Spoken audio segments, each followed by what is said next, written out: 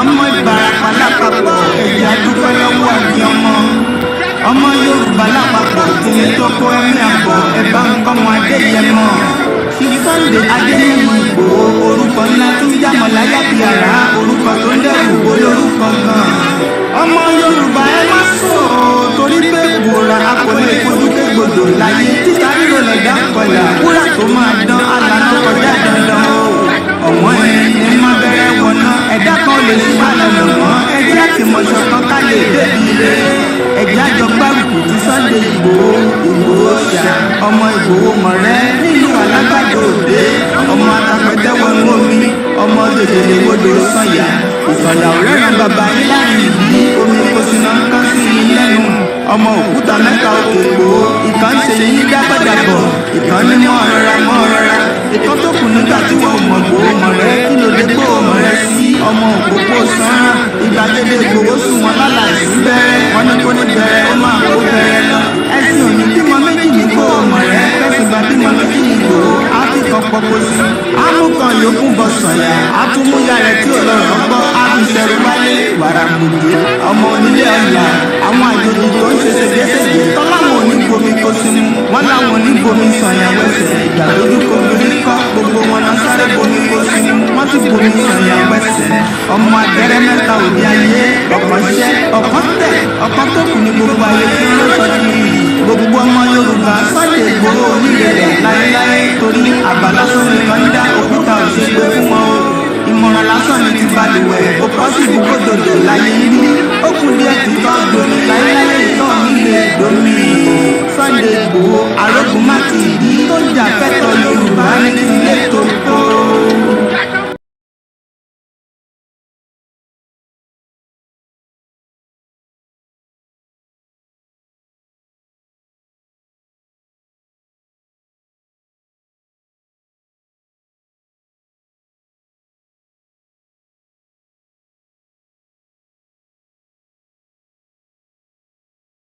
Impediment to Yoruba development is the impediment to Yoruba development. Without Nigeria, we won't be where we are.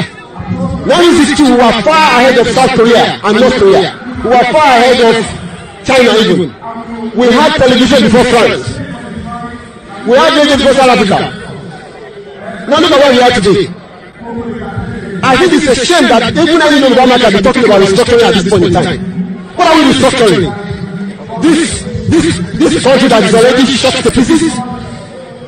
I don't think that's what we want. But they are always talking about giving Nigeria a chance. The process of Yoruba with Nigeria has come to an end. Other countries were refused at first, but we have to remember, and this is a really important point, that self-determination is an inalienable international right and a law as well. And other countries will recognise Scotland's democratic choice expressed at the ballot box. They will recognise that because that is the route that many other countries have taken in order to become independent. And just to make that point, that international law is very pragmatic on that point, so we should have confidence in that. Other countries were refused at first, but we have to remember, and this is a really important point, that self-determination is an inalienable international right and a law as well. And other countries will recognise Scotland's democratic choice expressed at the ballot box. They will recognise that because that is the route that many other countries have taken in order to become independent. And just to make that point, that international law is very pragmatic on that point, so we should have confidence in that. Other countries were refused at first, but we have to remember, and this is a really important point, that self-determination is an inalienable international right and a law as well. And other countries will recognise Scotland's democratic choice expressed at the ballot box. They will recognise that because that is the route that many other countries have taken in order to become independent. And just to make that point, that international law is very pragmatic on that point, so we should have. Yes, who was also arrested, right, written severally on it, that it should also because his determination for Oduduwa Republic is not a crime known international law. And that's the point I'm trying to make. That's the point I'm trying to raise with you. If it were not signal to non-state actors and other ethnic agitators that they can actually go ahead, in event that President Muhammadu Buhari really in response to your appeal. Excuse me, you and I, we are living in Nigeria. You are talking about harmless people who are not armed. Are you not aware that in this country, some Boko Haram, some people accused of Boko Haram were released and traded for others by way of quid pro quo? They said to release some of us, then we will release some of your detained citizens. Are you not aware that has gone on in this country? So what is the bad precedent of saying a non-violent person should be released from detention, from illegal detention, a detention that the United Nations has been found to be illegal and to be unconstitutional and to be torturous? I do not see anything that is setting any bad precedent there in a situation where, as a matter of fact, some Boko Haram and armed bandits are being released in exchange for some of their members, where kidnappers are demanding from parents of children they are kidnapped. Once again, koikimedia, bringing the world closer to your doorstep. Vegetable oil, palm oil, to buy rice, for them, beans, yams, for them to feed their children, so as to keep them alive, to enable the parents to ransom for them. What is the long precedent here that we are just saying, find a political solution by going through the tenets and the provisions of the law? I do not personally see anything wrong with that at all, and there is none that I know of. And I cannot see it leading to any floodgate or any resurgence by other people coming to say, criminals coming to say, you must also give me reprieve.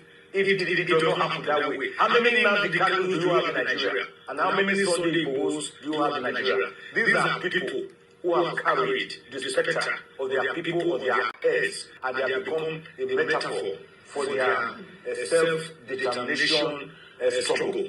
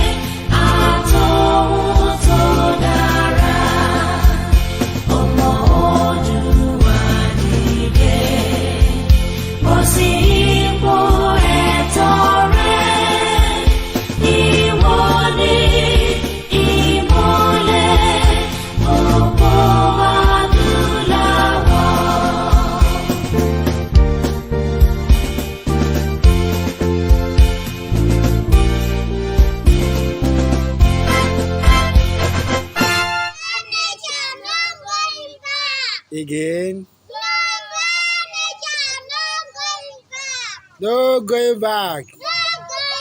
Igboho Òòṣà, iṣẹ́ rẹ̀ ń tẹ̀síwájú. Mr. Koiki ẹ ṣé o, àwọn ọmọ mi ló ń kí yín o. Àwọn ọmọ mi ló ń kí yín o. Lágbára Ọlọ́run, a máa délé lérí o lórúkọ Jésù. Yorùbá nation. And a very good morning, Mori Auntie Temi. Yellow Pamela, you know. I just love that, my beautiful auntie. Lára àwọn auntie wa kan tí kúrò lẹ́yìn wa, wọ́n ní ọ̀nà táwa gbé nísìn pé kò wà realistic. You know, people that we've met during the rallies, people that we've had conversation with, wọ́n ní koikimedia support ìyá wọn. So for that reason, àwọn náà ní support Koiki mọ́. Ìyẹn ní kí KOKImedia má continue iṣẹ́ tó ń ṣe.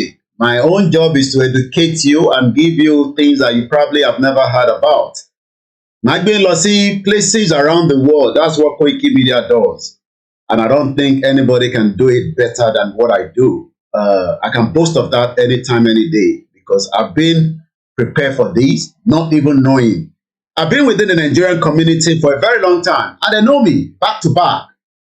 Tó bá ní pé media kan nínú Nigerian community, a lè kára wa nígbà yẹn. So, ẹni tó bá ní mo support ìyá wọn nítorí ó declare Yoruba nation, or get out. Èyí tó bá kù á máa dín pẹ̀lú yín. Bẹ́ẹ̀ náà bá dẹ̀ ti sọ pé Koiki ọ̀nà tó ń gbà yẹn láìkẹ̀. Ìyẹn ọ̀dáṣẹ́ Ọlọ́run dúró. Mídíà lèmi tó dáńtọ́ tó lè sọ̀rọ̀ dáadáa. Nítòyìnbó mo mọ̀ sọ dáadáa. Mo lè ṣe mistake láwọn ọ̀rọ̀ mi o. Mọ̀ sí mi á correct me. Because she was a secretary in the 70s with Mobile Oil. And she was also a businesswoman. So mo kí dáadáa, my beautiful auntie Faith David. Mo kí Alhaji Bashiru, gbogbo àwọn tájọ ta síra wa lánàá dáadáa. Àwọn bàbá dáadáa nìyẹn. Mo kí ìyá mi Ọlájùmọ̀kẹ́ Àjọkẹ́. Mo kí wá kí gbogbo ẹ̀yin ẹ̀gbọ́n mi. Mo kí Azeez. Àwọn Yorùbá kan wà tó fi sínú prison. Ẹ fọkàn yín balẹ̀. Tó wà nínú prison ní Nàìjíríà, especially ní Lagos State. Ẹlòmíì ò ṣẹ̀, ẹlòmíì náà dẹ̀ ṣẹ̀. Àmọ́ àwọn tí wọ́n ṣẹ̀ ẹ dẹ̀ fi wọ́n sínú prison. Injustice is taking place in Yoruba land. A ti sọ ìta máa sọ lórí tàwọn tí Igbo lánàá. Mo ti tún move on that topic. Ìtìbá sọ lánàá tó bá tẹ́yìn lọ́rùn ẹ lọ mú mi sí. Injustice tó ń lọ ní prison ní ọ̀kan wò mí nínú prison báyìí ní Lagos State. Injustice. Ẹ ṣe sùúrù fún mi, ó kù díẹ̀ ni.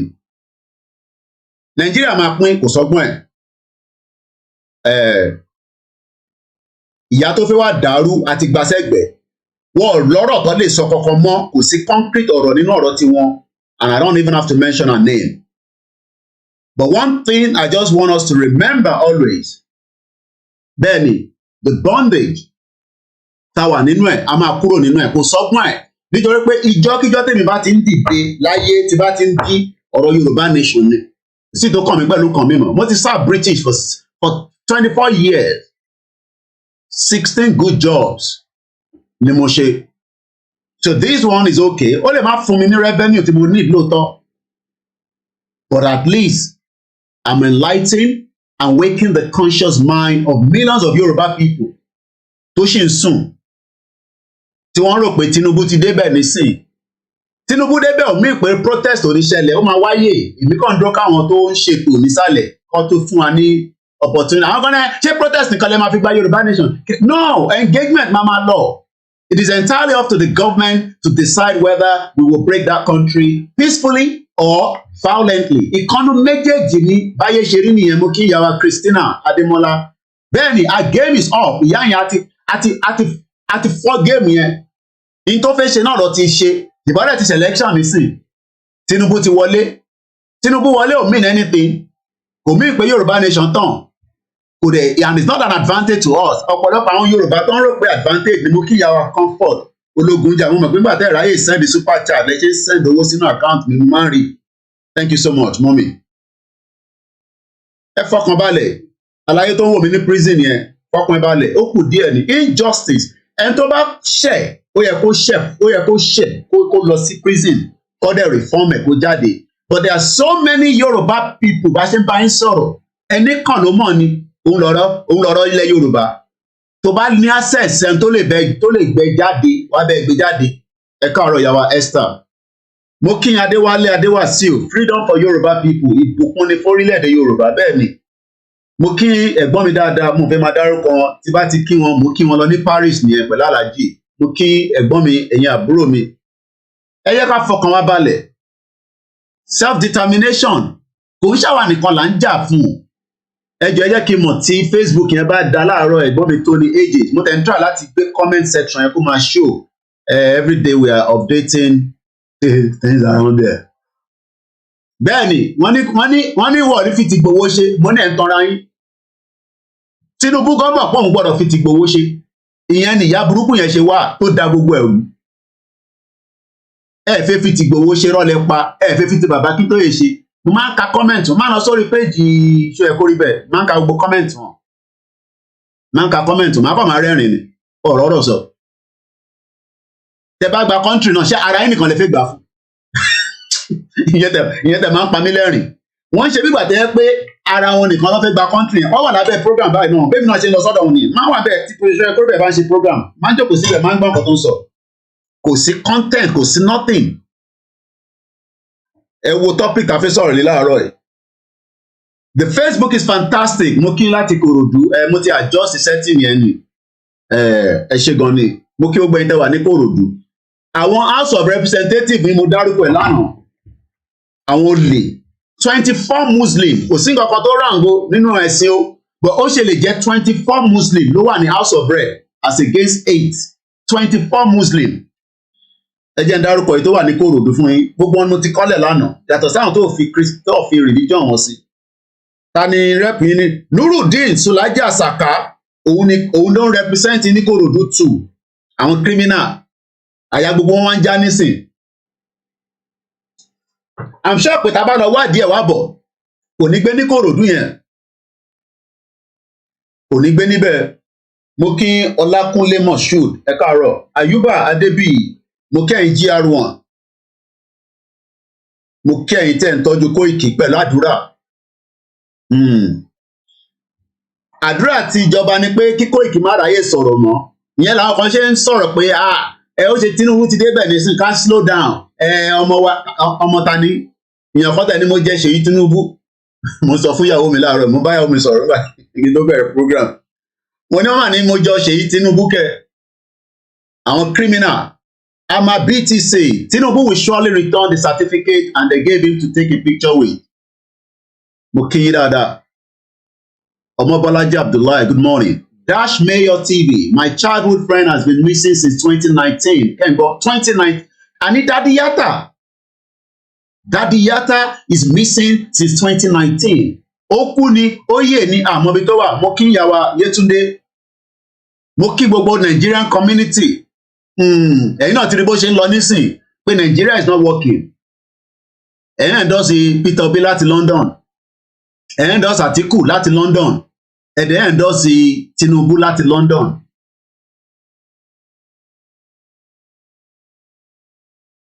People think that Tinubu ṣe mẹ́ta ọlọ́run yá mi Yétúndé Tinubu cannot solve ẹni tó solve problem Lagos State Tinubu did not solve the problem in Lagos State.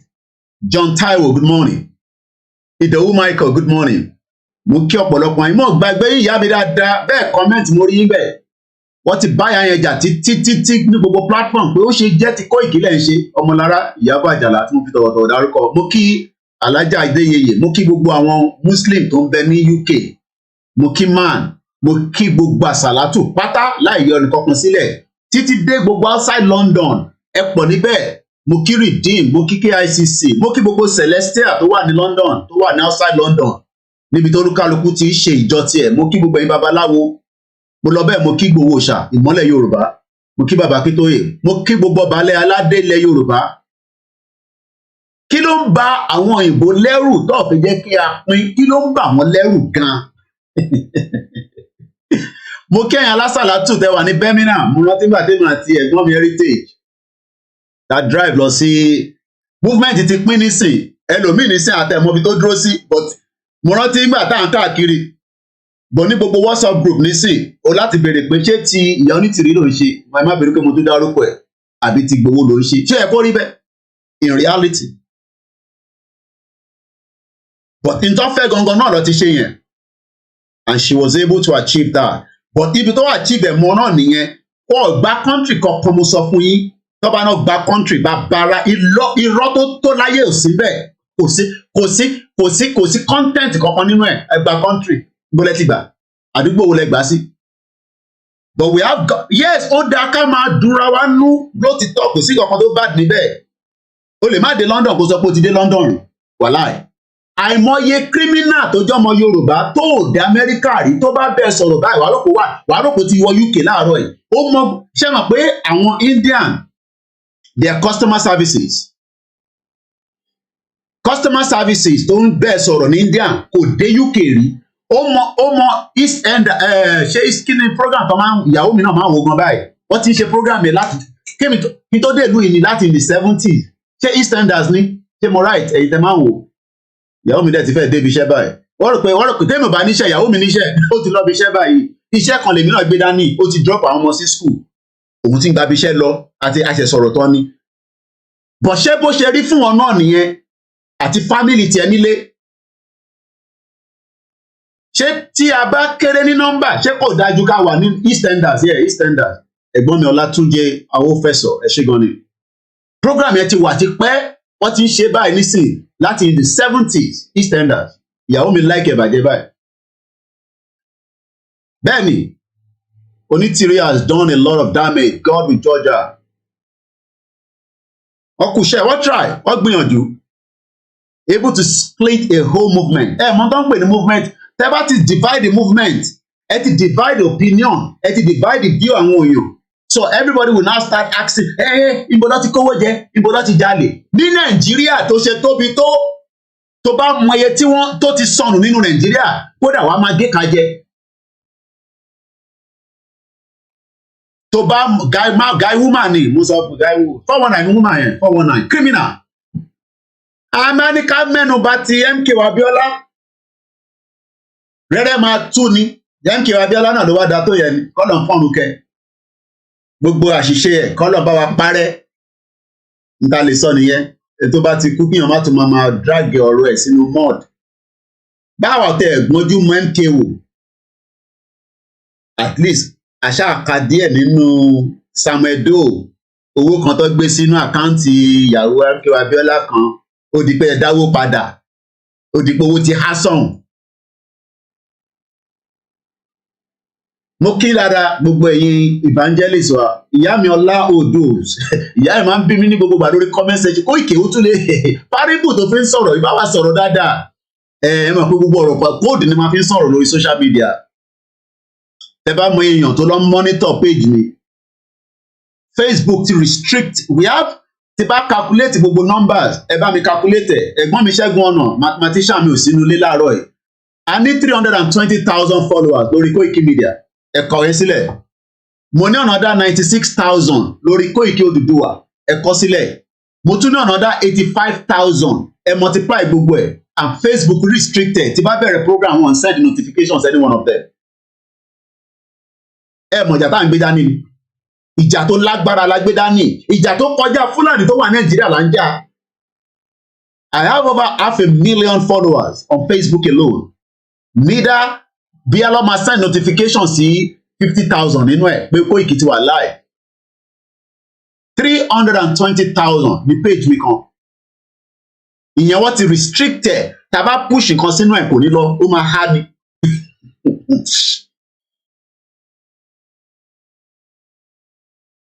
but gbogbo wọn ló máa jìyà nígbà tí ìran Yorùbá bá dúró dáadáa.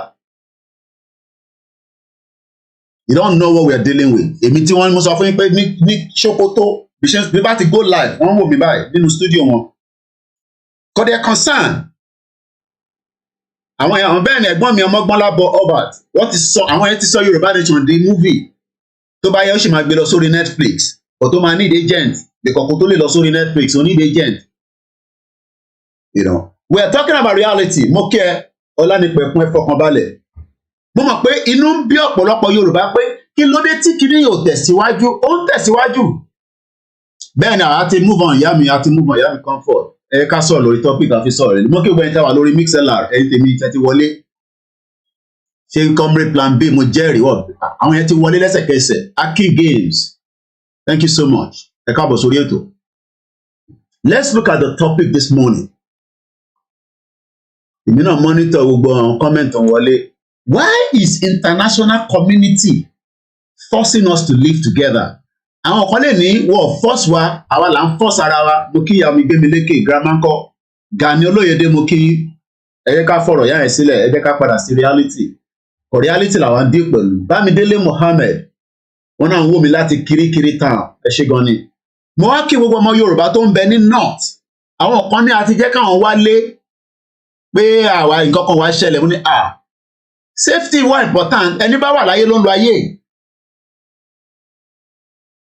Pé nǹkankan tí ṣẹlẹ̀ yẹn, ẹ má emphasize pé nǹkankan lè ṣẹlẹ̀. Mo kí wẹ́n tẹ́ wà ní Port Harcourt, mo kí Yamile Ajayi, mo kí wẹ́n grandma. Bẹ́ẹ̀ wọ́n mọ̀ ní àní mo ní over 500,000 followers lórí just one platform nìkan. But Facebook to restrict gbogbo ẹ̀. But the engagement is good on one of the platforms, but we won't send notifications sí, but it's not the end of the world. Ọlọ́run ló ń ṣiṣẹ́ ìyanu ẹ̀. But kò ń ṣe Ọlọ́run tó ti fi kàjó wa o, ti fọ Ọlọ́run kàjó wa Ọlọ́run. 9:30 a.m. Ìjọ Tuesday, èyí ni 7th day of March. Are we on the right track? We're on the right track. Kí ni way forward? Koiki, kí ni way forward? Way forward náà ni mo ń ṣe yìí. Tí bá wá láàárọ̀ yìí nísìnyí kí n bẹ̀rẹ̀ sí sọ pé à ń ta mọ́ínmọ́ín o, à ń ta èkùrọ́ o, ẹni wọn pa ìwútú ọ̀bọ ìtúgbé dání ìkẹ́. Ṣé kò ṣe pé Koiki gan ti Koiki á rò pé wọ́n gan tún nọ́mà ni. So for every day I'm out is a way forward. It might not look like that to you because èyí lè rí bẹ́ẹ̀. Tinubu become the president has not end Yoruba nation. Kódà ó tún bá wa fi kún sí dáadáa ní. Because by the time the real engagement start again, he will be the president to authorize a lot of things on the Yoruba people. And Tinubu is not for the Yorubas, it's for Nigeria. James Akisolu, good morning. And a very good afternoon to those of you in Japan, Australia, àwọn tí wà lọ́wọ́ rọ̀lẹ́, wọ́n ti lọ sọ́wọ́ alẹ́. Ezekiel Obaduni, a very good morning to you. So for every day we are out like this, it's part of how we will leave Nigeria. Oh yes, we will have more diplomatic conversation going on. We will try to engage as many people around the world. But the question is, the people that we are engaging outside Nigeria, I'm talking about the international community, are you sure that they want us to break out of the contraction known as Nigeria? Is the question. Àwọn bá ti ń sọ̀rọ̀ bẹ́ẹ̀ òyìnbó yẹn ti ń lọ ní pápápápápá àtúpadà wá sí level àwọn tèmi níjẹ̀bú òde. Mo kí gbogbo KOKIMEDIA team. Yoruba nation might look like it's not going to happen, but those that understand this push can feel the energy.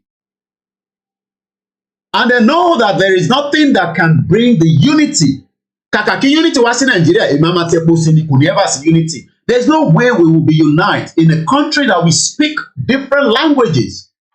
There's nothing wrong if you go and marry an Hausa beautiful girl and you live together. There's nothing wrong in that.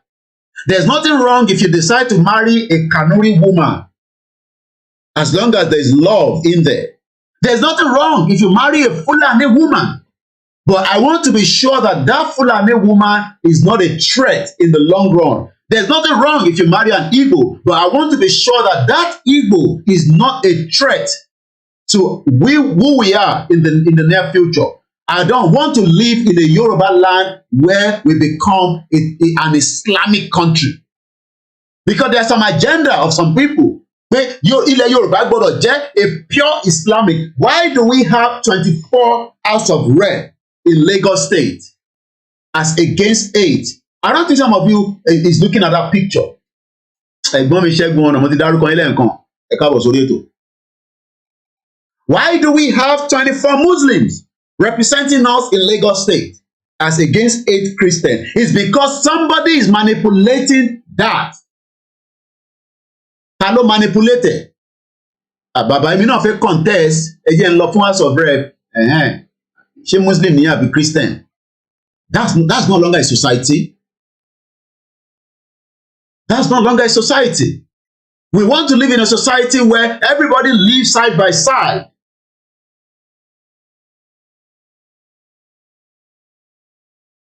International community. Kí mean? But when we say international community, kí ló dé tí Facebook yóò ṣókè?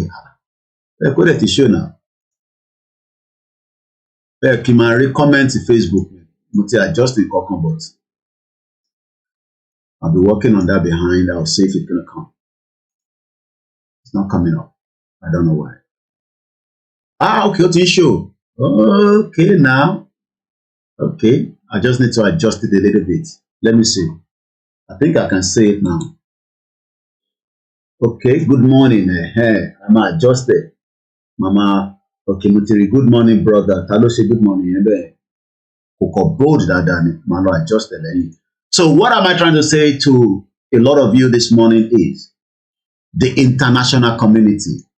How powerful are international community? How does it powerful too? They can increase the front here and there.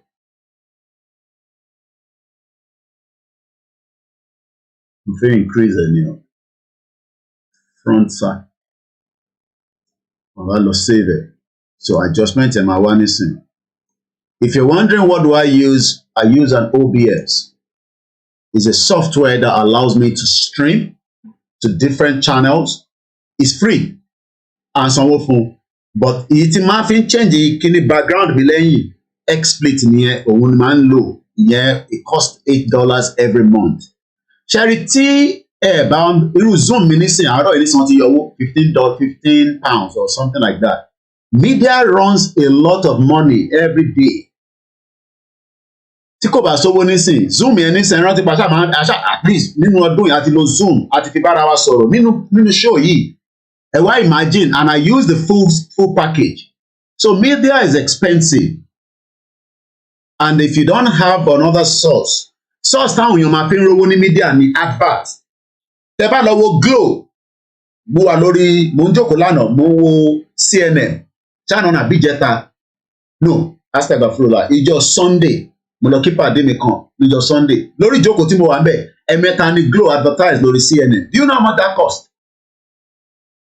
Do you know how much that is costing Glo Adenuga?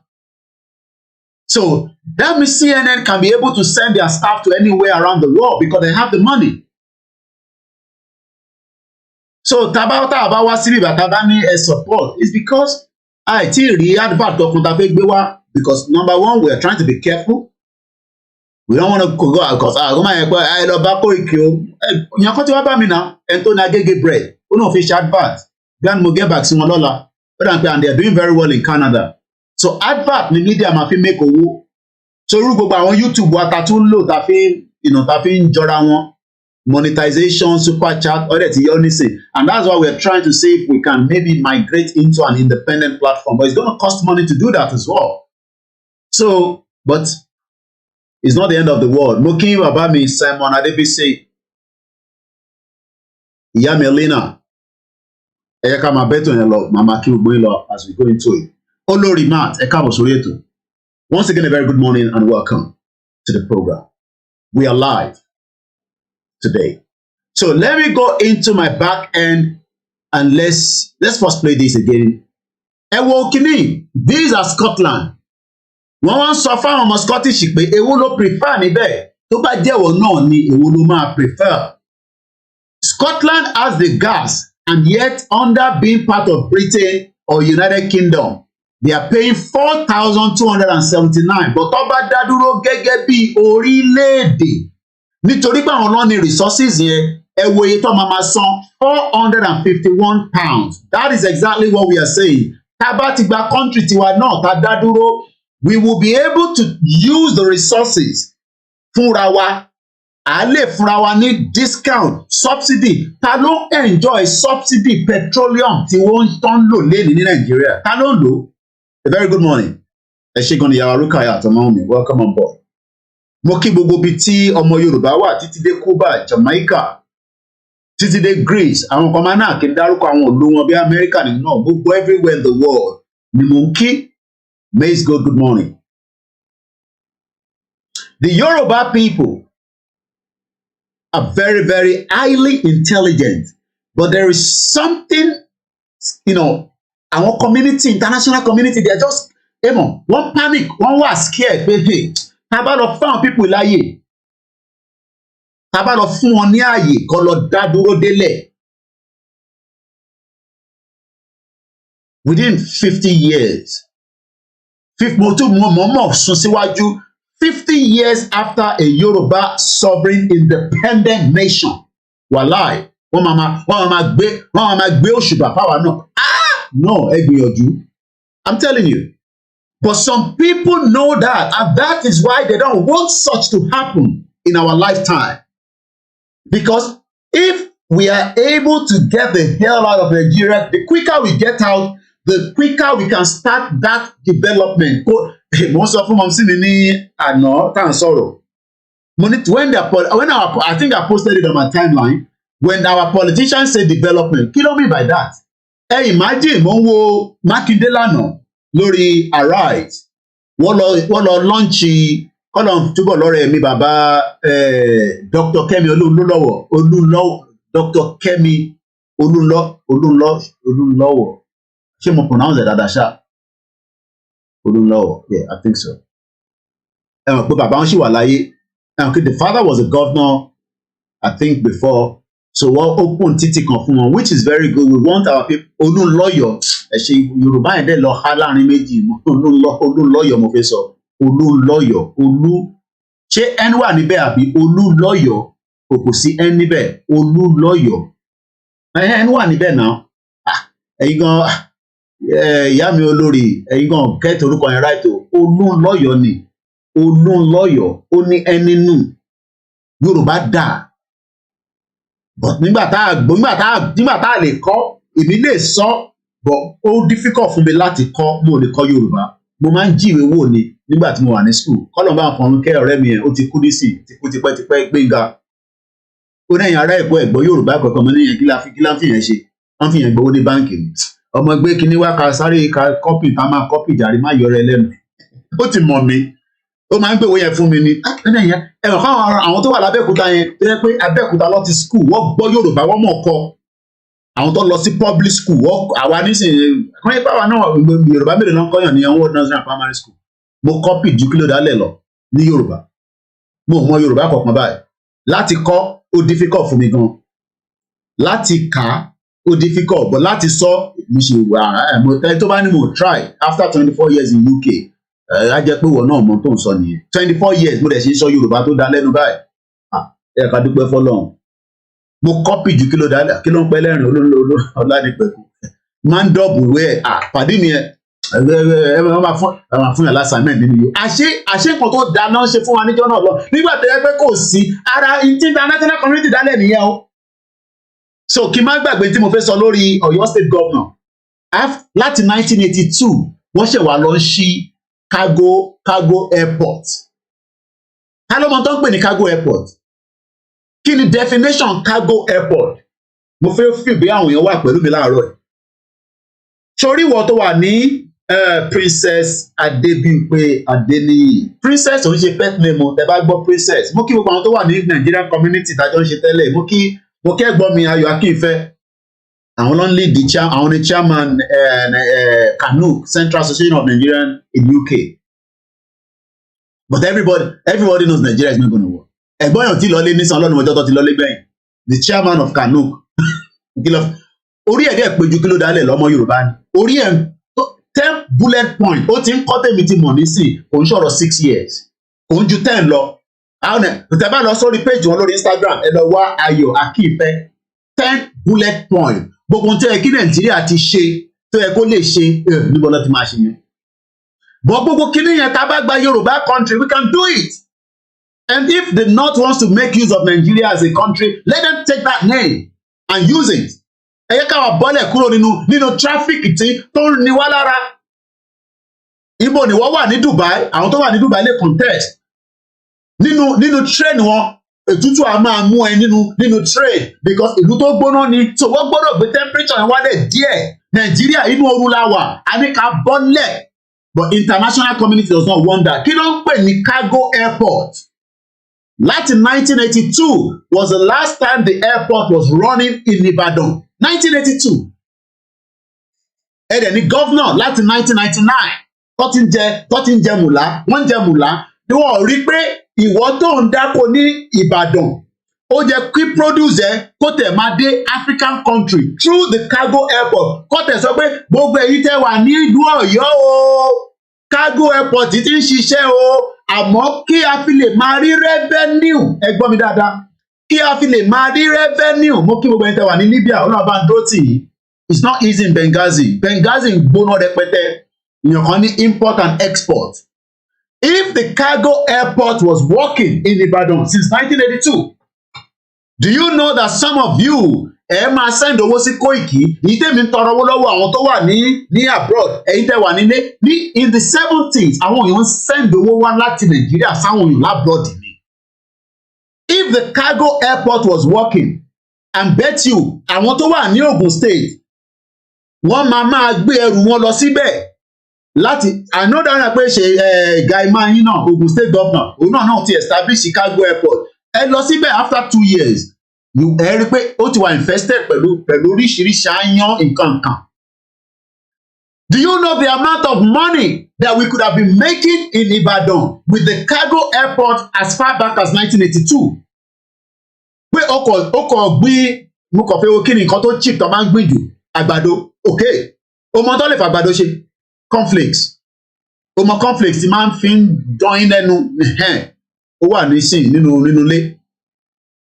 Kọ́ wá ní I need the àgbàdo in the tone of probably tẹmọ mass ẹ̀gbọ́n mi help me out ṣẹ́gun kí ni percentage ká máa sọ pé I need àfi máa supply wá sí Europe ẹ̀rù pé Europe yẹn jì àní ká tẹ̀ máa send ẹ̀ lọ sí Kenya South Africa ká máa send àgbàdo ní púpọ̀ nítorí pé àwọn ò ní production unit ká tẹ̀ agree pé à ní production unit but having a cargo airport mo kí bàbá mi Sulaiman mo pè ń padà títí lánàá so okay aṣá sọ̀rọ̀ sorry á padà sọ̀rọ̀ ẹ ṣé gan ni.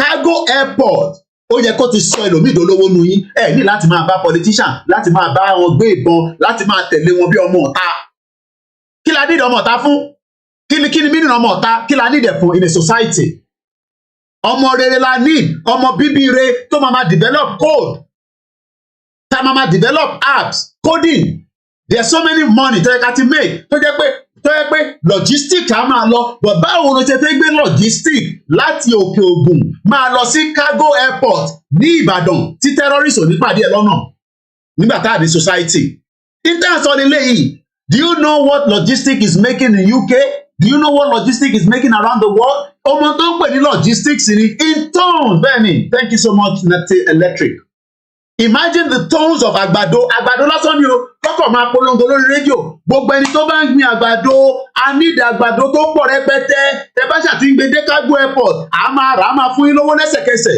wàá dẹ̀ máa export ẹ̀ á dẹ̀ máa lọ wàá wá máa send ẹ̀ lọ sí ìlú tó ti máa produce ẹ̀ nítorí pé orí ti wọ̀ pé láti produce ẹ̀ nílé.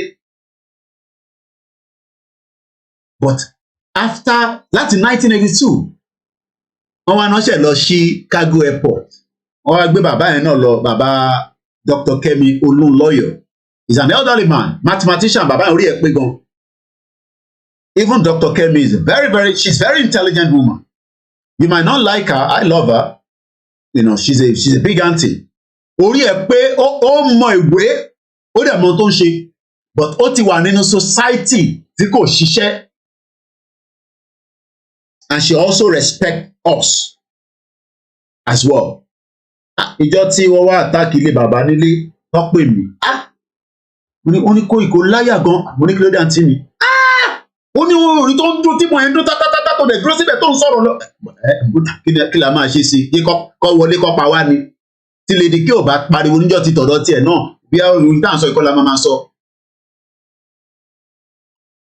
A very good morning and welcome. But today the Yoruba land does not have anything. Why is international community forcing us to live together? Òun là ń sọ̀rọ̀ lé lórí láàárọ̀ yìí. Why?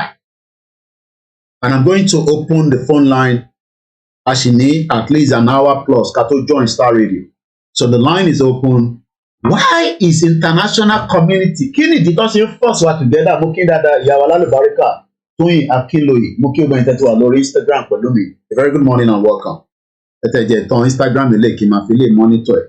So that kí má máa ná ọ̀run lọ síbẹ̀ yẹn so I can because ó máa indicate pé mo wà live mo ti tàn data ilé tá a bá ti tàn nísìnyí báyìí kọ́ọ̀lù ni gbégbégbégbégbé ojoojúmọ́ ni èèyàn kan wá ní mò ń níṣẹ́ tí bá tún máa níṣẹ́ ńkọ́ eléyìí tí mò ń ṣe gan ojú ti BT lọ. The cargo airport ènìyàn kan tún sọ fún mi pé the cargo airport in Isan Ìpẹ́rù commission is not yet completed ṣé ń gbọ́ commission is not yet completed wọ́n ti ẹmọ náà pè pé kọ́ commission nìkan that means pé ó ti yẹ kó máa ṣiṣẹ́ Ṣé Ogun State ní àbí? Ti bá right. Ilésan, Ìpẹ̀rù. I believe that's Ogun State, Mr. Adesina, right?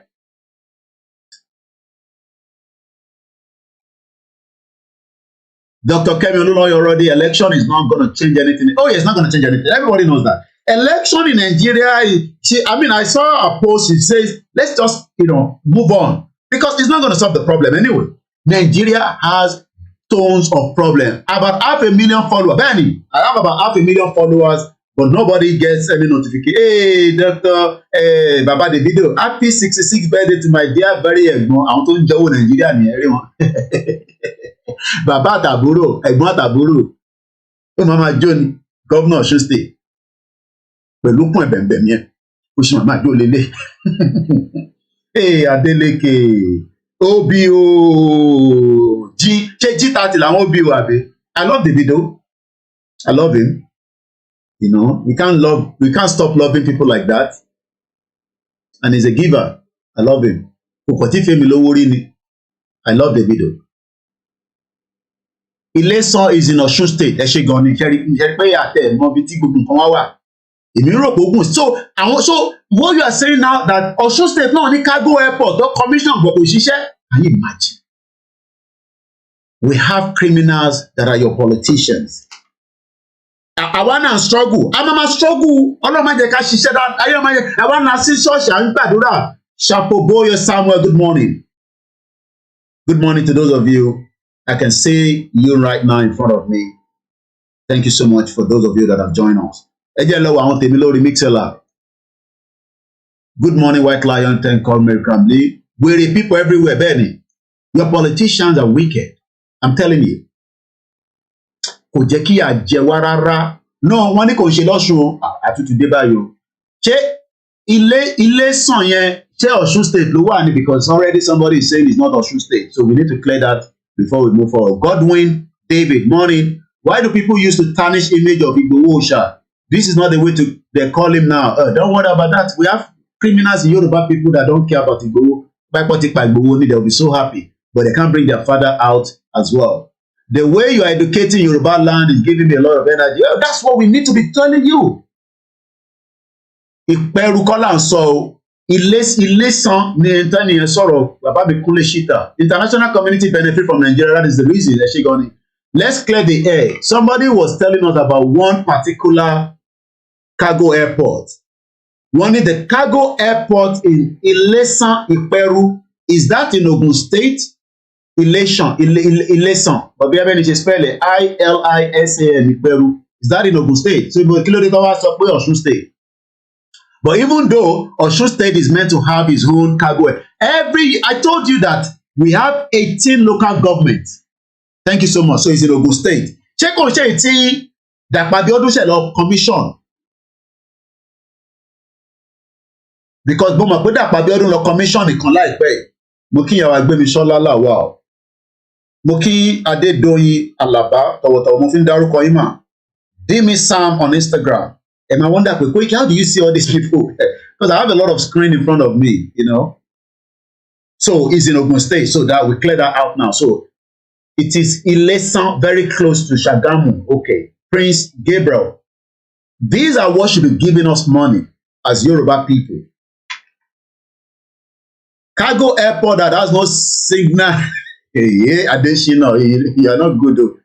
Cargo airport. Let's go and look at cargo airport. Sometimes when I talk, I want to show you. So I can sit back and me so that we can look at what cargo airport does and see why maybe international community would never want Yoruba land to have full cargo airport from Ogun State, Lagos State, Oyo State, Ogun State, Ondo State, Osun State, Kwara State, Ekiti State, Kogi State. Imagine having each local government with its own cargo airport, small and big. Èmi ò tí travel púpọ̀, but nígbà tí mo lọ sí Istanbul ní some few years ago, tí mo dé brand new airport wọn. Do you know that airport has 10 takeoff? 10 takeoff. I hope I'm right. Yeah, and I can show you. Let's go and look at cargo airport. And then change background me. I love line me to open also in case you want to call in. That's the number there, the studio number. Continue to support koikimedia. We appreciate those of you that support us and those that continue to pray for us as well. We appreciate every single one of us, whether they like it or not.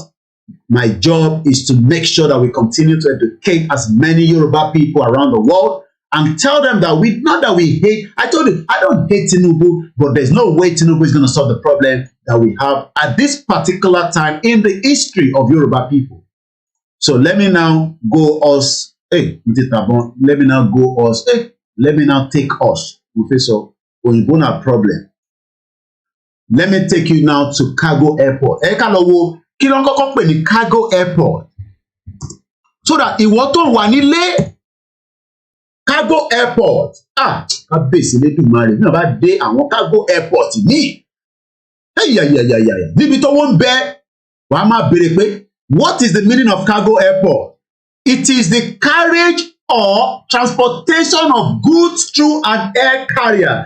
Ó ń ṣe oúnjẹ nìkan lẹ máa gbé. Kódà èèyàn lè gbé mọ́tò tíyàn ti ṣe nílùú ẹ̀ láti máa lọ tà nílùú míì. Ondo State should have the biggest seaport. I totally agree with you, mommy. Because ẹja tó ń kó wá láti Norway, wọ́n máa ń kó ẹja panla. Norway ló ní ẹja tó pọ̀ jù. Norway fishing industry ẹ̀ lè bí tiwọn láyé àwọn lọ ní ẹ jẹ́ ká lọ wò ó. Tó bá sọ pé ní fishing industry, Norway is a Scandinavian country encompassing mountains. Ẹ máa gbọ́ glacier ẹ̀mí òtútù ni o. Tó bá sọ pé glacier ó tutù bàjẹ́. Deep coastal fjords. Oslo, the capital, is the city of green space and museum. Kí ni gbogbo population wọn láàárọ̀ ẹ̀? Ẹ jẹ́ ká lọ wò. The whole fatality rate one is 1.48. Gross domestic product one in Norway is 482 billion. Ẹ máa kọ statistics yìí sílẹ̀. Ẹ wá jẹ́ ká lọ wo kí ni population wọn láàárọ̀ ẹ̀ ká tó padà sí fishing industry wọn. Kí ni population wọn? Ṣé ó bẹ́tà kọ́ bí ẹ sí Norway àbí kọ́ bí ẹ sí ìlú burúkú tó ń jẹ́ Nàìjíríà? 5.4 million ní Norway. And they are delivering fish lọ sí gbogbo àgbáyé, especially Nigeria. Ìyẹn kan wá sọ fún mi lánàá pé àwọn Igbo ló make owó. Ẹ mọye ẹja tó ń lọ sí. Let's do something. Trade between Nigeria and Norway. Àwọn ìlú yóò ní jẹ́ kẹ́ ní àṣeyọrí láyé ni mo sọ. Ẹ jẹ́ ká sáré wò ó. Èmi ò ní jókòó síbi ẹ̀ máa fún yín ní fact and figure. The main product, the main product that Norway export to Nigeria are refined petroleum. Wọ́n lọ refine epo wa ní Norway. Wá ṣe dá padà to the tune of $659 billion when we should have that refinery working in that shit messed up country. Non-fillet frozen fish, almost $38 million ni wọ́n ń gbé wọ Nigeria lójoojúmọ́. Ọmọ àlèwọ́ tó kúrò nínú ẹ̀. Mo sọ fún ẹ pé o lè. Pàní kò wá síbí ká kọ́ ẹ náà gbọ́n kó kékeré ẹ̀ kó ṣí. Mo kí bàbá wa Dékúnlé ẹ káàárọ̀. Ṣé ẹja tó yẹ ká máa pa ní Ondo State to the tune of 38 million tó yẹ kó tó máa kó wá láti Norway? Ìbọn lẹ́rìí non-fillet bí ọmọ tó ń pè ní non-fillet, okay? Yẹn lọ fi wọ̀n ẹ́ ní picture. Non-fillet ní tó ń pè bẹ́ẹ̀ lélẹ̀. Non-fillet òun rèé lè ṣé wọn gbogbo àwọn kiri tá a máa ń lọ ń jẹ ọlọ́mọ ẹ̀ kì í ṣe múyàn nígbà tí ẹ̀dọ́nà àwa ti ń jẹ gbogbo kiri ẹ̀ náà kémi tó travel. Bò nígbà tí mo dé ìlú ìmárìká fish fingers nígbà mi ti bá kàn ní káwọn ọmọ mi lọ bá mi ṣe fish fingers á tún mú mi rántí pé Nàìjíríà ìyá máa wà láyé o fish fingers níbo ló ti fẹ́ rí jẹ. Ẹlòmíràn rí fish fingers ó ti jẹjà kó ṣe ló máa fi jẹ fish ọmọ ẹ̀ tó máa rà obìnrin tó fẹ́ rà ni lọ sí Shoprite tó náà fi ra fish fingers. Ṣé wọ́n tó tí ìjẹjà kó tẹ́ ló máa náà fẹ́ jẹ fish finger but àwọn Norway ló ń gbẹ́jà ìwá sí Nàìjíríà òmùgọ̀ to the tune of 32 million. How do we stop it? Is when we have a society and a system that is working. That means pé a máa cut out Norway láti máa deliver ìjà. Tó bá jẹ́ pé orí Akérédolú orí ẹ̀ pé tó bá jẹ́ pé ọmọ àlè kan ni ṣé kò jẹ́ kó wù ó pé $38 million. Ẹ jẹ́ ká sọ Ondo State níbi tí òun ló máa produce the fillet yìí fún yín. Like ẹja yẹn nice tasty grilled fish bẹ́ẹ̀ ni. Ẹ wá ń compare pẹ̀lú àwọn ẹ̀gbọ́n ẹ tó jókòó tó ń jẹ dòdò àtẹja ní London. Wọ́n sọ fún ẹ pé iye máa dẹ́kun ìkìlóhùn o béèrè lọ́wọ́ ẹ̀ pé dòdò àtẹja táwọn ń jẹ yẹn ṣé wọ́n rírò ẹ̀ jẹ ní Nàìjíríà. Ẹ̀yin wèrè Mad people all over the place. Okay, I have to confirm it. Mommy. Election cannot solve our problem, Mr. Michael. Benny. Election is just another wahala. Everybody just want chop. Your life on koikimedia. Ewo statistics in Norway. This is a trade between Norway. I think we have a caller on the line. Let's take the first caller. Hello, caller. Your life on koikimedia. Brother Miola Yomi Ekushe Karo. Yes, sir.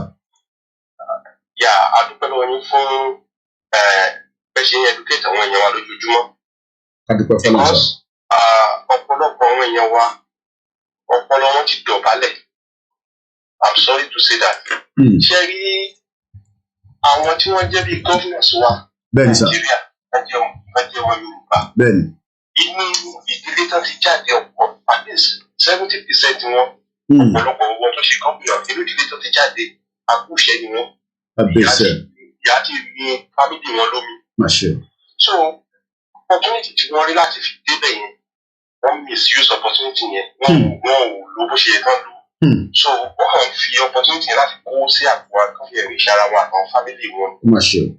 So àwọn kan tó yẹ kán ṣe wọ́n fi sílẹ̀ wọn ò ṣe. Àwọn mímọ́dù kan wà lábúròd tó jẹ́ pé wọ́n rí díẹ̀ gbọ̀nsẹ̀ látara wọn. Àwọn náà máa ń sọ support wọn pé kí ni reason mo sọ bẹ́ẹ̀ ni pé àwọn wà níbi òyìnbó wọ́n rí system tó ń ṣiṣẹ́ dáadáa. Ó yẹ ká máa advice wọn náà bá tẹ̀lé advice wọn direct. Ọ̀pọ̀ tó sì tán ní tí wọn kàn máa wọn sọ̀rọ̀ pé nílùú táwa wà sá. Ẹ wá sí gbẹdẹ̀ mọ́ bó ṣe rí.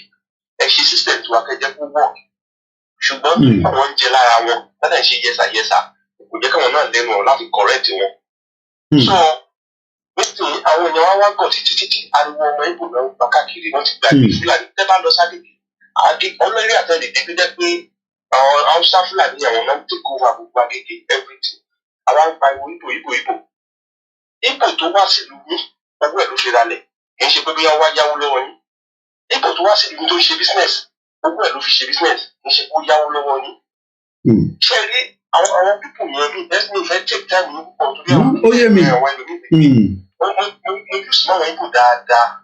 Ṣé rí àwọn Ìgbò kan wà kan wọ́n so foolish tára tó jẹ́ pé ọ̀rọ̀ tara wọn nìkan náà ń rò. Ìyẹn làwọn Yorùbá wọ́n fi ń sọ̀rọ̀ kan sọ yìí.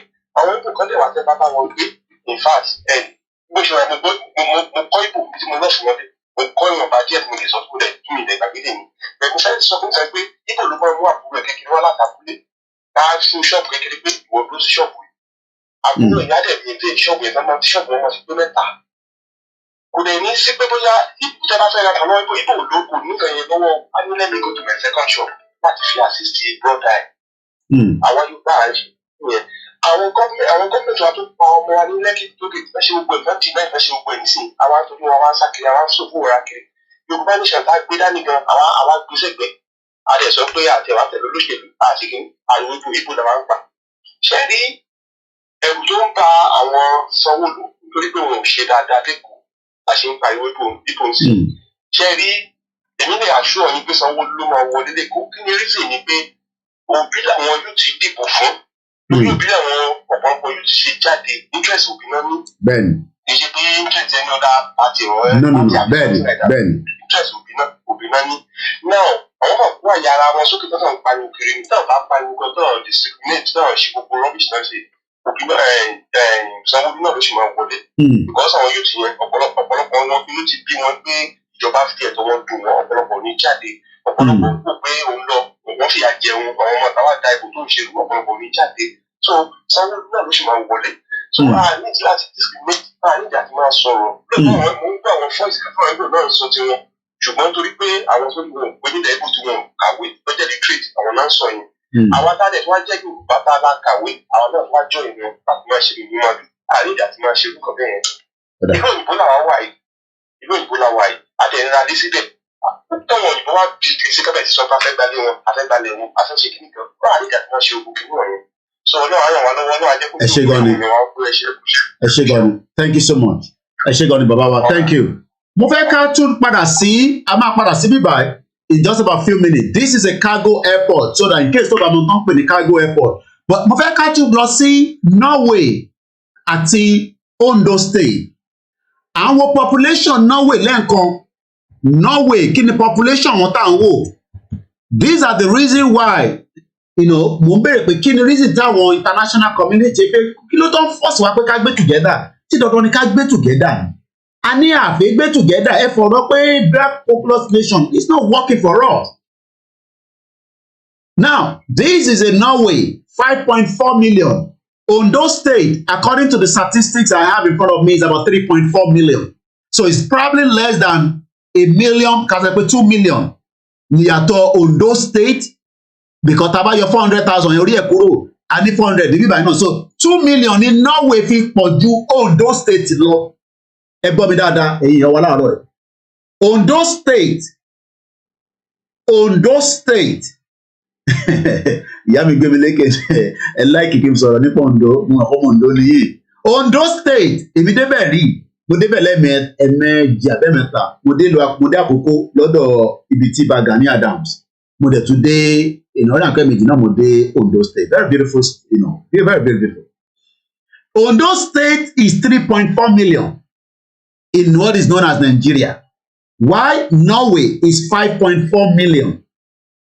Mo kí mọ́mí wa Bukola Ogunmọ́dédé, mo pe mo masaka orúkọ yín mà.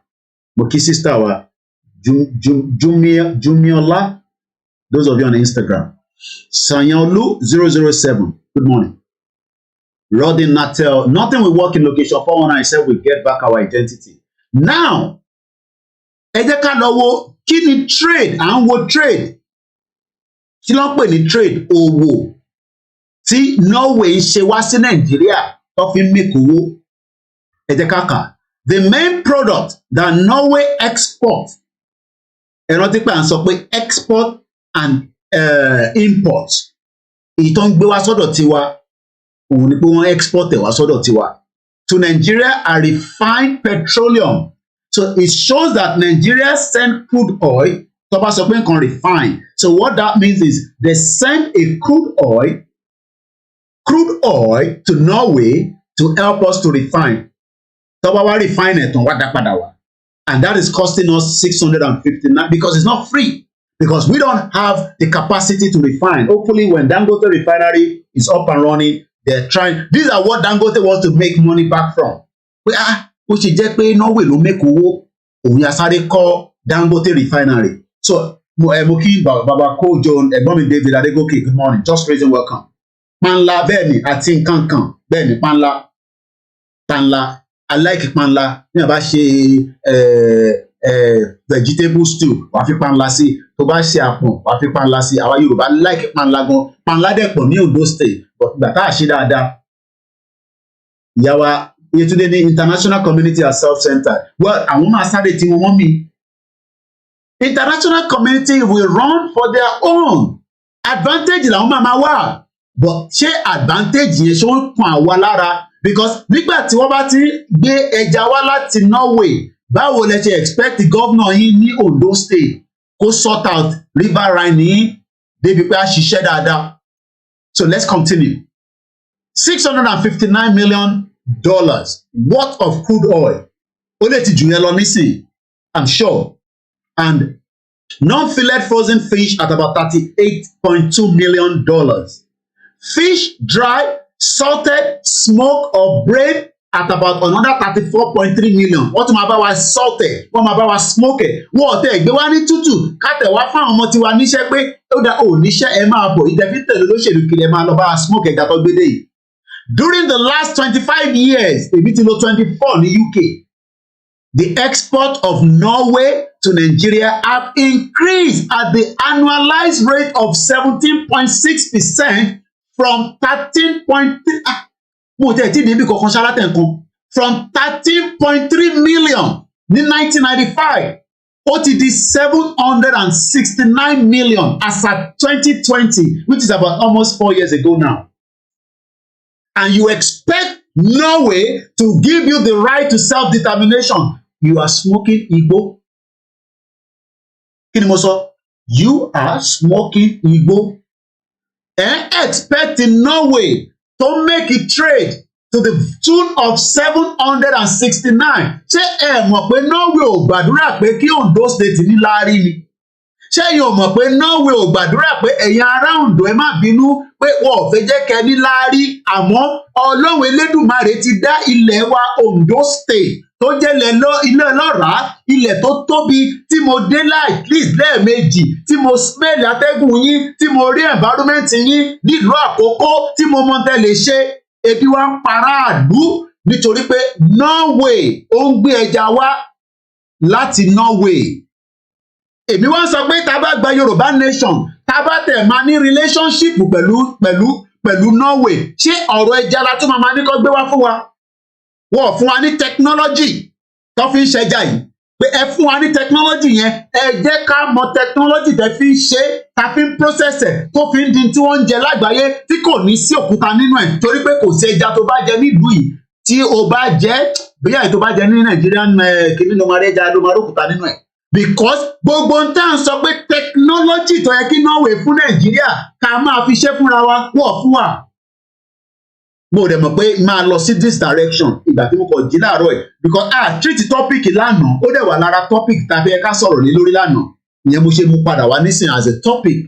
The topic is why is international community forcing us to live together as one country advantage of Yoruba nation. Ṣó ti níbi tí mo ti ń bọ̀ nísìn ṣó ti mo kí ìyàwó Àbíbá ẹ káàbọ̀ sórí ètò Ọlábàndúró tí gbogbo yín tẹ wà lọ́nà Baghdad àwọn fine girls wa àwọn ìyá dáadáa yàn kúrò nílẹ̀ Yorùbá lọ sí Baghdad àwọn àràbólẹ̀ máa rí níbẹ̀ ní ọba tẹ̀fẹ́ márì ní ọ̀fẹ́ súnmọ́kùnrin kí wọ́n pa àwọn Yorùbá ọkùnrin wà níbẹ̀ yẹn ṣá ìyá wa ṣáyé náà àwọn ìyá tiwa nígbà tó ń travel tó bá lọ wá padà sílé ọkọ wọn nínú Nàìjíríà lẹ́kọ̀ọ́ àmọ́ nísìn ẹlòmíì ti fọkọ sílẹ̀ ìyàwó ti gba aṣẹ́ lọ sọ́nà ìlú kan ọkọ ti lọ sílùú kan nígbà tá a bá dẹ̀ ríra wọn ọkùnrin kẹrẹ after 6 months ayàwó ọmọ kan tó máa àbí obìnrin tẹ̀ láyà obìnrin lè máa wọ pé ọkọ mi kó tó wá gbọ́ pé mo tún wá yan àlè àbí mo tún gbẹ́ lòmíì ọkùnrin ìgbà mélòó lẹ́yìn oṣù 6 ara yẹn ò ní dúró mọ́ bọ́dọ̀ ṣe dá wa nìyẹn wàá wáyàn kan ní bá dẹ̀ ti lóyún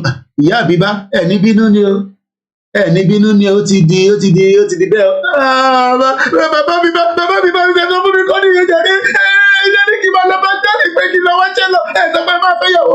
má bínú ìyá Àbíbá Ọlọ́run àbá àwọn gbogbo yín kò jù bẹ́ẹ̀ lọ. bọ̀ láyé àtijọ́ bí wọn bá fẹ́ 10 bó fẹ́ 5 nítorí báwọn bàbá yẹn ní oko Kábíyèsí Elédùmarè nínú Oǹdó àwọn bàbá yẹn máa ń fẹ́ rẹpẹtẹ ni nítorí pé wọ́n nídìí èèyàn nínú fáàmù ìyẹn làwọn bàbá yẹn ṣe ń fẹ́yàwó tó pọ̀ wọ́n dẹ̀ ń tọ́jú yín àmàrí fáàmù ṣe mọ́ báyìí nísìnyí o nígbà tí ìyá Àbíbá tó ti lọ Baghdad ẹ fi bàbá Àbíbá lẹ̀ sí Ìjẹ̀bú Òde kẹrin ni kò síṣẹ́ mọ́ ìyá ni ìyá lóde ìjà náà fà ẹ káàbọ̀. ìyá Àbíbá ti lọ Baghdad fa gbùrù lọ bàbá Àbíbá wà ní Ìjẹ̀bú Òde ìyá Àbíbá ló ń fowó ránṣẹ́ ayé ìmọ̀ ti Kábíyèsí nínú ma ìyá máa ń jẹ Yorùbá o ìyá Àbíbá máa wá sẹ́ńdọ̀ owó àwọn ará àdúgbò àwọn ìlú yìí mo like London tó bá rò pé èèyàn kankan rí ẹ látọjú wíńdò àwọn ìyá gbé bohùn kan wà níbẹ̀ èmi náà máa ń ṣe bẹ́ẹ̀ ta ló ń lọ ládùúgbò wa ta lè lè kẹ àwọn ará àdúgbò wa pè ìyá Àbíbá ṣe ti gbọ́ kí ni ẹ tí gbọ́ àyà drop fóònù ẹlòmíà tún pè ṣe ti gbọ́ sórí tó máa là mọ́lẹ̀ gangan ìyẹn ò kíá ìyá Àbíbá ibo lẹwà etí yín dà kí ló ṣẹlẹ̀ ìyá Àbíbá ìyá lẹ́kùn yẹn ti wọlé ó ti bá bàbá Àbíbá ó tẹ ọ̀nà kan bímọ gan ìyá Àbíbá wa máa sunkún tó bá jẹ́ pé ìyá tiwa wàláì mọ́ sí tèmi tó fi travel round the world wọ́n máa padà wá sílé lọ́dọ̀ ọkọ wọn wọ́n máa ń sáré láti fẹ́ padà wá sí Nàìjíríà ni kí ló fi máa ṣe láàbọ̀ wọ́n máa ń sáré mọ́ sí tèmi tó bá travel lọ báyìí ó máa ń fẹ́ padà wá because ó mọ̀ pàlájì tún lè lọ fẹ́ lómi ẹ̀kọ́ lè gba dáná fún pẹ̀lú ẹ̀ náà bàbá yẹn tún padà fẹ́ náà ni àwọn ọkùnrin mélòó àníṣe ẹni tó fẹ́ yọkan nísàn tí tọ́jú ẹ̀ ẹni tó fẹ́ yọkan tó bímọ yọkan kò tí ì ráyè tọ́jú a ní Nàìjíríà gbádùn international community oníjẹ́ tẹ̀síwájú tèmi sọ fún yín nìyẹn how can a man go and live outside the country for 13 years ó wá gbéyàwó sí Nàìjíríà ó wá ní kò ní bímọ mi are you mad ó rẹ̀ tí mọ́jọ́ tí mo fẹ́ wálé irú nonsense wo nìyẹn. Do you know that Yoruba people are all over the world? Ìyẹn àfi tó bá wá délé a máa wo gbogbo ẹ̀ báyìí ẹlòmíì ìyàwó ẹ̀ gan ti change ẹlòmíì ọmọ ti change mo rántí ìgbà tí mo wọ UK ní 1998 bí àmọ́ sí mi rò pé máa ti mutí bí àmọ́ ti mọtí ni a ní àbí sẹ́yìn náà máa tàǹkan sára bàbá kàfáà lọ máa ń pè mí gbà yẹn ẹ̀yìn ọmọ kankan ẹ̀ ṣàfihàn mi ní coke àbí orange juice bẹ́ẹ̀ ni mò ń wò pàápàá bíi ti ẹ mọ̀ pé ìgbà tèmi náà dé mò ń wò bẹ́ẹ̀ tó sick ni ìyàtọ̀ tèmi kan ni pé wọ́n ń tọ́jú èmi dáadáa kémi tó dé London so ìyàtọ̀ tó kọ̀ wà díẹ̀ náà ni ẹ̀bọ̀ kò sẹ́ni tó wà Nàìjíríà ẹ máa wò bẹ́ẹ̀ tó sick ni èèyàn kan ní my grandfather has 30 ó rí tọ́jú ni bíyàn bá fẹ́ 30 nísìn àwọn tó ń fẹ́ 30 nísìn lélẹ̀ olórí burúkú wọ́n ti tsunami ti gbé lọ FCT ẹ wo okùn bó ṣe tó wọ́n ní 99 children ló ní ìyàwó 12 ibi tóun ti róúnjẹ màá sọ fún yín nísìn this man ẹ wo man this man has been in the senator since 1999 wọ́n ṣe ọ̀hún síìtẹ̀ láìpẹ́ yìí nínú election tó ṣe tán yìí ó ti wà nínú senate láti 1999 ìyàwó 12 ẹni tó hàn síìtẹ̀ lélẹ̀ woman yìí wọ́n níyàwó kìí gbé ni this man tẹ́ ń wò yìí 99 children 12 wives ó jókòó sórí owó Nàìjíríà ìwọ wá ń gbàdúrà fún that same Nigeria you are mad people all over the place and you want to compare ntẹ́mi sọ this man kò ní fáàmù kò ní kankan ibi tó ti make owó tiẹ̀ ni pé ó kàn jókòó sínú Nigerian Senate láti 1999 12 wives 99 children kábíyèsí Elédùmarè and this is why we are saying to the Yoruba people that ṣé irú lifestyle Yayi nísìn ó ti sá kúrò l'Ádìmọ́ṣọ́ ó lọ sógun state I'm sure pé náà wọ́n náà win the Senate and they continue to be there ó máa náwó á máa ṣògùn bó ṣe máa lọ sọ́dọ̀ pásítọ̀ babaláwo àfà gbogbo bí tí àjẹ́ bá wà lágbàáyé ló máa ṣáà nìkan jẹ́ kó máa wọlé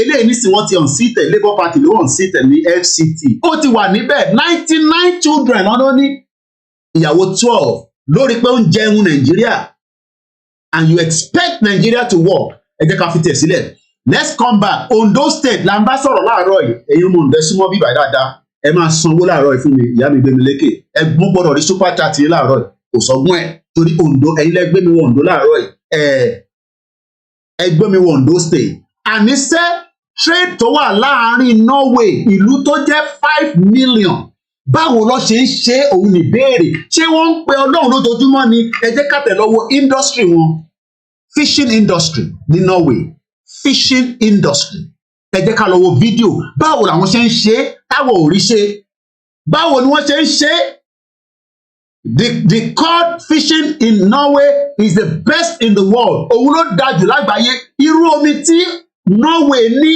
làwa náà ní báwo ló ṣe ń ṣe I don't own the copyright ẹ jẹ́ àwọn fídíò yìí. Today we have a very special plan. We are going 55 kilometers straight out of the sea to a reef. má bínú lè má gbọ́ òyìnbó tó ń sọ dáadáa màá máa ṣe ní èdè tí wọlé gbọ́ wọn náà wọ́n ń lọ 55 miles àbí kinní kan bọ̀ tó bá ṣáà gbọ́ òyìnbó tó ń sọ ṣáà máa ná lórí ẹgbàá tèmi náà dé UK mi náà gbọ́n tó ń sọ tó bá ti ní mo ní yes ìmí tó yẹ kí n sọ no gan yes nígbà tí ó kọ̀ wò mí títí pé ṣáà wọlé ìwọ náà ti dé àbí ló kàn kò jọjọ báyìí kí ló ní ṣe kì má gbọ́ tuntun mọ́ dìtì kí ló sọ pé ṣe Nigeria welcome on board gbogbo ẹ̀ lẹ́ni lárí gbogbo pàdánù gbogbo tó sọ rárá nígbà tí mo dé ìlú ní 1998 ní Gatwick airport tó tutù mú ẹ títọ́ máa gùn ẹ tó mọ̀ tó lè bí ẹ pẹ̀lú pé o ní físà lọ́wọ́ ìtọ́ á máa gùn ẹ gbogbo nǹkan tó ń bí rírà yí ẹ̀sìn ni mò ń sọ nísìnyí mo lè máa dẹ́nu èmi náà ti wà nínú system 24 years ọ̀tún bẹ́ẹ̀ ni bóyìnbó kan sọ jágba nísìnyí máa gbà sí fún lẹ́sẹ̀kẹsẹ̀. Are you talking to me? Are you serious? Hey, come here. Mo ní sọ Yorùbá English mọ́ tí máa sọ Queen English sí padà níbi iṣẹ́ máa bá wọn fa wàhálà ní wọ́n mọ̀ mí nígbà tí mo ń ṣiṣẹ́ ní hospitality èmi ni máa ń set up conference room wọn tí bá létí dé ọ̀gá mi ní ẹ má bí o ṣé am I here or not? And you're here but you are late and then so what? You want me to go back home? Ọ̀dẹ̀ mọ̀ kí ti bá lọ́lé gbogbo system máa dàrú ládẹjọ́ yẹn èmi dẹ̀ ready láti lọ́lé bẹ́ẹ̀ ni frozen eyes àwa náà ní Ondo State ẹ̀dá àwọ̀ fídíò yìí. And this is a very unique spot. Gbogbo tó ń ṣe yìí technology ni o kò ń ṣe pé wọ́n kàn wá mọ́tò yìí lọ bùbùbù mọ́tò kan anyway but at least you understand what I'm talking about. Kò ń ṣe pé wọ́n kàn wá kiri lọ wọ́n ti mọ ibi táwọn ẹja yẹn wà wọ́n mọ̀gbà tó gbọ́dọ̀ mú wọn wọ́n mọ̀gbà tó gbọ́dọ̀ mú wọn Nàìjíríà nísìn má lọ mú ẹja yẹn o. Ẹ má bínú ẹ bá ṣe kọfí mo ti jẹ ara lé mi sílẹ̀ ẹja máa gbádùn ètò wa lọ The Gulf Stream runs along Norway to create a backwater. All this is about the technology. This is what we should be trading with Norway. A lot of Yoruba face discrimination at the workplace in the West. Too many. Why do we allow Norway to give us fish when we have fish industry in Ondo State? That is super filtered nutrition. So we're gonna hopefully catch some big cod, big cod and maybe a couple of big halibut. This is what I'm telling you, my Yoruba people. So look at the topic today.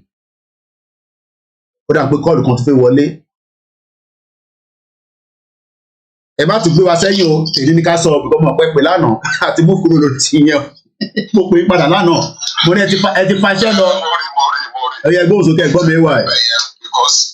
Ìbá gbé ń bẹ̀rẹ̀ ní ìdílé sọ̀rọ̀ dáadáa. Ok, ọ̀yà gbóhùn sókè. Mo láti ètò kẹgbẹ́lé nìta ẹ sọ pé kí ló dé kí ni rí sí. Bẹ́ẹ̀ni. Tí àwọn òṣèré fẹ́ ká lọ. Bẹ́ẹ̀ni sà. Ẹ mọ̀ pé èèyàn tó bá ń jẹ nǹkan lára èèyàn kò ní fẹ́ kéèyàn lọ. Kò ní fẹ́ kéèyàn lọ. Wow. Àníkè kéèyàn bá fẹ́ sọ èèyàn di dìdìrìn. Ó lè jẹ́ onítàn ló ní gbogbo nǹkan o. Bọ̀ ẹ fẹ́ sọ ọ́ di dìdìrìn. Ẹ kàn máa fún. Ẹja wo kágò airport yìí. Ẹ máa fún lóúnjẹ. Ó yẹ yín kẹ máa fún lówó kẹ máa fún lóúnjẹ kẹ̀dẹ̀ máa fún lóbìnrin àbọ̀kùnrin. In fact kò tiẹ̀ ní bèrè kò ní bèrè kankan mọ́. Òun ló ṣe wá especially àwa Yorùbá. Kẹ bá wo gbogbo ẹ̀yà méjèèjì mẹ́tẹ̀ẹ̀ta àwa mẹ́tẹ̀ẹ̀ta yẹn.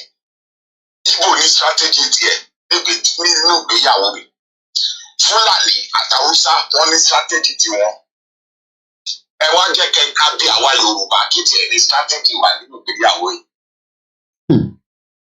Owó wíwá tẹ bá wo owó wíwá ni olóbá wa ní Èkó sí. Ẹ mọ̀ pé ká bá fẹ́ wo tèkó yìí ìgbà Tinubu yìí Èkó ìbẹ̀rẹ̀ sí ìgbà ọba Tinubu ni Èkó bẹ̀rẹ̀ sí bàjẹ́ lọ nígbà tó wà gọ́fúnà. Mi ì blame Tinubu o because Ọbásanjọ́ tì í sí. Nígbà tí sì wà lẹ́kọ̀ọ́ ṣe nígbà kan ló fẹ́ ta city ọ̀hún gbà yẹn kí gbogbo Lagos Island fẹ́ dàrú gbà yẹn. Ọbásanjọ́ ló tì í sí. Nígbà tí yẹn ọ̀dà local government ó sọ fún mi ó kù Ọbásanjọ́ pé wà Lagos State àti Kano ìlú kan ni wọ́n. Lagos State wá Kano wá yọ 2 states òòrùn tiẹ̀. Ó ti wá ní local government jù ú lọ. Ọbásanjọ́ ò dẹ̀ fún ní owó tiẹ̀. Ó dẹ̀ gbé Yorùbá. Ṣẹ́rí ó ti wọ́ wá especially àwa Yorùbá ó ti wọ́ wá gan lọ́dọ̀ wa. A gbọ́dọ̀ tutù. Ṣẹ́rí dábàá tutù. Ìyà tó máa jẹ wá. Àní ní ilé sá lọ. Àníkẹ́ ẹjẹ́ sọ kọ̀ọ̀kan fún iṣẹ́ aráwá Yorùbá àmọ̀túmọ̀ ọ̀tá máa ń pè gan. Àmọ̀túmọ̀ lẹ́gẹ́sì, àmọ̀túmọ̀ ogun, àmọ̀túmọ̀ mìíràn. Pẹ̀lú ìwé tá à ń kà, pẹ̀lú religion tá à ń kà, gbogbo ẹ̀ kò sílé tó gbé wá bẹ̀. Kò sílé tó gbé wá kábàárì ká jókòó ká ṣe recall back nígbésí ayé wa àtọwọ́ bàbá wa. Ẹ̀sìn dàgbà kò sílé kó gbé wá. Education kò sílé kó gbé wá. Ẹgbà bẹ́ẹ̀ kò sílé kó gbé wá. Àkọ́ ṣe òṣì, a ní àwà láyé. Ayábẹ́rẹ́ ìkúndé mi gan Yorùbá ní gbogbo wa. Bọ̀ mí ní kúrọ́tọ̀ yà òṣì ṣe wá. Òṣì wá. A gbọ́dọ̀ jókòó ká bíra wa. Gbogbo democracy tá à ń practice ní Nàìjíríà yìí ìbá sòótọ́ fún yín. Within South ni democracy yẹn ti ń ṣò. Ẹ lọ sí North kẹwò ó yàrá democracy yẹn náà ṣe bẹ́ẹ̀. So ìwúrú là á ṣe. Wọ́n bí wa bàbá wa negotiate ilẹ̀ pẹ̀lẹ́yàn. Àwọn bàbá wa ti kú. Ṣé àwọn ọmọ ṣé kò nẹ́tọ̀ ká béèrè pé a fẹ́ tutù? Ṣé ànẹ́tọ̀ ni? Níbi kan bí àwọn leaders wa àwọn Fáṣọlá Tinubu Fáyẹmí gbogbo ìtẹ̀kàwé ṣé àní right láti tún negotiation ìlú ìṣèlú. Owó bí wọ́n pẹ̀lú gbogbo ṣé education wa ò sọ fún wa bẹ́ẹ̀ náà ni. And again ṣé religion wa ò sọ fún wa bẹ́ẹ̀ náà ni. Then why can she practice economy?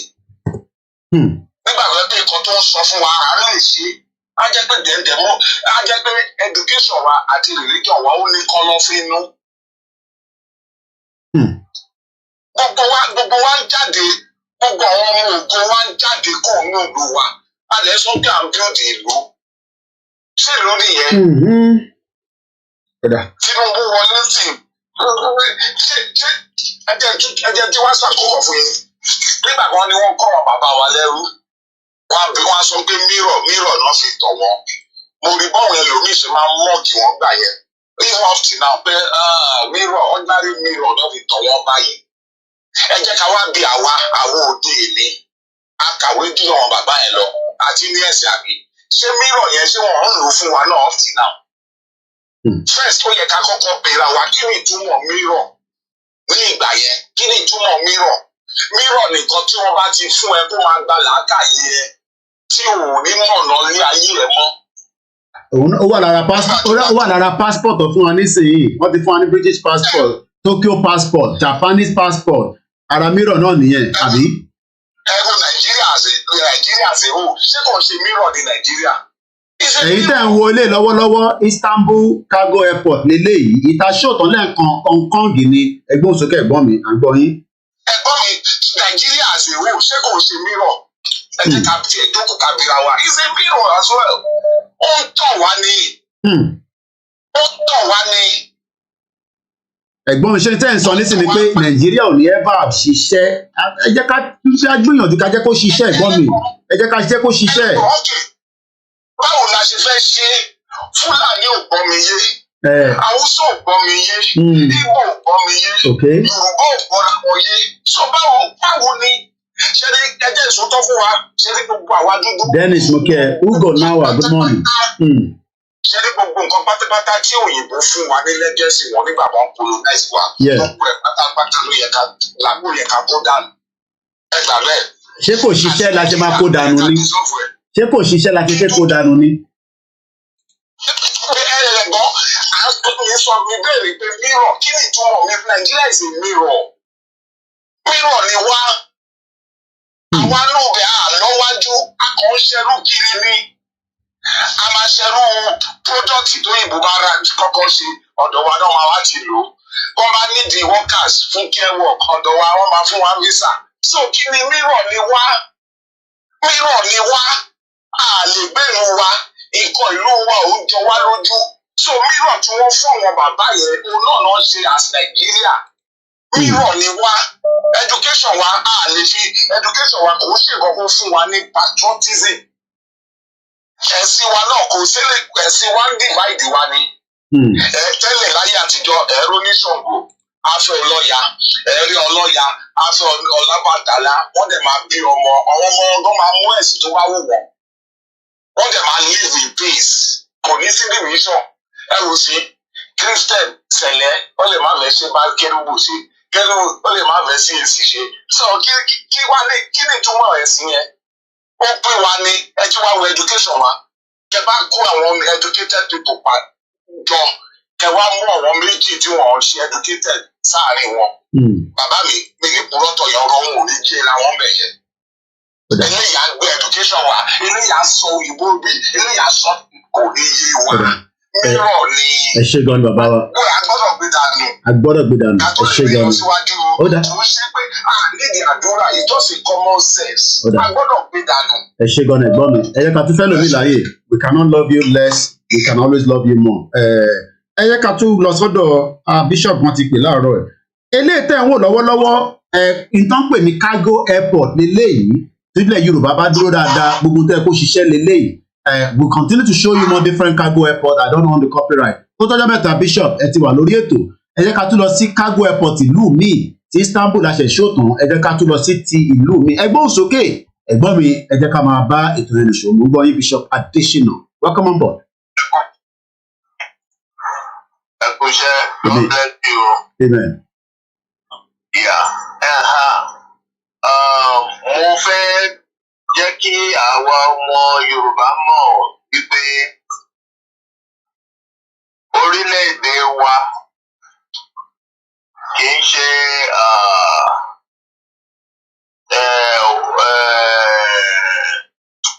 kí náà ti pè mọ́ínmọ́ín àtàkàrà.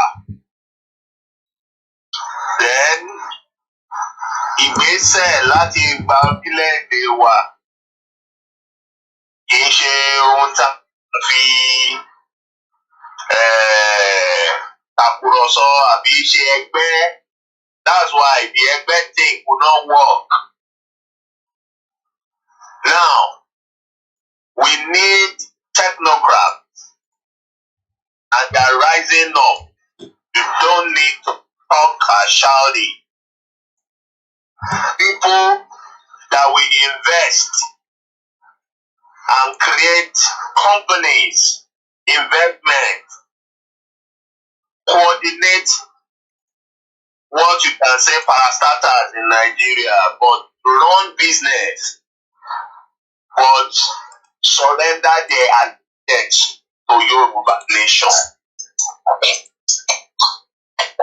Now, ìwọ tó pé ara ẹ ní ọmọ Yorùbá nation, ìlú tó wà ó ní business, ó ní company. Look for white mind. Àwọn kókóra yíyé in the same or in the same type of investment,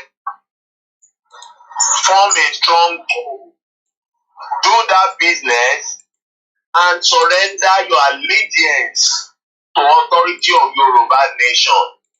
Let it coordinate you. That's how pushing back to form a government from there.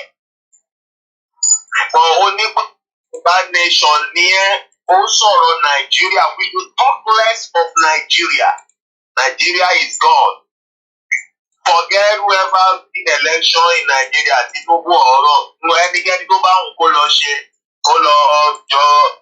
Nigeria is gone. It's a dead country. People complain. Now we don't complain. It's not new to people. They are tired of it. People should stop complaining. Start working. Don't party ẹgbẹ́ of the working near Mama Bara on Jamabura. People are tired of that. Now, a lot of things are going on. We don't talk about that, but people should know and follow the bandwagon. Go and invest. Look for people. We need people in asset management.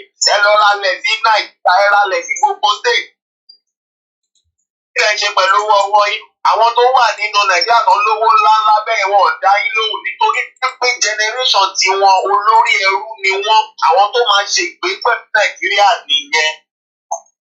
Wà wá ní generation ta òmìnira kúrò nínú ẹrú. So ó máa ń kọ́kọ́ ṣẹlẹ̀ bẹ́ẹ̀ yẹn kó tó di wípé ó máa wá ká máa balẹ̀ yẹn gangan fún àwọn new generation tó máa wà nínú ẹ̀ àwa láti gé àwa kó tó di pé wọ́n colonize àwọn bàbá wa ẹ̀ wọ́n kọ́kọ́ wá kó àwọn nǹkan lẹ́rú lọ. Àwọn ẹ̀ ló bá wọn jà.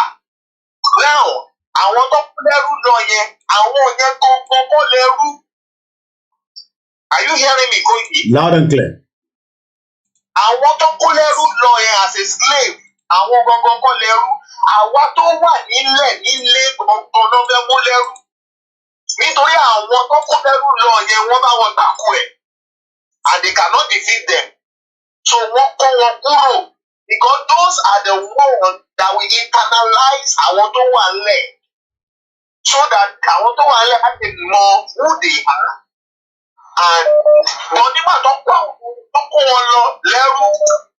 No problem for us to internalize us about our value. Now, àwọn èèyàn mọ̀ ní yóò ṣẹ̀ṣẹ̀ jẹyọ ní wípé Yoruba have his own alphabet. It's not the ABC or ABD that we are learning. Àwọn bàbá wa ti ní alphabet táwọn fi ń kọ ọ̀rọ̀. They are educated. Nítorí ẹ̀ ni Yorùbá ṣe ní èdè tó ń pè ní ọ̀jọ̀gbọ́n. Àwọn educated people have educated people in their civilization. Wọ́n mọ bó ṣe ń kọ ọ̀rọ̀ nígbà yẹn. It's about 25 alphabets. Òun ni wọ́n pè ní àyébájúgbe. Òun ni wọ́n fi ń kọ ọ̀rọ̀. Ó wà lára àpáta Ìlọrin. Ó wà lára àpáta ní wọ́n. The professor in Benin is the one that takes professor to interpret it. They don't know what they will do on it. People are now learning it now. Ó wà lára àwọn kòkòrò Calabar. I went to this place in Calabar. Israel Park. Wọ́n kọ́ síbẹ̀ Ofudu Cattle Ranch. Àwọn kan wà níbẹ̀ yẹn máa ń rí ìgbésẹ̀ lára àwọn oògùn tó wẹ̀ àyébájúgbe nìyẹn. Àgbẹ̀ tó ń kó àwọn èèyàn ẹlẹ́rú lọ ní wọ́n débò tí kí gbogbo wọn sí mi. Wọ́n fi òkúta kọ àwọn nǹkan sára àwọn kòkòrò wọ̀nyẹn. So these people, we are educated people in our own civilization. Oyinbo tó dé many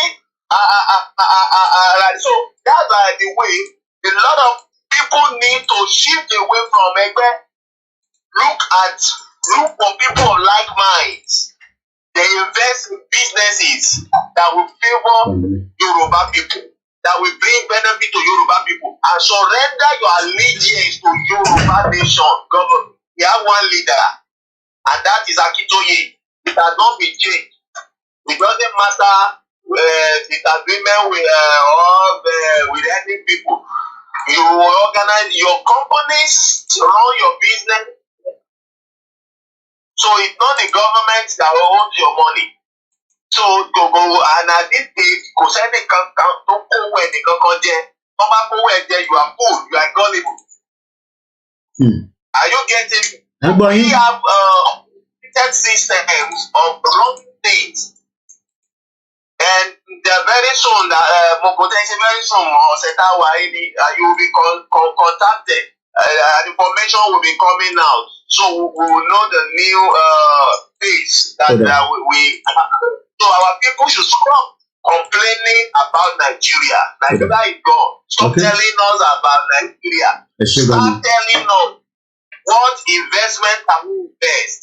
How many people do we need that they have interest in certain things?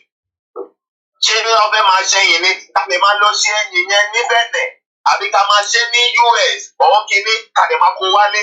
The name of the company àbí ti price ẹ̀ down fáwọn èèyàn wa wọ́n lè máa rí lò ọ̀ọ́ ká máa ṣe nínú ilé. Kódà ẹ ṣe gan ni Bishop. Another parastatal.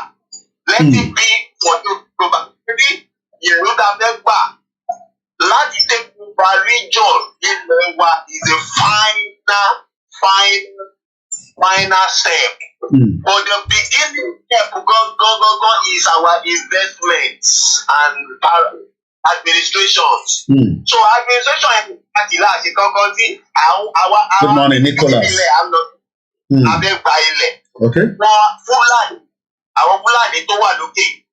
Wọ́n ti prepare for many years. Gbogbo àwọn ọmọ Málà àtàwọn Fúlàní tó upgrade gbogbo government parastatal. Wọ́n ti raise owó, wọ́n ti ní investment tó jẹ́ pé ìlú tí Fúlàní bá bẹ̀rẹ̀ lórílẹ̀-èdè wọ́n lè dá dúró. Gbogbo parastatal wọn ló máa ṣiṣẹ́. So àwọn apá yẹn. And their whole allegiance is to the government reserve of the Fulani. Àpá yẹn ni àkúrà wa ń jà kiri. Invest orí ẹnìkan fẹ́ jókòó dúró de kọ́ńtà kọ́ wá gbé báàgì nígbà kan fún. Ṣé ẹ possible? What you cannot help, you cannot manage. Àwọn tó máa manage ẹ̀ làwọn tó ti invest tó ti ṣiṣẹ́ lébẹ̀ lórí. Okay, you now you are into media.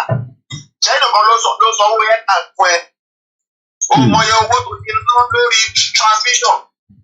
So tí Yorùbá nation bá dé lẹ́yìn sí i, ṣẹ́ni kan máa bá ẹ jù to operate the Ministry of Information or Media. Ṣẹ́ni kan máa bá ẹ jù. No, you have laboured in that area. You don't look for people of like minds, people tó àwọn náà ṣe media bẹ́ẹ̀ ilẹ̀ máa ti bá ẹ̀. So the people should shift their mind away from complaining on Nigeria or we are tired of that. Go and invest into something. Look for people and invest. Baba Akintoye need people that will invest and come and tell him that he will give you blessing and go ahead. That is how you make government. Thank you. Thank you so much. That is one of our, brother, a comrade, also a bishop. Moki Bogomo Yoruba Kakiri, from wherever you're watching. And we've been watching logistics. Aparasi Ondo State. I've been showing you videos. This is expectation. This is what we should be doing every day. This is what we should be doing every morning when we wake up. Good morning to everyone. Good morning to my beautiful mother, and welcome to the live transmission. We cannot love you less on this platform. We take the next caller quickly. Hello, caller. Mr. Koiki, àtàná mo ti ń pè gbogbo nǹkan lánàá yẹn, but àwọn èèyàn pọ̀. Ẹ ti wọlé báyìí. Nǹkan tí mo fẹ́ tèmi rí sọ ni pé nǹkan tí mo ti ń pè ẹwà ẹ mọ̀ mi dáadáa, ẹwà ọmọ yín ó mọ̀ mi dáadáa. Sẹ́yìn nǹkan tèmi fẹ́ dá sí ni pé ẹ jọ ẹ má stop bẹ́ẹ̀ ṣe aláìdíwá ẹ̀ because ọ̀pọ̀lọpọ̀ lómi bílíìfù pé bí eléyìí bá ń sọ pé wọlé kò wọlé abílí pé Yorùbá lè sọ ti tán. Mo ti mọ fẹ́ kẹ́ mọ bá mi ṣe lórí òtò lórí gbogbo àyè pé Yorùbá lè sọ ọ̀tàn ó ṣe kọ́ńtínú ni. Because ọ̀pọ̀lọpọ̀ lómi ni mo máa ń pinnu wọn pé bí ṣe ń pèsè wọlé yẹn Yorùbá lè sọ ọ̀tàn bẹ́ẹ̀. Kò lè yí wọn débi pé struggle ṣì kọ́ńtínú ni. Tinubu máa lo 4 years àbí 8 years yẹ Hausa náà ló máa padà bọ́ síbẹ̀ sọ́ọ́ ti gbà pé 30 years láti débẹ̀ láti kó tó di pé kéré so ẹ jẹ́ kí wọ́n máa bá a sọ lórí òtò. Because ẹ̀kọ́ ní nígbà tó ń drag ọ̀rọ̀ pé wọ́n ní àfẹ́ Lagos State mọ́ lọ́nà Lagos State máa lọ́pọ̀ kéré torí pé gbàtà wà ń bẹ̀ gbogbo láti ká ti máa ta sílé kìtà sílé abẹ́kúta sílé ọ̀rẹ́ tó gbé wọn àpá wá Lagos State láti pè é méjì nù wáyé. Last time on the 10th látún lọ lọ ṣe fún wa. So dájúdájú ẹ sọ fún wa pé bàbá jẹ́ kó lọ́wọ́ pé Lagos State kì í kò sí lára ilẹ̀ Yorùbá nìyẹn tí ò lè kó níbẹ̀. So ìyẹn ò ọ̀kan mi pẹ̀lú ìyẹn ó di tiwọn èmi ó ń tẹ̀mí jọ ẹ̀ lẹ́sàn wọn èmi tó lọ ṣiṣẹ́ bíríkìlà tèmi mo tó lọ ṣiṣẹ́ bíríkìlà tèmi torí mo ti búra pé ọjọ́ kíjọ́ ti bá fẹ́ gbowó lọ́wọ́ olóṣèlú kọ́ ló ń pè mí sọ́dọ̀ mi ì bó ti rí bẹ́ẹ̀ ni ó dẹ̀ sì máa rí tí màá kó àfi tá a bá gba Yorùbá lè sọ. Lágbára Ọlọ́run ẹ ṣé gan ni thank you so much. pẹ̀lú ògbọ́n ẹjọ́ torí Ọlọ́run ẹni bá sọ ń bàbá yẹn ọ̀rọ̀ kan lọ nínú platform kan tí mo wà. ní bàbá sọ pé kí gbogbo wọn jáde ká lọ tẹ̀ka fún APC torí kí wọ́n bá gba Lagos State mọ́ wa lọ́wọ́ ẹjọ́ wọn bá mi. irọ́ ni kò sí nǹkan tó jọ bẹ́ẹ̀ kò sí nǹkan tó jọ bẹ́ẹ̀ ó dà ẹ ṣé gan ni for that thank you so much kò sí nǹkan tó jọ bẹ́ẹ̀ thank you we love you. lákọ̀ọ́ ẹ jẹ́ gbé padà ẹ jẹ́ tó gbé padà wọ́n ti sọ̀rọ̀ tán ẹ jẹ́ grandma ẹ jẹ́ override ká kọ́ ẹ tó pè láti ilé yẹn èmi mo override mọ́mí mi comfort grandma ẹni ẹ fẹ́ sọ̀rọ̀ mo disconnect mo jẹ́ kó land máa pè é padà grandma eléyìí tẹ́ ń wò lọ́wọ́ ẹ má bínú mo disconnect ní ẹ̀rọ afẹ́fẹ́ sọ̀rọ̀ nǹkan kan kẹ́ tó cut off kí tó cut in out. bẹ́ẹ̀ni sà nǹkan tí mo fẹ́ kó step ìfẹ́ sọ pé tẹ bá a sọ̀rọ̀ gan nìyẹn lónìí.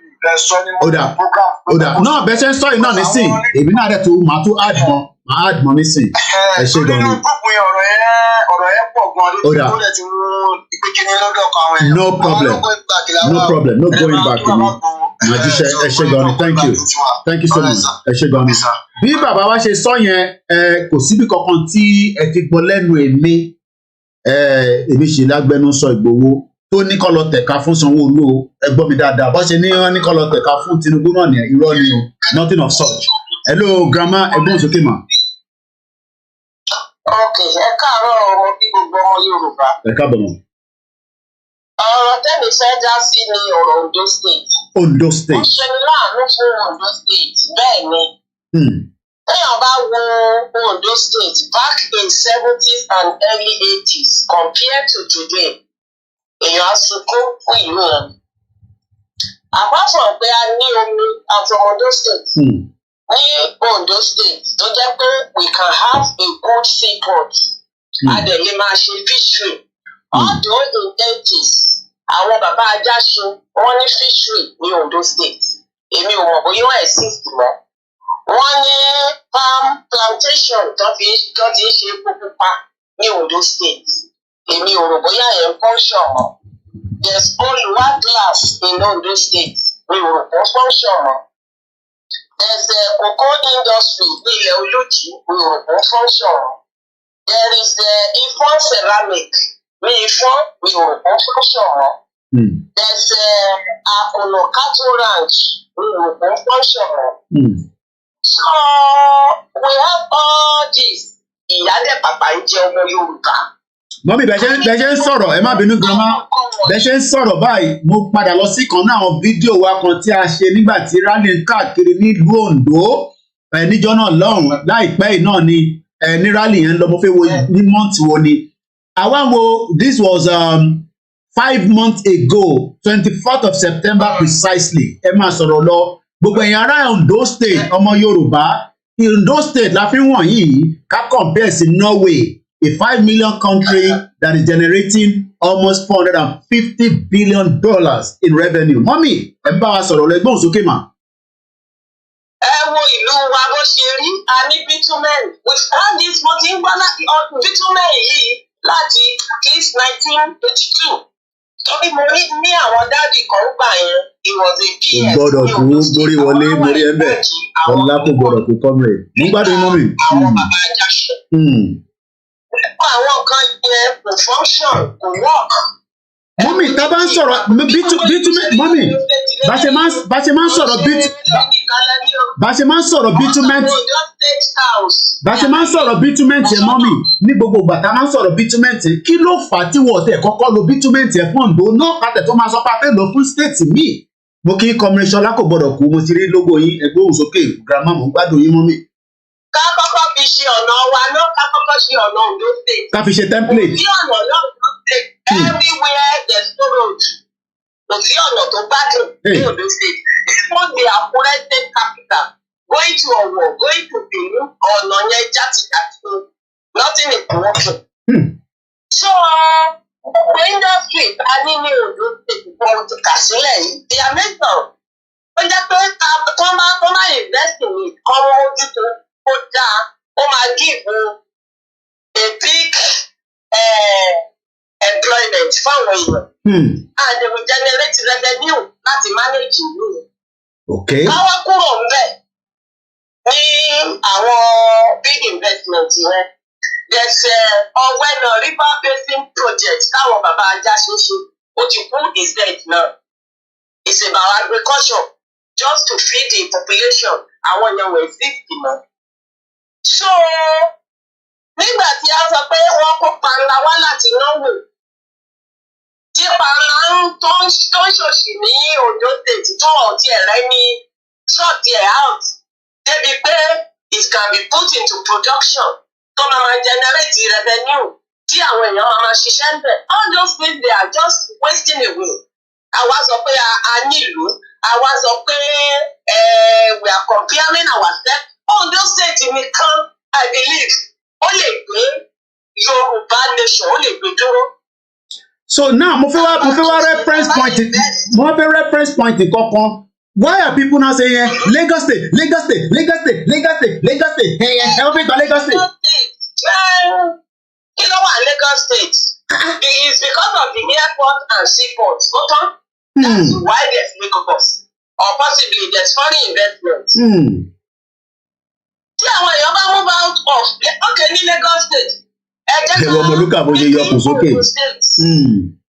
Ọ̀yọ́ state kọ́ máa gbé oúnjẹ wá sí Lagos state. Mo sọ fún yín pé within a month Lagos ò ní exist mọ́.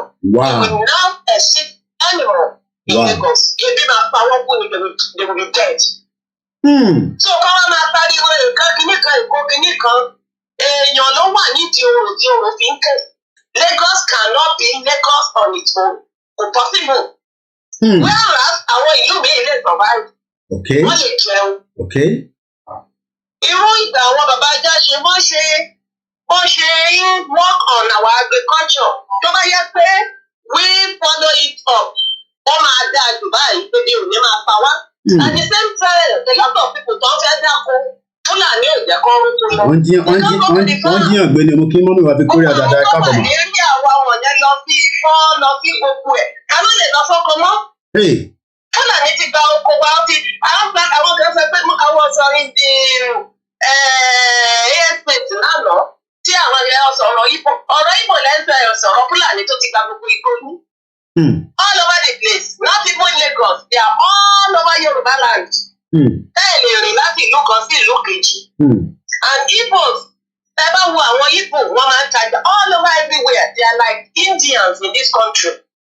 Ṣé ìlú ilé ní kí India kọ́kọ́ kúrò nílùú wọn. Ó máa collapse the ni. economy will collapse. Ó máa collapse ni. Mọ́mì, mo ń wo ẹ má bínú mà. Ilé tí India ní sí ìlú yìí. Mo ń wo program mo mọ̀ pé àwọn mi lórí screen náà.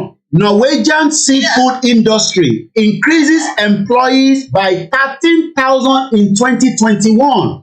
The number of employees in the Norwegian seafood industry increased in 2021 by as many as 13,000 people who work directly and indirectly in the industry. Ẹ mọ gbogbo tó tààrà àwọn tó bá wọn ṣiṣẹ́ nísìn 106,000 people ló ń ṣiṣẹ́. Ẹ jẹ́ kí n tó wá fún ẹ ní the statistics more, including the ripple effect. The value creation in the seafood industry is now up to the tone of 10 billion pounds. Mọ́mí, àná ẹ̀ ń sọ̀rọ̀ Ondo State ìṣẹ́. Ẹ bá wa gbóhùn sókè mú gbádùn yín. Bẹ́ẹ̀ni, okay, ká ní a ní like this fish industry ní Ìgbọ́kọ̀dá. Ẹ mọye investment apart from this fishery, ẹ mọye investment tó máa tẹ̀lé lọ síbẹ̀. Hospital will be there, school will be there, transport system will be running, cargo industry will be there. Ẹ mọye employment tó máa happen ní locality yẹn nìkan. Okay, àtúwá ní ká fìyẹn sílẹ̀ o. Ká wá sí plantation wa palm oil industry.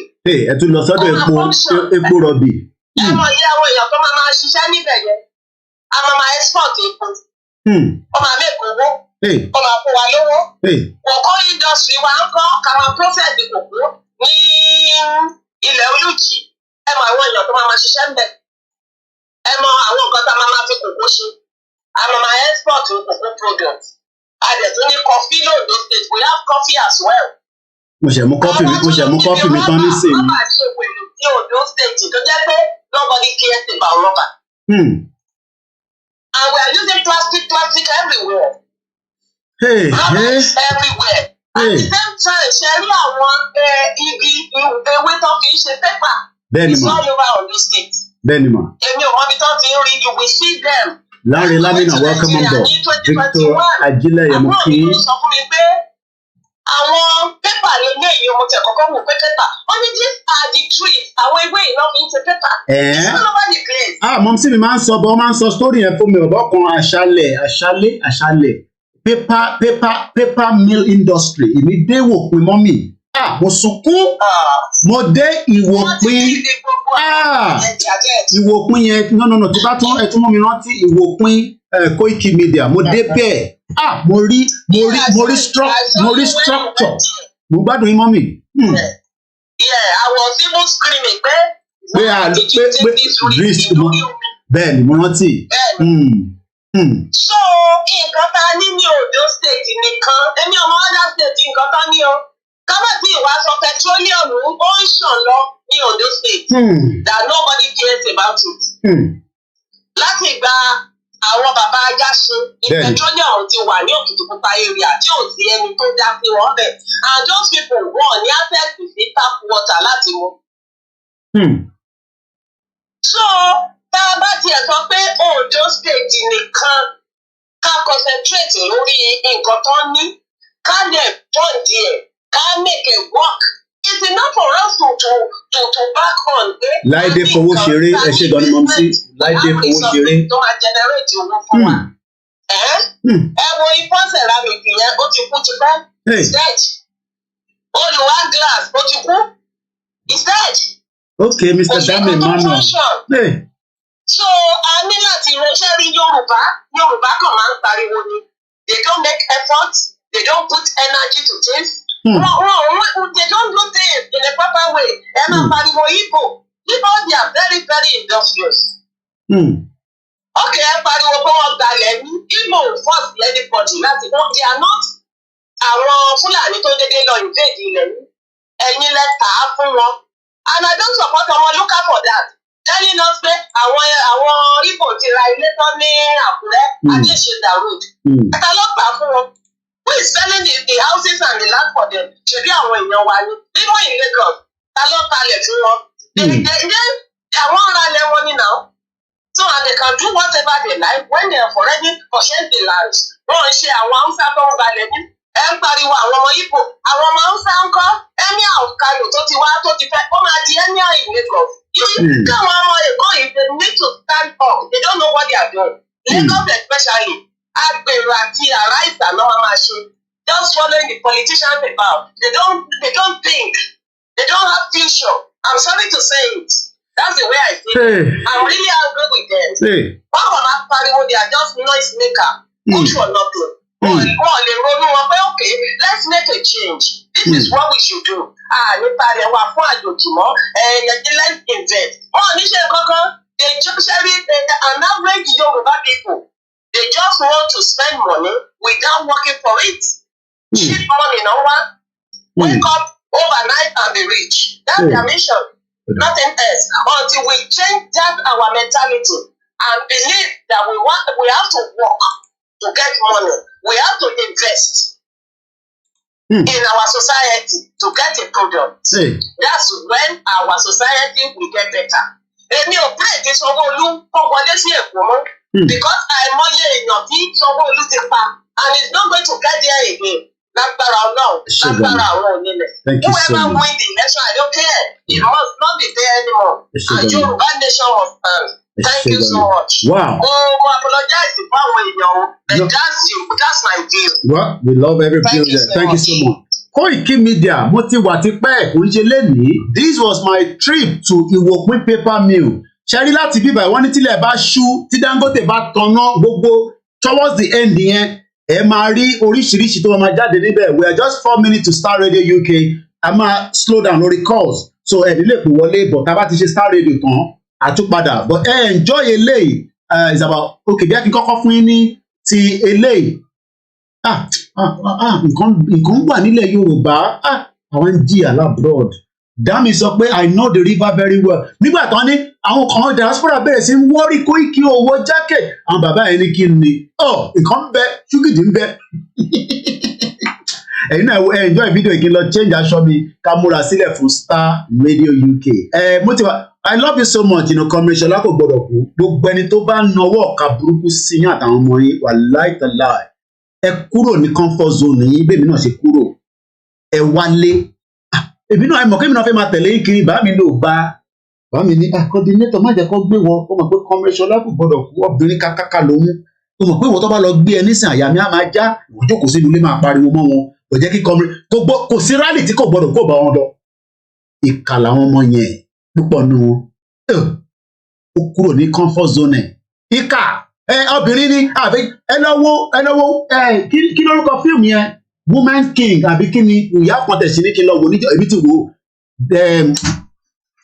Women's King ẹ lọ wo Women's King ẹni tó bá ti wò Woman King ẹ lọ wo ẹni tó bá ti wò ẹ máa dúpẹ́ fún Comrade Ṣọlá kò gbọdọ̀ kú ni yan máa lè ẹ̀yin ìkà burúkú ẹ fẹ́ pa wá ta wá láti diaspora torí àwa rescue ara wa kì í má sọ pé àwa rescue yín tẹ bá lo language àwa rescue yín ẹ̀rọ ni mò ń pa tó ìyá ń jẹ̀mí labroad àná ó pè mí kí n wà ní Ìwòpin àbálẹ̀ yẹn ni àbí wàá ṣe PRO mi Koiki tó bá yẹ pé mo fẹ́ jẹ tó bá yẹ pé o lè ní níní màá ti ní mò ń talẹ̀ ní Ìwòpin wàláì because Ọlọ́run ti rí pé ó fẹ́ wá lò mí fún ọjọ́ báyìí ló ṣe make sure pé yes kò ń ṣe pé èmi náà sọ́fà ẹ̀rù pé èmi náà fẹ́ owó ni mo ní ìdánwò a ní family ẹ̀yin ìkà burúkú wọ́n ní kò gbọ́dọ̀ kú ìjọ́rọ́jọ́bìnrin àbí tẹ̀lé àwọn máa lè gbogbo ẹ̀ náà la rí tó play out nísìn ẹ lọ wo Women King kẹwo bí obìnrin ṣe ń ṣe bí ọkùnrin ẹ jẹ́ fún yín ní trailer yẹn èmi kan mo ní kẹwo tó ṣe ẹwọ ẹjọ́ ẹ lè tuntun mú kí change aṣọ mi ìlú máa lè wicked people èmi kan mo ní copyright o ẹ jẹ́ kí n yọ máìkì tèmi kúrò ẹ̀yin ìkà ó yẹ ká máa dúpẹ́ fún Comrade kò gbọ́dọ̀ kú obìnrin ni o bó ṣe bàbá àwọn ọmọ tó pè mí o bàbá ìyá mi Comrade mọ́kàn dákẹ́ ni o obìnrin ni bó ṣe ń ṣe. Ìkà ní gbogbo yín ìkà bẹ́ẹ̀ ṣe mi náà nìyẹn nígbà tí mo wálé my people all over the place ẹ̀ẹ́dẹ̀ lè gba position ẹ̀ ogun ayé tó dáa ló ń gbé ní Dublin ó kàn wò pé ìyá ọmọ gbèsè kan náà ní gbogbo wa pé ìyá ń jẹ wá ka bàbá Koiki ó ṣe jẹ́ kọ́mi gbogbo Ìgbòho ní kí ló máa ṣe gbogbo kíní yẹn obìnrin ni àwọn ẹ̀yìn gbèrè mad people all over ìkà ní àmì ti fẹ́ pé ẹ jẹ́ àwọn women's king yìí àbí woman king dẹni kí n má tàbọ̀ mò ń bọ̀ padà ẹ jẹ́ kí n release mic desktop kí n pa ti mic ti bíbá. Only fight or we die ìkànnì méjèèjì ni fight or we die ẹ jẹ́ àgbọ̀ bẹ́ẹ̀.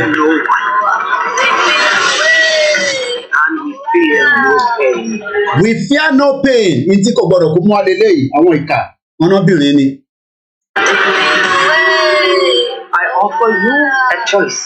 Ó ní òun offer àwọn ní choice kò gbọdọ̀ kó mú choice wá fún yín ẹni kò mọ̀ ṣe gbogbo gbà ló ń pe Ìgbòho bó ṣe ń pe Ìgbòho náà kò yọ Kóìkì kúrò Kóìkì àṣọ òbẹ Kóìkì iṣẹ́ kó ló máa pariwo lórí social media ariwo yẹn ti pọ̀ jù ariwo bàtà àwọn kókó mọ tán ń pè ní media war ẹlòmíì ò understand anything náà ẹlòmíì ò mọ̀ pé media gangan ni war ogun media gangan ló ń pè lógun narrative lẹ fẹ́ kí n máa fi jókòó síbẹ̀ ṣé kí n máa fọwọ́ ra Buhari lórí Ọbásanjọ́ afa àlè fọwọ́ ra lórí ìyá mi ló kàn ní kí n máa pè lórúkọ kan mọ́ mo lè lọ́ọ̀bù ìyá mi dáadáa but Tinubu ajẹmọ yóò yà lórí program yìí ẹ máa commit suicide aṣẹ̀mẹyẹbọ ní Yorùbá nation ṣẹ̀ bẹ̀rẹ̀ ní jẹ́ enjoy studio mọ̀ ń bọ̀ ẹgbọ́n kan tó sọ níbí báyìí.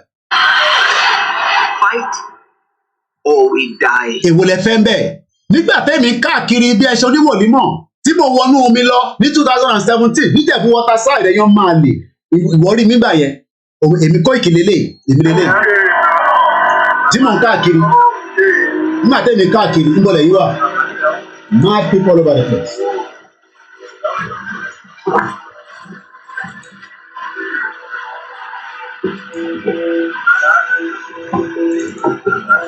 Mo kí bàbá wa gbádé bàbá mo sí smiler thank you so much. That was me. Well, as you can see, this is a very beautiful scene. Ṣé kò beautiful? Ṣé sílì yóò beautiful tó? Tí mò ń káàkiri bẹ́ẹ̀ ṣe oníwòlé mọ̀, ṣé o rán mi iṣẹ́ ńgbà yẹn? Ṣé o rán mi níṣẹ́? Tèmi mò ń káàkiri pé kó bá a dá àbí? Èmi lélẹ́yìí o, níkẹjà lọ́rùn, Kóìkì come back home ẹ̀yàn máa lè kókó. Èmi lélẹ́yìí o, ṣé society lélẹ́yìí? Ṣé society lélẹ́yìí? 2007, almost 5 years ago, ṣáàtì bẹ̀rẹ̀ Yorùbá nation nígbà yẹn. Èmi lélẹ́yìí o. Public transport ń máa ń wọ̀, èmi lélẹ́yìí. And I believe this is still a railway. Ṣé ẹ̀kọ́ nígbà? Ẹ wòran, ẹ jẹ́ n fast forward. Tọ́ba dẹ̀ rí mobile phone lọ́wọ́ àyà wọn máa já. Bó bá béèrè kankan láwọn onídẹ́ lóṣooṣù. À ń padà bọ̀ lórí ẹ jẹ́ ká lọ sí Star Radio tí bá ti padà dé lórí Star Radio then I continue program wa ẹ jẹ́ lọ́mọ láti bíbá.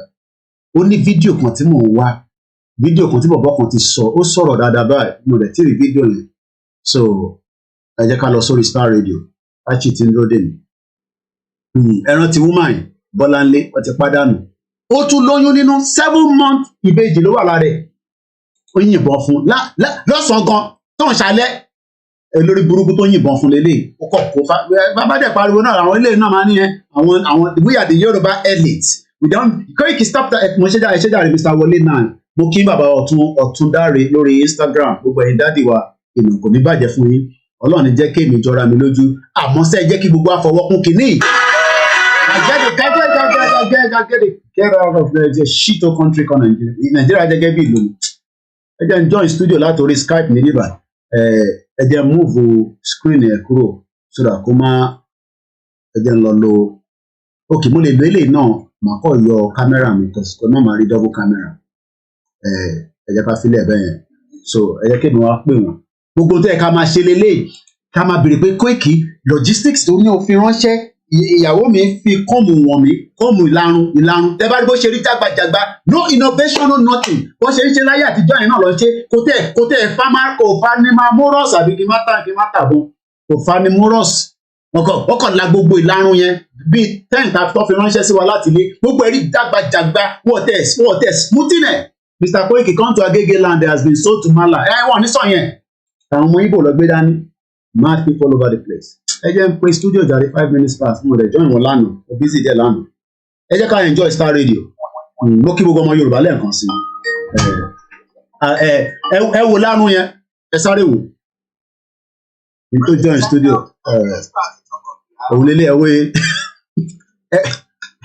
1 minute mo sọ fún achiko fún 1 minute ẹ wo èyí tí a ṣe smooth ẹ wo èyí tó bá wá tẹ́lẹ̀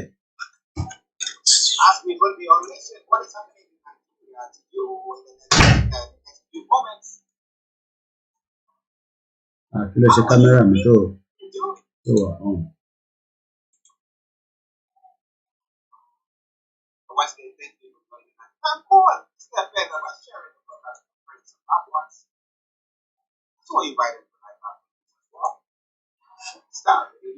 Kí ló ṣe kíni wa tí kò?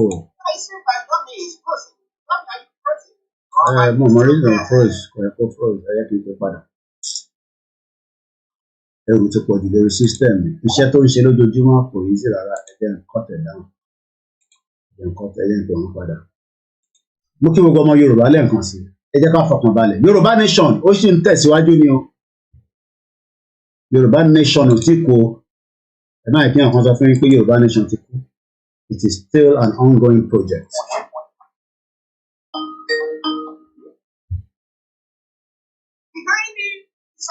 There is no one like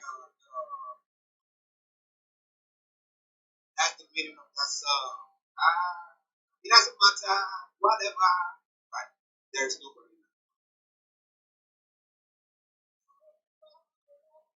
It's all coming away from Star Wars. Okay, now what's the for me to get it set up so that we can go on with it. Now, this is something exactly at 1:30. Camera me now, and one outstanding guest on the show this afternoon is the person of Dr. Let me put his details there, and you know that you might have met him on your round one of the days. The person of Dr. OLAMILEKAN. That's like from Nigeria, you know. So you see, yes. Whatever it is, I miss you all. Okay, látọ̀dọ̀ mi ni problem tí wọ́n ó ti freeze mi máa pè padà ní sí ó ti overwork. Ìyẹn ni system kankan ní òfin ṣe media. You have so many because oògùn tó máa fún ẹ problem.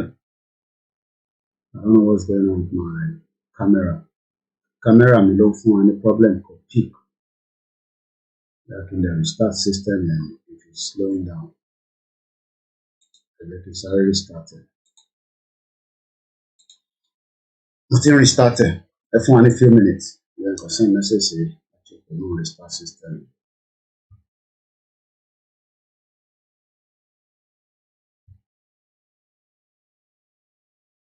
Mo kí gbogbo alẹ́ kan sí.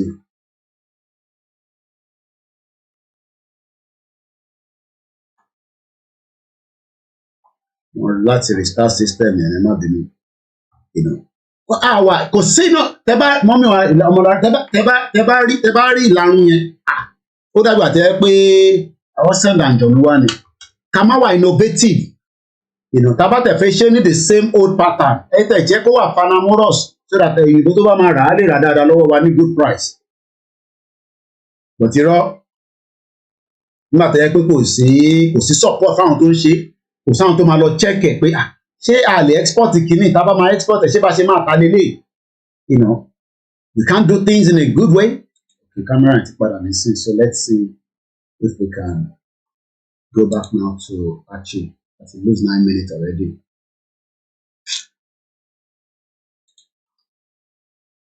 So let's go back now. Hopefully we should be good now.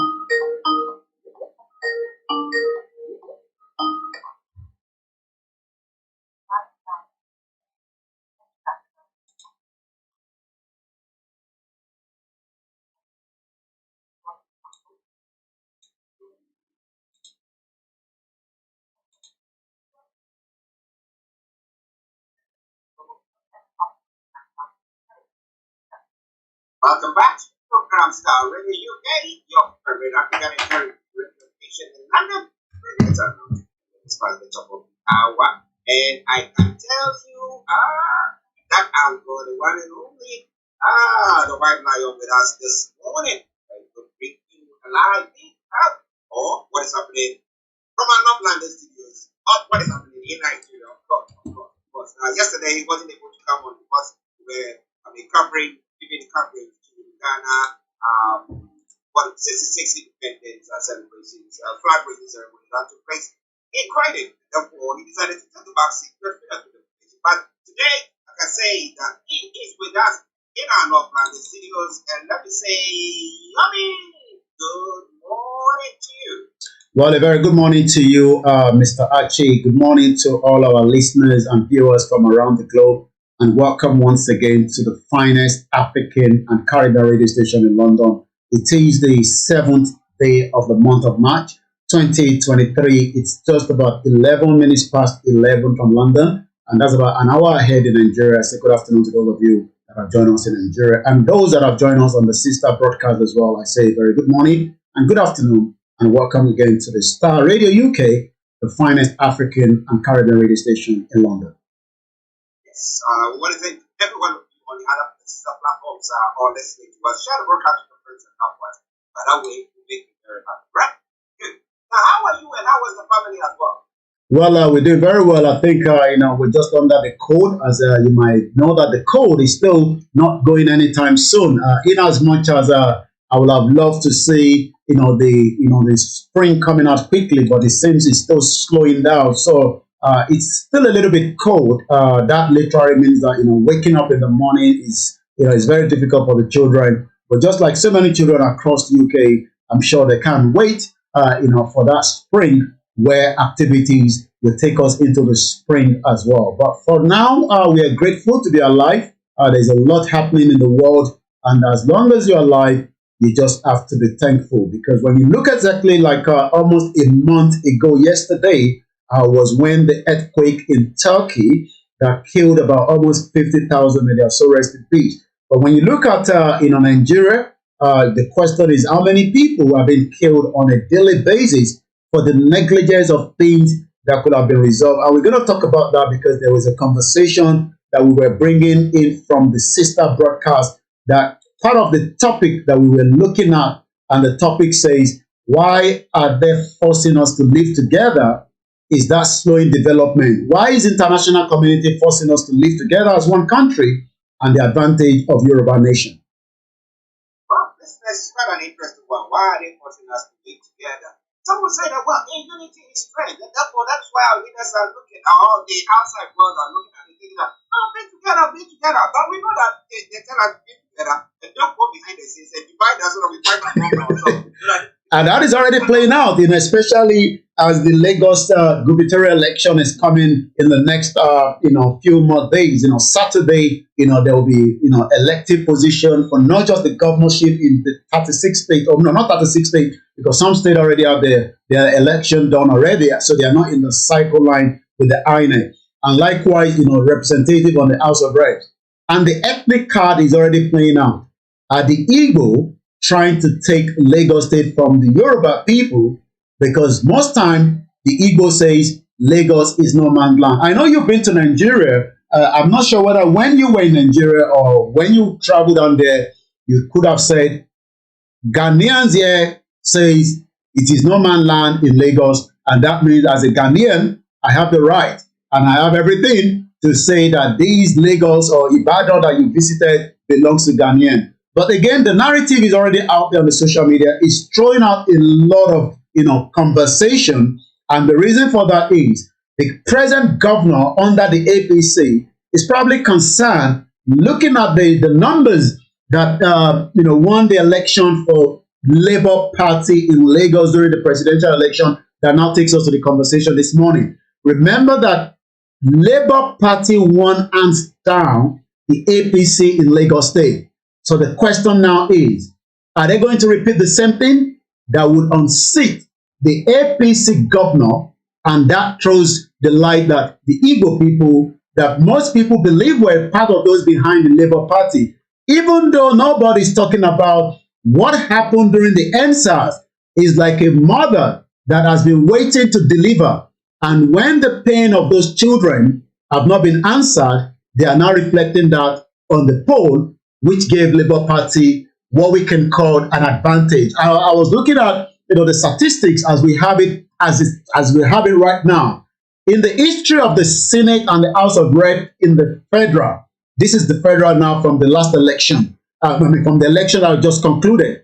We are going to see a new type of new political party, either challenging, either talking about something that might not be of interest to the PDP and the APC.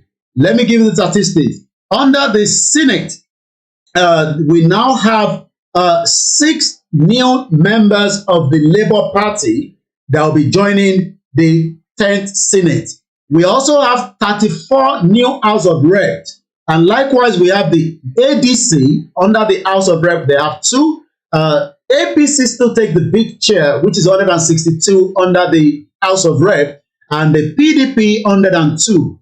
But this time around, it is not going to be business as usual. So a lot of these narrative is playing out that the Igbo wants to take Lagos State, and is becoming a big conversation among the Yorubas and the Igbo. Are the politicians playing the same game? Or like we say, are the international community playing this ethnic card, knowing fully well that Yoruba is Tinubu? He has won the president, but it seems that Peter Obi, coming from the Igbo side, is changing the narrative in Lagos State, and some Yorubas don't like that. Wow. Unity is strength. Is that true? Or international unite and behind the scenes, as we were saying earlier on, there are some people doing all their best to think about competition so that they can sell to us, and then they can not go anywhere. And if that is what is happening, I can be marginalized. Why not you let me go or decide my own destiny? Or at the old money, you say something. Everyone has got a right to decide his own destiny. So why is people not being given the chance, a referendum for them to say, no, this is what we want to do? And if they go and the people say that, look, majority of us still want to remain, then they will remain. What do you think about all that? Well. This is already looking. This is a perfect African and Caribbean radio station in London. All right then. I can see Pastor Olamide trying to call. But Pastor Olamide, thank you very much. But we will see you in the afternoon. I know that he's trying to call, but I will send you the message. It's going to appear on the Payments program. So yes. Now, Tommy, so we know that after this election, we're coming to see what they call the PDP going on demonstration. We have the Labour Party supporters all angry about what took place. But the INEC did make a statement yesterday. The INEC chairman did make a statement saying that, you know what, this gubernatorial election that will take place on Saturday, what we're going to be doing is that all those people who were practicing the work were not doing what they're supposed to do. Ironic, what they call them, whether those who were working at the polling stations or this is from the INEC, will all be getting rid of. And the PDP are saying that it's like giving a message to somebody who is already dead. Because we're not doing what they're supposed to do. That has not authenticated the election that took place. Then why did you declare Tinubu as the winner of that election? Why didn't you actually annul the election as the former president, Olusegun Obasanjo, was saying? Well, the INEC chairman has got a lot to still answer, in as much as under the constitution, that governs the INEC chairman, he gives he declares who becomes, the president, and likewise, a lot of other House of Reps and senators. And as the gubernatorial election, which is taking place on Saturday, the 11th of March, is also coming closer, the question is still hanging around his neck. And as much as a lot of Nigerians are not pleased with the outcome, but one thing is, the election result has been declared, and whatever is now hanging, you definitely have to go to the court, to push whether INEC was right or wrong. And as we know, I'm just getting, and this is just coming from the Twitter feed of the EU in Nigeria, Nigeria's statement by the spokesperson on the election. So let's give us a bit of insight to that. According to the headline, Nigerian statement by the spokesperson on the election, the European Union welcomes Nigeria's commitment to democracy and the announcement of the result of the 25th February elections by the Independent National Electoral Commission declaring Mr. Bola Tinubu as president-elect. As the process continues, the European Union is encouraged that all presidential candidates, political parties are upholding the rule of law by seeking to solve their differences through the established legal means. Again, you can see that just as what Americans have said, what United Kingdom have said, the whole body of the EU, known as the European Union, is also saying that if you think or you believe that this election has not been conducted, to the right way that to give you the result, please seek to solve their differences through the established legal means. And the question is, what established legal means? Illegal means that have not been respected by the same government. As we speak today, 4 days after, the federal government have not cleared the air on what the Supreme Court said in the judgment of the currency that has destabilized the economy in terms of, President Muhammadu Buhari and Emefiele, the CBN governor, changing the note, that has affected businesses, even though the Supreme Court have given judgment that money should be spent. The federal government have not released a statement. Let's go back to what the European Union is saying. And again, this is why some are saying that it seems that this international community, just as the topic that we are treating, still forcing us to stay together in unity or not. We commend the firm commitment of all political actors to remain electoral process, calling on the electorate for their peaceful support and to go out to cast their vote in the upcoming governorship and state assembly. All stakeholders, in particular INEC, are also expected to do their utmost to ensure that the elections of the 11th of March are delivered to require the standard and the highest expectation of Nigerian people. The European Union Observation Mission has presented its preliminary findings on the presidential, Senate, and the House of Representatives election. It will remain in Nigeria until completion of the entire electoral process, and in due course, it will issue its final report, including its assessment, recommendation for improvement of electoral framework. And this is Star Radio UK, and this is a statement that have just been released just less than 20 minutes as I was coming into the program this morning. Wow. Now, it is interesting when we have everybody saying that, we had the president also saying that, oh, if you don't agree with what has gone on, go to the courts. But like you were saying, this is the same court that the government has flouted their orders. When it came to the Naira, when it came to Sunday Gold's case, where they ruled that this was supposed to be, whether they've appealed it, whatever they are doing, we're not very sure about it. Same thing when it came to Nnamdi Kanu for his rendition to Nigeria, they said that was wrong, and every time that was leveled against him also functioned. Okay, so why do you think, what confidence do you think these groups, this presidential candidate or these parties have in the system that if we go to the court, first of all, as whether we're going to get the right, ruling from the courts? They said that if they put in the right ruling, is the government going to uphold what the courts have said? So what confidence do you think that the parties have got in the courts?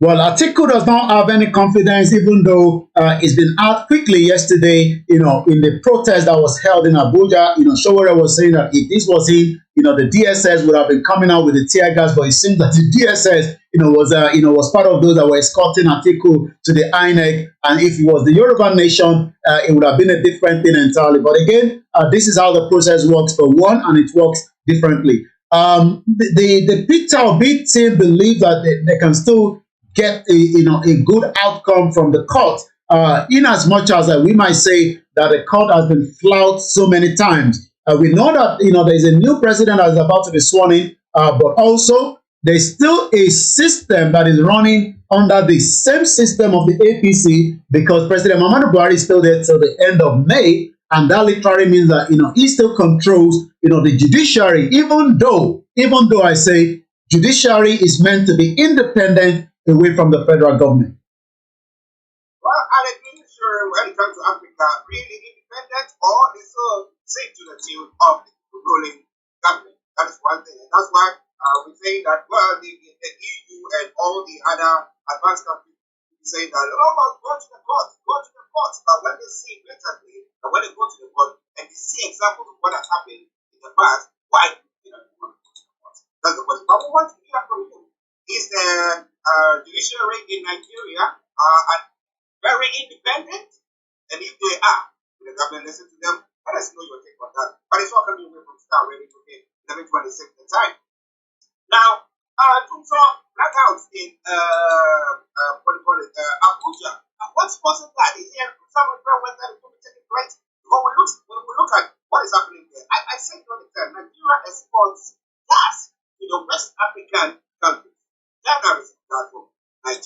whether at the moment, but Ghana is now also producing, they also have gas as well. But the question is, why or how come that we are not able to choose what we have better ourselves? We even sell some, we have assets, we sell some, we are still not able to do it. What is happening to us? What is happening? What is this case about? This is by the AGBOHO?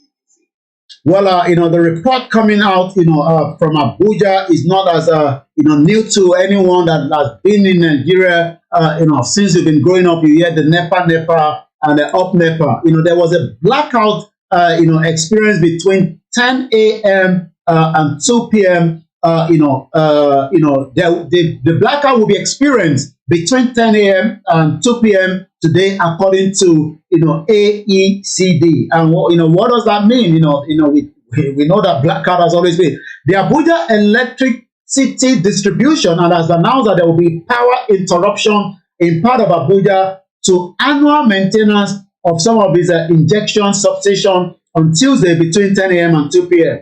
It's a good thing if there's an upgrade going on in Nigeria, in Abuja, because without electricity, there's not much you can do. I mean, imagine that we don't have the power this morning. We'll then have to probably come to using what is about to come on your screen. And this is exactly what Nigerians have been using. For those that do not have the means of the, I better pass your neighbor, a lot of Nigerians has end up using what we call candle or lantern. But it seems that it's for a good purpose, maintenance purpose, according to the management statement in Abuja, said the entire Wuse 2 in Aminu Kano Crescent, Kumasi, and some other areas would be affected by the outrage.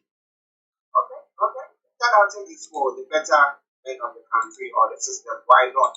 Servicing with that. So you say good kudos to them. But it's not coming away from Star Radio UK. Not London Studios, it's a magical game in the South Studios here. We are bringing updates from Nigeria. Now let's go to one other story.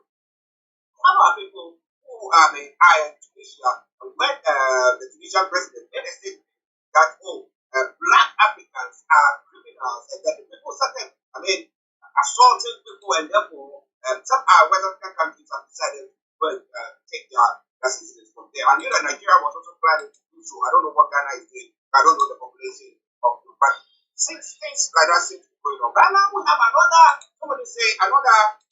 branch in the plant this time around from Spain that is reducing Nigerian and other African migrants percentage nearly 60%. So what exactly is happening? Some people who are using the legal means to acquire visas to go to Spain are not being given visas for people who are trying to use some other means. What's happening there? Well, traveling has been part of the African people, just as Nigerians travel a lot. We've been traveling to countries that we have never had issues in the past. Whether in the 80s, in the 70s, you arrive here, at the immigration port from Nigeria in the United Kingdom, you are welcome, and there's a guarantee that you're spending money and you are not going to be here forever. But that started changing quickly when things started falling apart. Economy started crumbling, even though money was being made in Nigeria, but it was not making any impact. And people that were meant to have returned back to Nigeria for,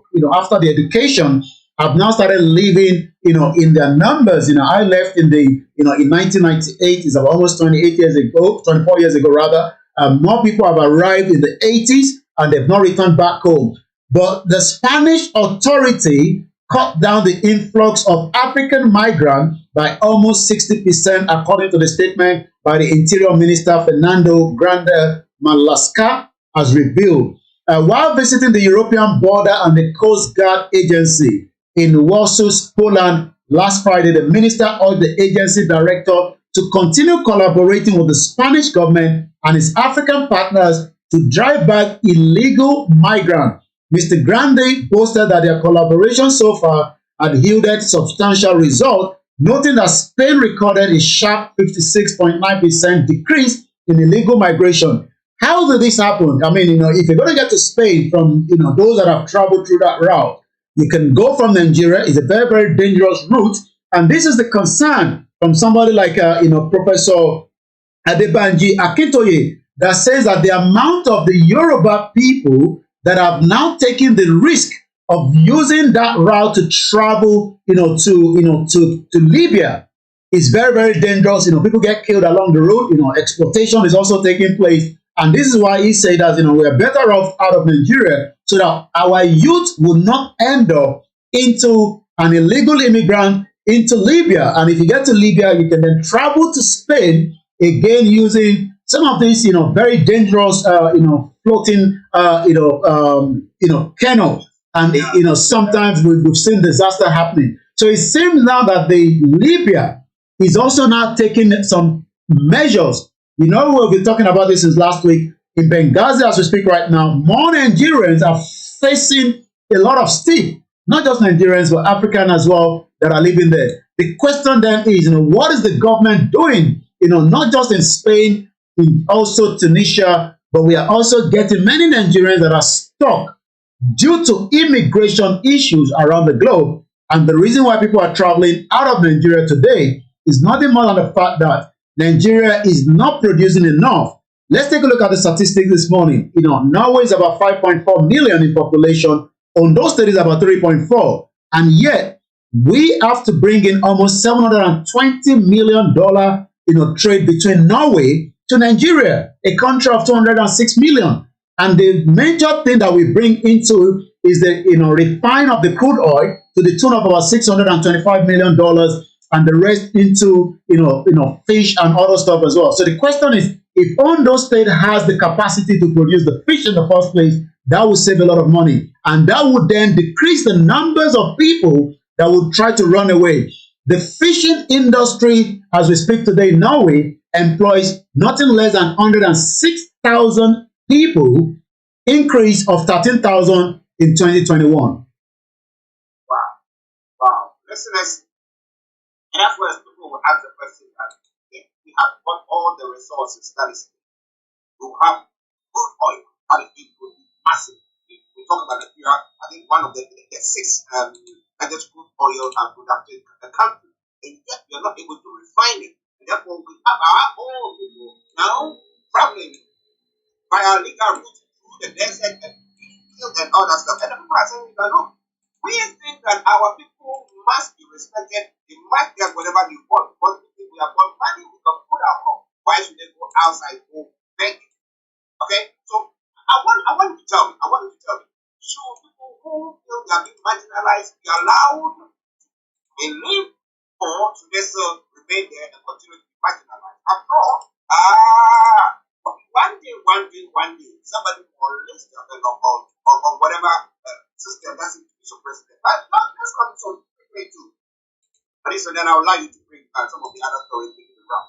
Now, after the election, what has the various groups, groupings, I'm talking about the Yoruba Nation group and the IGBOHO, that is IPOP, okay, let me call it the IGBOHO, and in the middle of it, what has been that agitation? What has gone on so far? Are people saying, okay, let's sit back, let's see, maybe let's wait for Tinubu to be, inaugurated or sworn into office, and then let's see his policies, whether it's going to better us. What exactly is happening?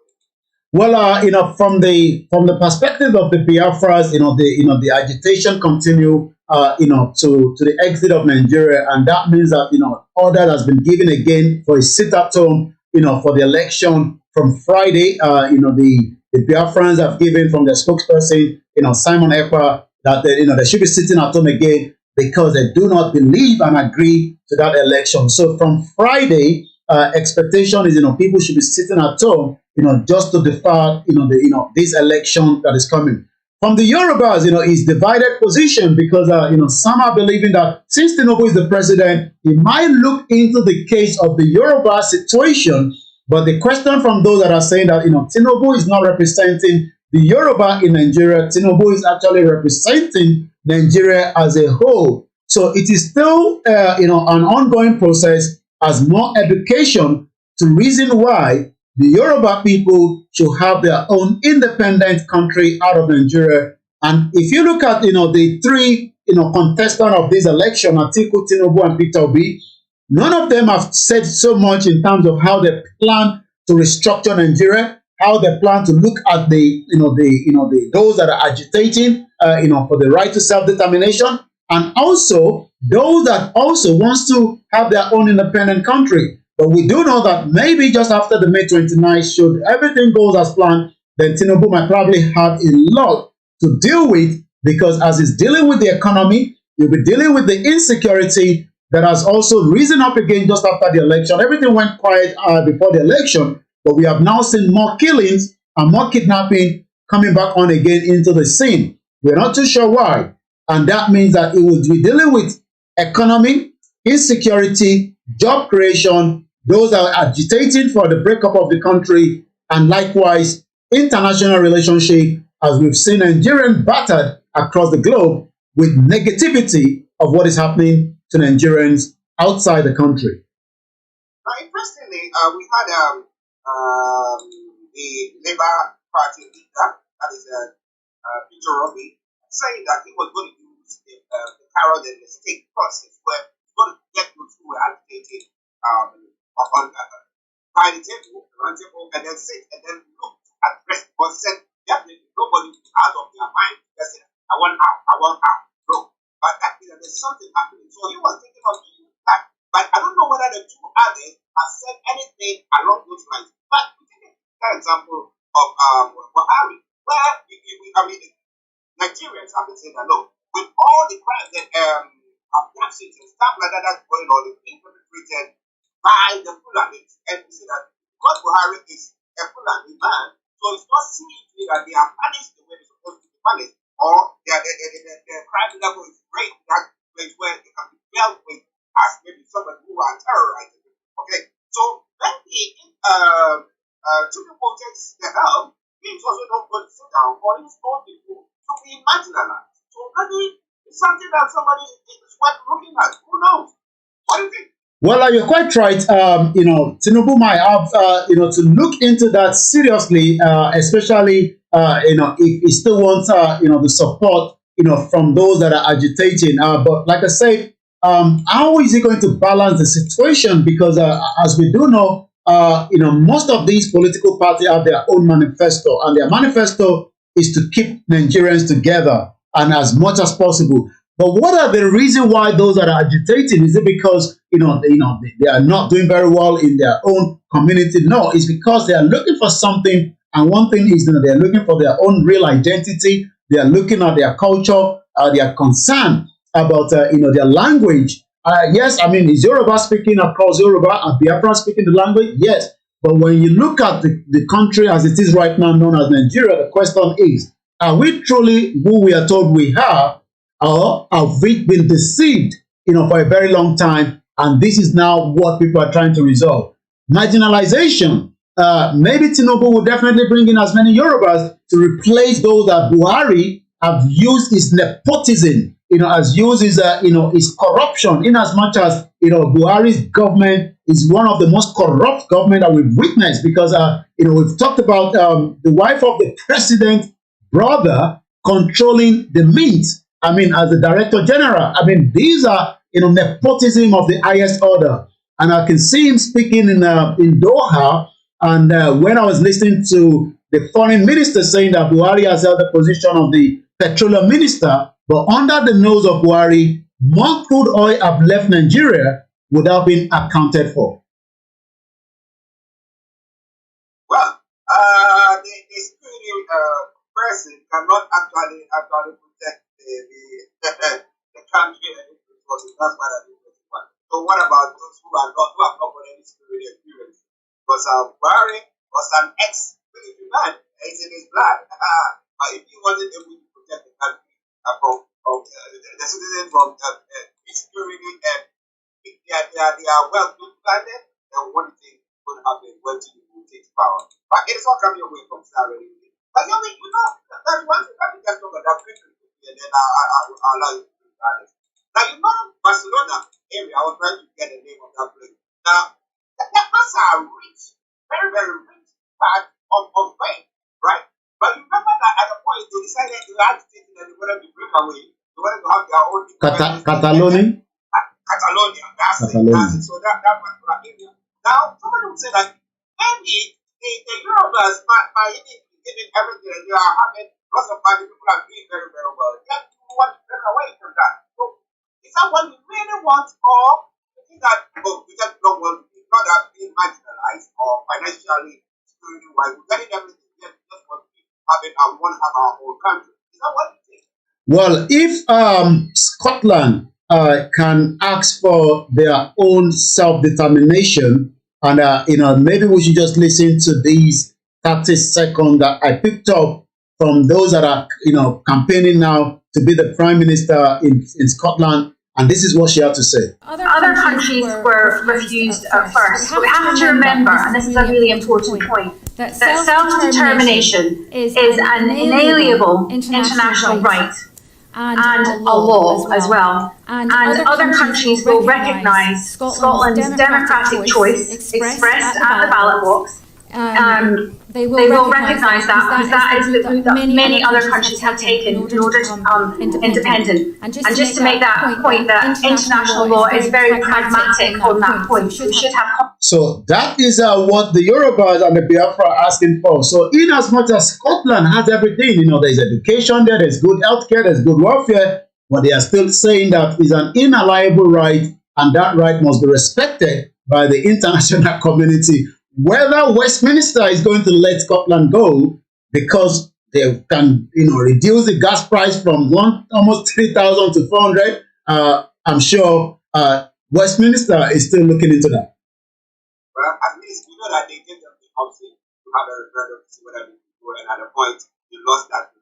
Those who were calling for them to win are lost. Okay, so that's what I'm saying. Let's go for a referendum. Let them decide. They really want to live, or some are thinking, no, we want to be part of it. And we move on from there. I don't know why, but maybe Tinubu is listening to what all these advisors are listening to this morning, and maybe I will adhere to that. Send me you, Adeyemi says, good morning. Good morning to you. It's a White Lion and RT. Continue the good job, and continue the good job by listening to us all the time. And share the program to your friends and loved ones. It is not ready to be. Go back to your for the rest of the stories. What is making you around? Go back to you. Well, thank you so much. Most has been discussed already. The Supreme Court order on the old notes, banks in partial compliance again, because the federal government of President Muhammadu Buhari refused to speak out. Even though judgment has been given, these are the same, nepotism that continue to operate in Nigeria. As the Supreme Court order, deposit money banks in the country have begun partially compliance with the Supreme Court order approving the use of the 1,000 naira, the 500 naira, and likewise, the 200 naira note for legal tender for 10 months. The Supreme Court had last week ordered that the old naira note, which is behind me, should be allowed in circulation along with the new note until December. The court had said that the federal government naira redesign policy contravened the 1999 Constitution. But as of today, with the several bank branches in Lagos, Abuja, and other major cities, revealed that some banks had commenced compliance with the Supreme Court order, even though the CBN and the AGF had refused to comply with the previous order by the Supreme Court. So, that creates a lot of confusion as well. So, that is about that, and we're going to go straight to the social media. But again, as Nigerians continue to look up to the election, there's also this tension that is still out there regarding what could be the turnout of such election, in different states after what we witnessed as well. The Inspector General of Police, Usman, meets defaulting banks over non-payment of police election allowance. Quite a lot happening in Nigeria. Let's take that story a little bit. The leadership of the Nigerian police force has met with the management of defaulting banks who were responsible for the delay in payment of 2023 election duty allowance to police personnel after a report by Sahara Reporter. Sahara Reporter has exclusively reported on Friday that the Nigerian police force refused to pay special duty allowance to personnel who participated in the 25th. I mean, if you're not being paid very well, then there's going to be more corruption in the system. Once again, a very good morning as we go straight to the social media where the conversation will end before we come back again to you in the studio. Once again, this is Star Radio UK. What is trending? Appeal court is trending. which indicate that the election that has just been concluded in Nigeria would have to face a lot of not just the presidential, but I'm sure that there's so many other from the representative, the senators as well. So let's take a look at what is trending. Finally, according to Alakowe, I found a video where APC presidential votes are being counted. Guess what? Now Peter Obi still win the polling unit. Again, Peter Obi met with one of the women that was attacked during the election in Lagos State. She had a very cut right here, and she ended up, still, completing her civic right by going to vote. Peter Obi is the definition of humility. In a country where the president can't even visit terrorist attack victims, this is my president, according to Prince. So, Peter Obi paid a visit to the woman. Even me, we know the reason politics before now, I am now deep into it because of this one man. God bless Peter Obi for this revolutionary movement. We shall follow you to the end. It's coming out there. There's another one here. Breaking news, Court of Appeal declined INEC request.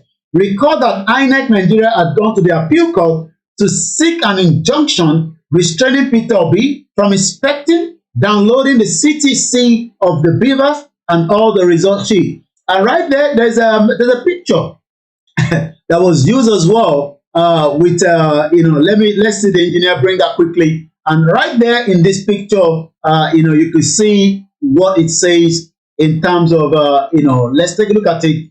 And this is what the picture looks like. And behind me in that picture is Bola Ahmed Tinubu. But right at the top of the book, if you look up to that book, it says How to Rig 2023 Election with the APC on the other hardcover of the book. So these are, the creativity of so many Nigerians, that are so creative that, remember, this was what was happening when somebody actually put this out, and we saw what happened to Manchester United losing heavily, over the weekend for those that enjoy the game of football. Once again, as we are coming to bring the closure of this headline from the Twitter space this morning on what is trending, let's take a look quickly at what other is trending.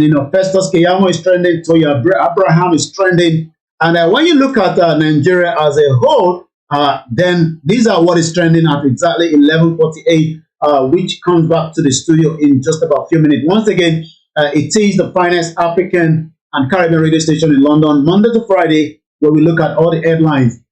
Again, Simon Ekpa, hello at Nada Nashi. Nigeria has committed more worse crimes than what you said here against Eritrea. We, the Biafra people, are asking, why are you people not saying anything about the genocide being committed against the indigenous people of Biafra by the Nigerian terrorist state? So it's actually referring to a video that Nada Nashi, and which Nada Nashi, let's take a look at the profile. She's the Deputy United Nations High Commissioner for Human Rights. Again, human rights has not been something that we are proud of in Nigeria, as many Nigerians have been affected. Again, another one from Simon Ekpa. I hope everyone is taking note of the consequence of the election. Igbo Biafrans are once again endanger people across Nigeria. So I believe there's a video.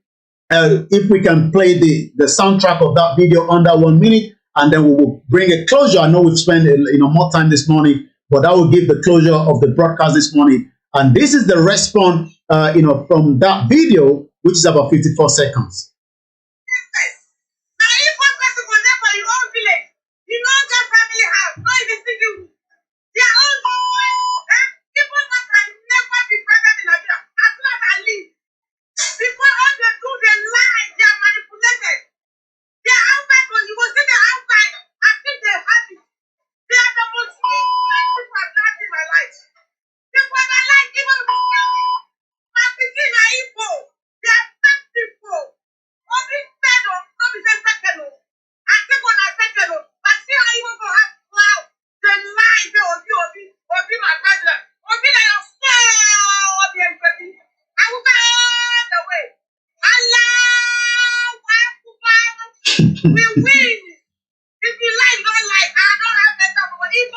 Okay, the woman says she doesn't have a mental problem, but Igbo will never be a president of the Federal Republic of Nigeria. And Simon Ekpa say, I hope everyone is taking note of the consequence of the election with a question mark. Igbo Biafrans are once again endanger people across Nigeria. Well, listen, there's quite a mouthful there, with the swearing and everything there, and the freaking there, so you got it. But what do you think?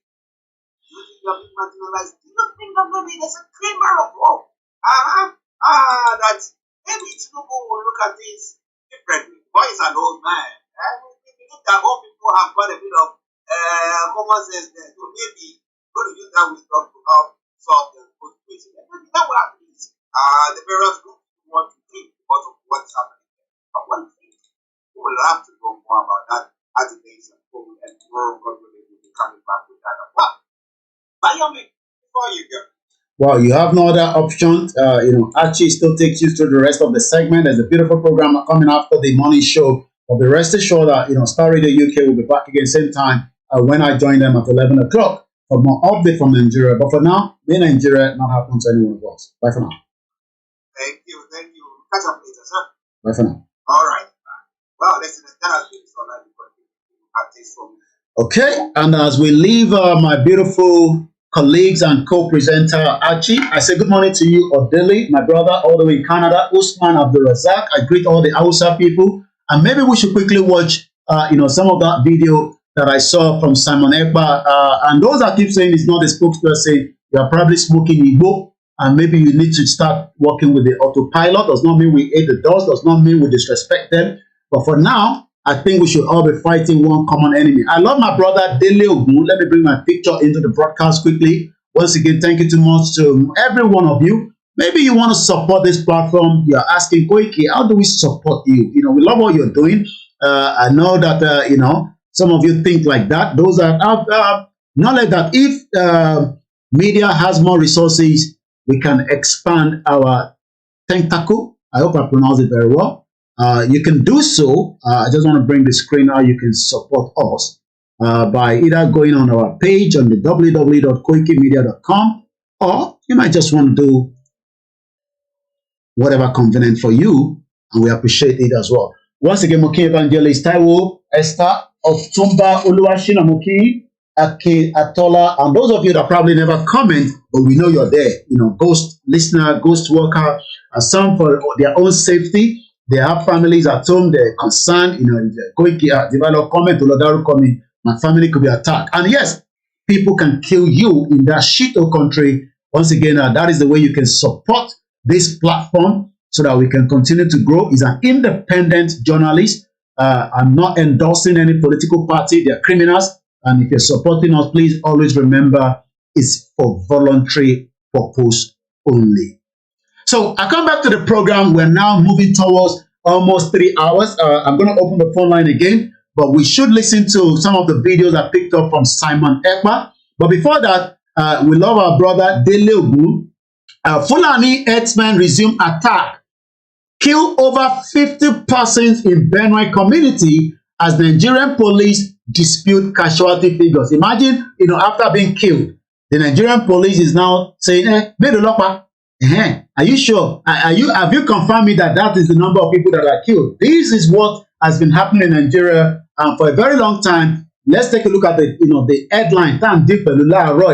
My headline this morning has not changed. It's still the same thing. And that headline is precisely saying the same thing. Muki, Yawa, Christina, thank you so much to everyone that have continued to pray for us. We appreciate you. Why is international community forcing us to live together as one country? The advantage of Yoruba nation, the advantage should we break does not mean that we will not have respect for each other. We will love each other. But for now, meanwhile, some Yoruba nation, now Dr. Egwami Dele Ogun will say, meanwhile, he's responding to this article of Sahara Reporter, okay? Sahara Reporter, says that 50 people were massacred again by the Fulani terrorists. But the Nigerian police is saying, no, Sahara, where you get this your result from? Yes, Gomi Omogbola will say the second largest rubber plantation farm in Nigeria is in Ondo State. He's a friend of mine, but yet Ondo people are struggling to have 3 square meals. Once again, you can support us from all those channels that have been put out there. It's voluntary. Always remember that, because I don't want a situation where you will support and say, Koiki, support you, but now that you're not supporting somebody, I'm not supporting you anymore. Whatever you have done in the past has always been voluntary. Now, let's go back. You see, immediately after the election, Wahala is almost starting in that crazy country.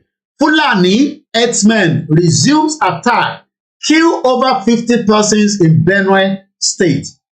Autumn is no longer the governor, so I don't know how the new governor will take it. Autumn was almost killed. He wanted to run to the Senate. He lost that election. I've had an interview with him before. He's a good man, well, according to him.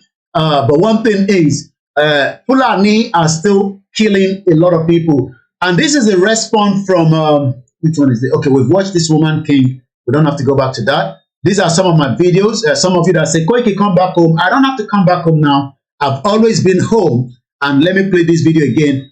This was me, 2017, right inside Ikeja Long, doing what I do best with my small little phone.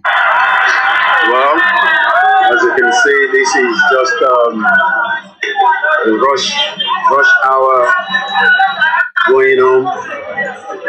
Everyone is trying to get somewhere, and I believe this is still a railway that is still being used as well.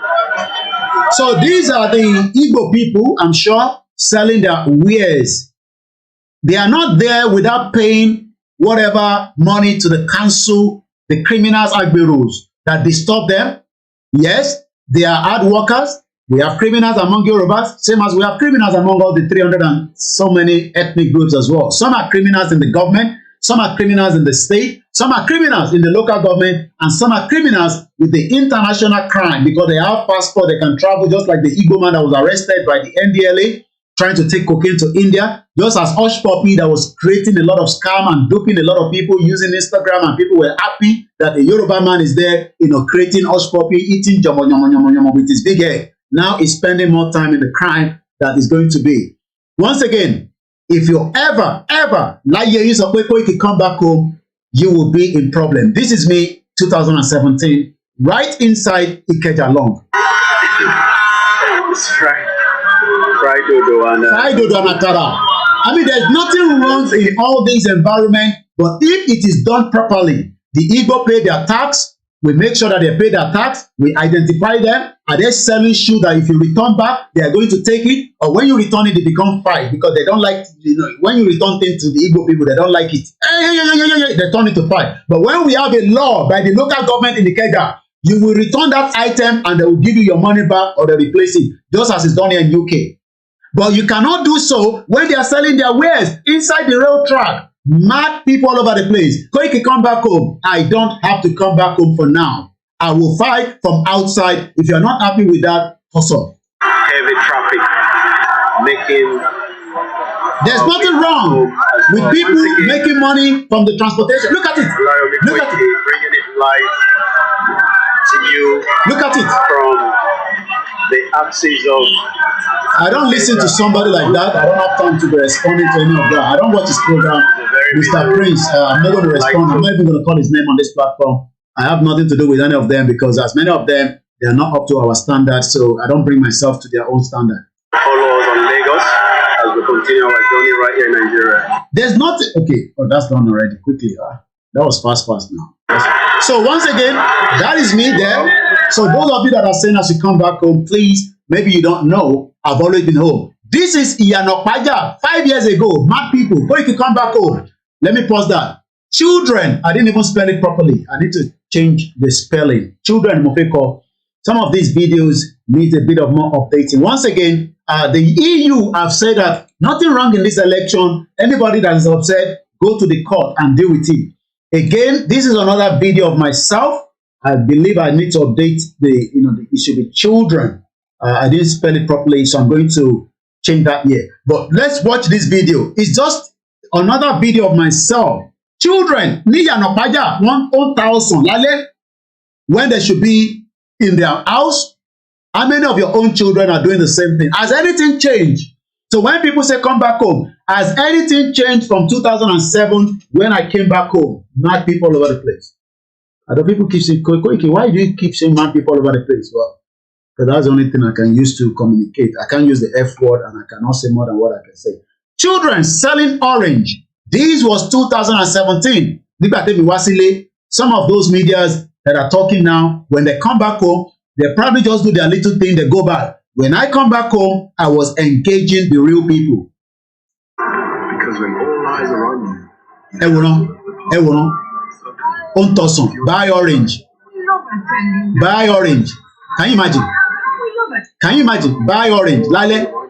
Can you imagine? And there's no light. They can kidnap this guy, this young boy. He's not a guy. They can rape him. This is what is going on in your Lagos state. Again, let's look at some of my more videos. It seems that I'm getting more of my old videos. This is Obasanjo's wife in Ogun State 5 years ago. Stop telling me to come back home.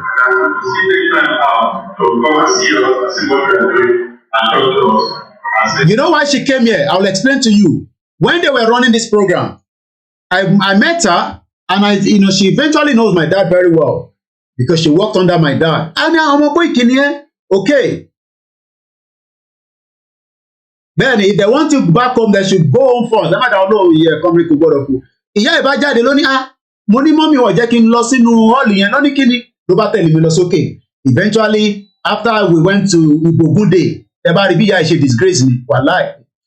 Stop telling me to come back home. Mad people all over the place. This is Koiki live somewhere in Kobape, in a farm. Ọlọ́tẹ̀ ló ní kidnapper jí mi gbé. 2017. This man has a big rice farm. He's a Yoruba man in Kobape in Ogun State. I visited him. This is when I wanted to do a Greek, and I thought we could network, bring people together. You understand? Maybe make money, but eventually, none of these things can work.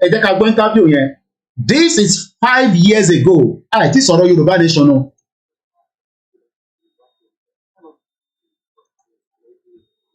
The audio is very low.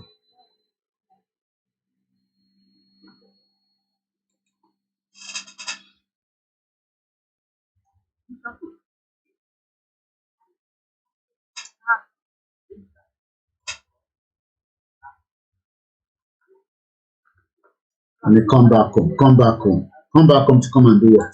Nígbà tẹ́mi wá sílé ńbọ̀ lẹ́yìn wà, and they come back home. Mo tó wà nílé tí mo fẹ́ wá mú nílé. Kí ló sọnù lọ́wọ́ mi nílé tí mo fẹ́ wá mú nílé?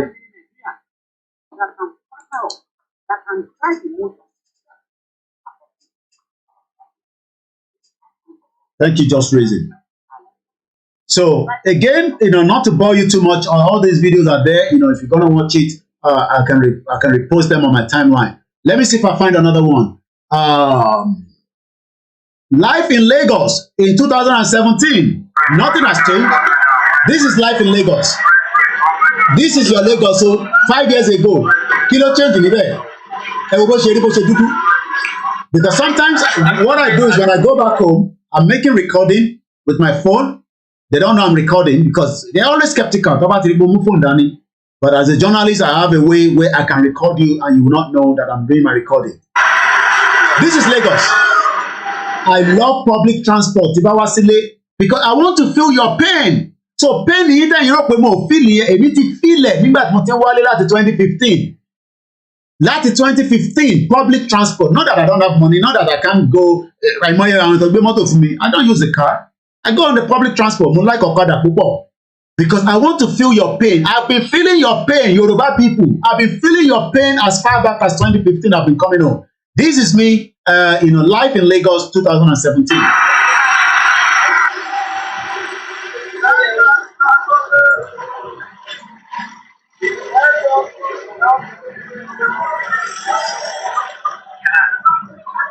Gbogbo bó ṣe dúdú lọ, ó dúdú wọ́kọ́wọ́kọ́ ní, ó dúdú wọ́kọ́wọ́kọ́. Nothing works. Mad country. Can you come back home? Bọ̀mọ̀ tó wà nílé tí mo fẹ́ wá mú nílé. Kí ló sọnù lọ́wọ́ mi tí mo fẹ́ wá mú nílé? It's all pain.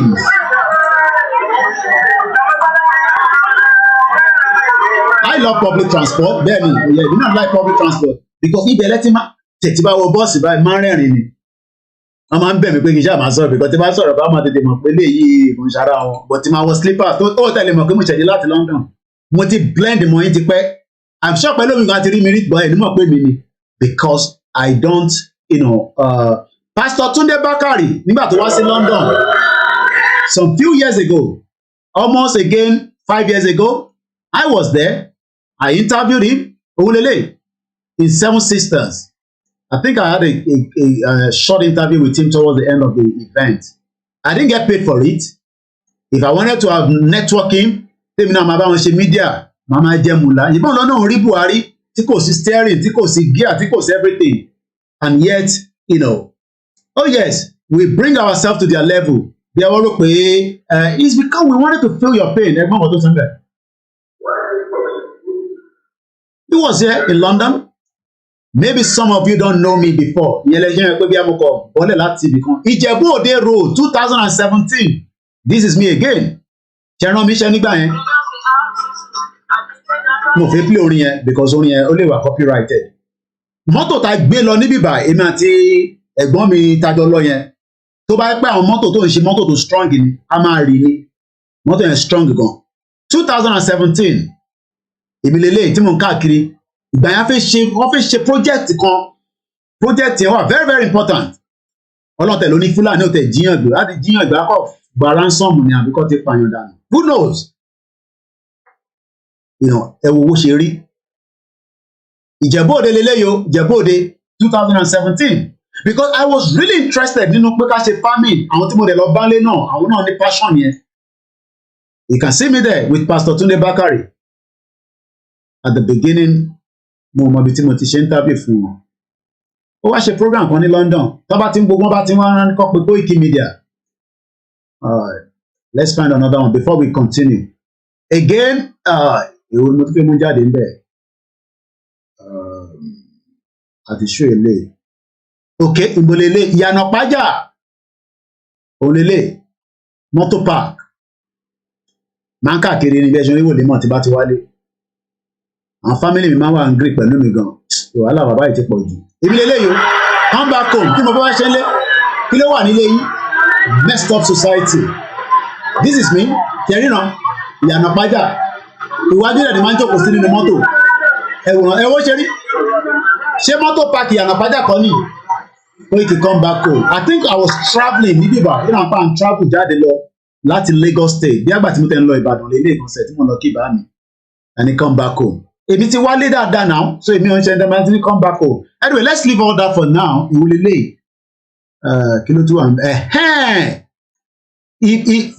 ẹ̀wẹ̀lẹ̀ ọba Gideon His Royal Majesty ló sọ̀rọ̀ nígbà Petrolex 2017 who is who ló wà níbẹ̀ ibi tí mo ti ní ìyá kan fẹ́ gbé mi lọ lélẹ̀ ó fi lọ fi mí ṣe toy boy ní wà níbẹ̀ Ọ̀jájá the second ó ṣe fìlà fúnrí adé Ọbásanjọ́ wà níbí báyìí who is who bọ̀ ohun tó múnú bẹ́ẹ̀ kò ṣe tó kéré rárá ṣẹ́rí woman tẹ̀ ń wò yìí òun ló fẹ́ gbé mi lọ woman yìí tó jókòó yìí tó wọ gíláàsì lára àwọn ìyàwó ìdí mi ni ọmọ ẹ̀ kan lélẹ́yìí wọ́n ń dán gbìnìgbìnì ni ọmọ ẹ̀ lélẹ́yìí gbogbo wọn ló wà l'Amẹ́ríkà àti bank manager gbogbo wọn ni mo connect pẹ̀lú tó bá yẹ pé mo fẹ́ jẹ́wọ́ nígbà yẹn ni olùkóró Yorùbá nation ni mo fi jẹ́wọ́ ìwọ náà wo bí tí mo wà yìí kò rẹ̀ ń ṣe mídíà tó ń wọ tí mo wọ Guinea tó ń dún tátátá. If I wanted to have make money, I would have make my money without anybody coming to ask me. And this is London snow. While I was in Nigeria, they were sending me images of what snow was. I think mo ní ti wà nílé mo tẹ̀ rántí snow yẹn ní agbára nígbà yẹn. So anyway, let's leave all these and this is me again. Èmi lélẹ̀ àrí mi nísìn Ìkòròdú lélẹ̀ nígbà tá à ń lọ sí Ìbẹ̀jú Ìbẹ̀fún ní Petrolex ọmọ ìwé lélẹ̀. Mo fẹ́ fi aṣọ tí mo wọ̀n wẹ́ kó lè rí mi dáadáa ó dà kí mo change camera yẹn.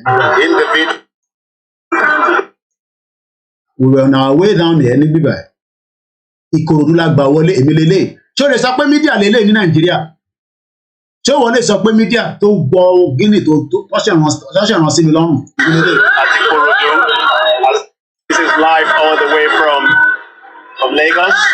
This is me. Stay tuned as I'm heading out once again.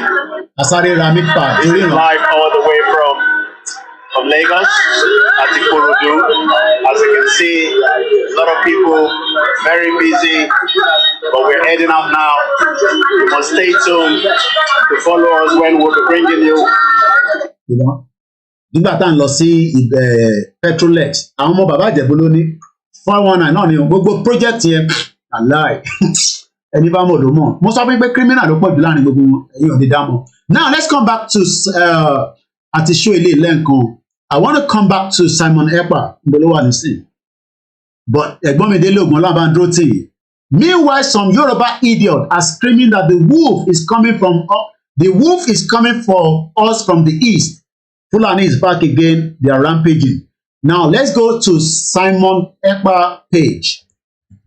Mo fẹ́ lọ fi àwọn video kankan. Then we're going to open my phone line and then we'll continue the program again for a few hours. Then we'll take a short break because how many hours láti lò? Mo fẹ́ time it. Okay, actually, so maybe 2 hours more. Then I'll take a short break. Then we'll come back again. Now, let me take you to Simon Ekpa. Let me close all these so that we don't have a glitch. Ọmọlúkà lélẹ̀ nígbà tá à ń gbé rally káàkiri. Ọlọ́ba ń dúró ti gbogbo yín. Nígbà tá à ń gbé, this is 5 months ago. Let's close this. Fishing industry tó yẹ kó máa fún wa lówó láti Ondo State. 106,000 ni wọ́n employ àwọn people ní Norway. Ọwọ́ á ṣe gbogbo ẹ̀ wá kó wá sí Nàìjíríà ẹ̀yin wá ń jẹ Japan ńlá. Àṣẹ. Page Simon dà ẹ jẹ́ ká lọ sí page Simon Ekpa.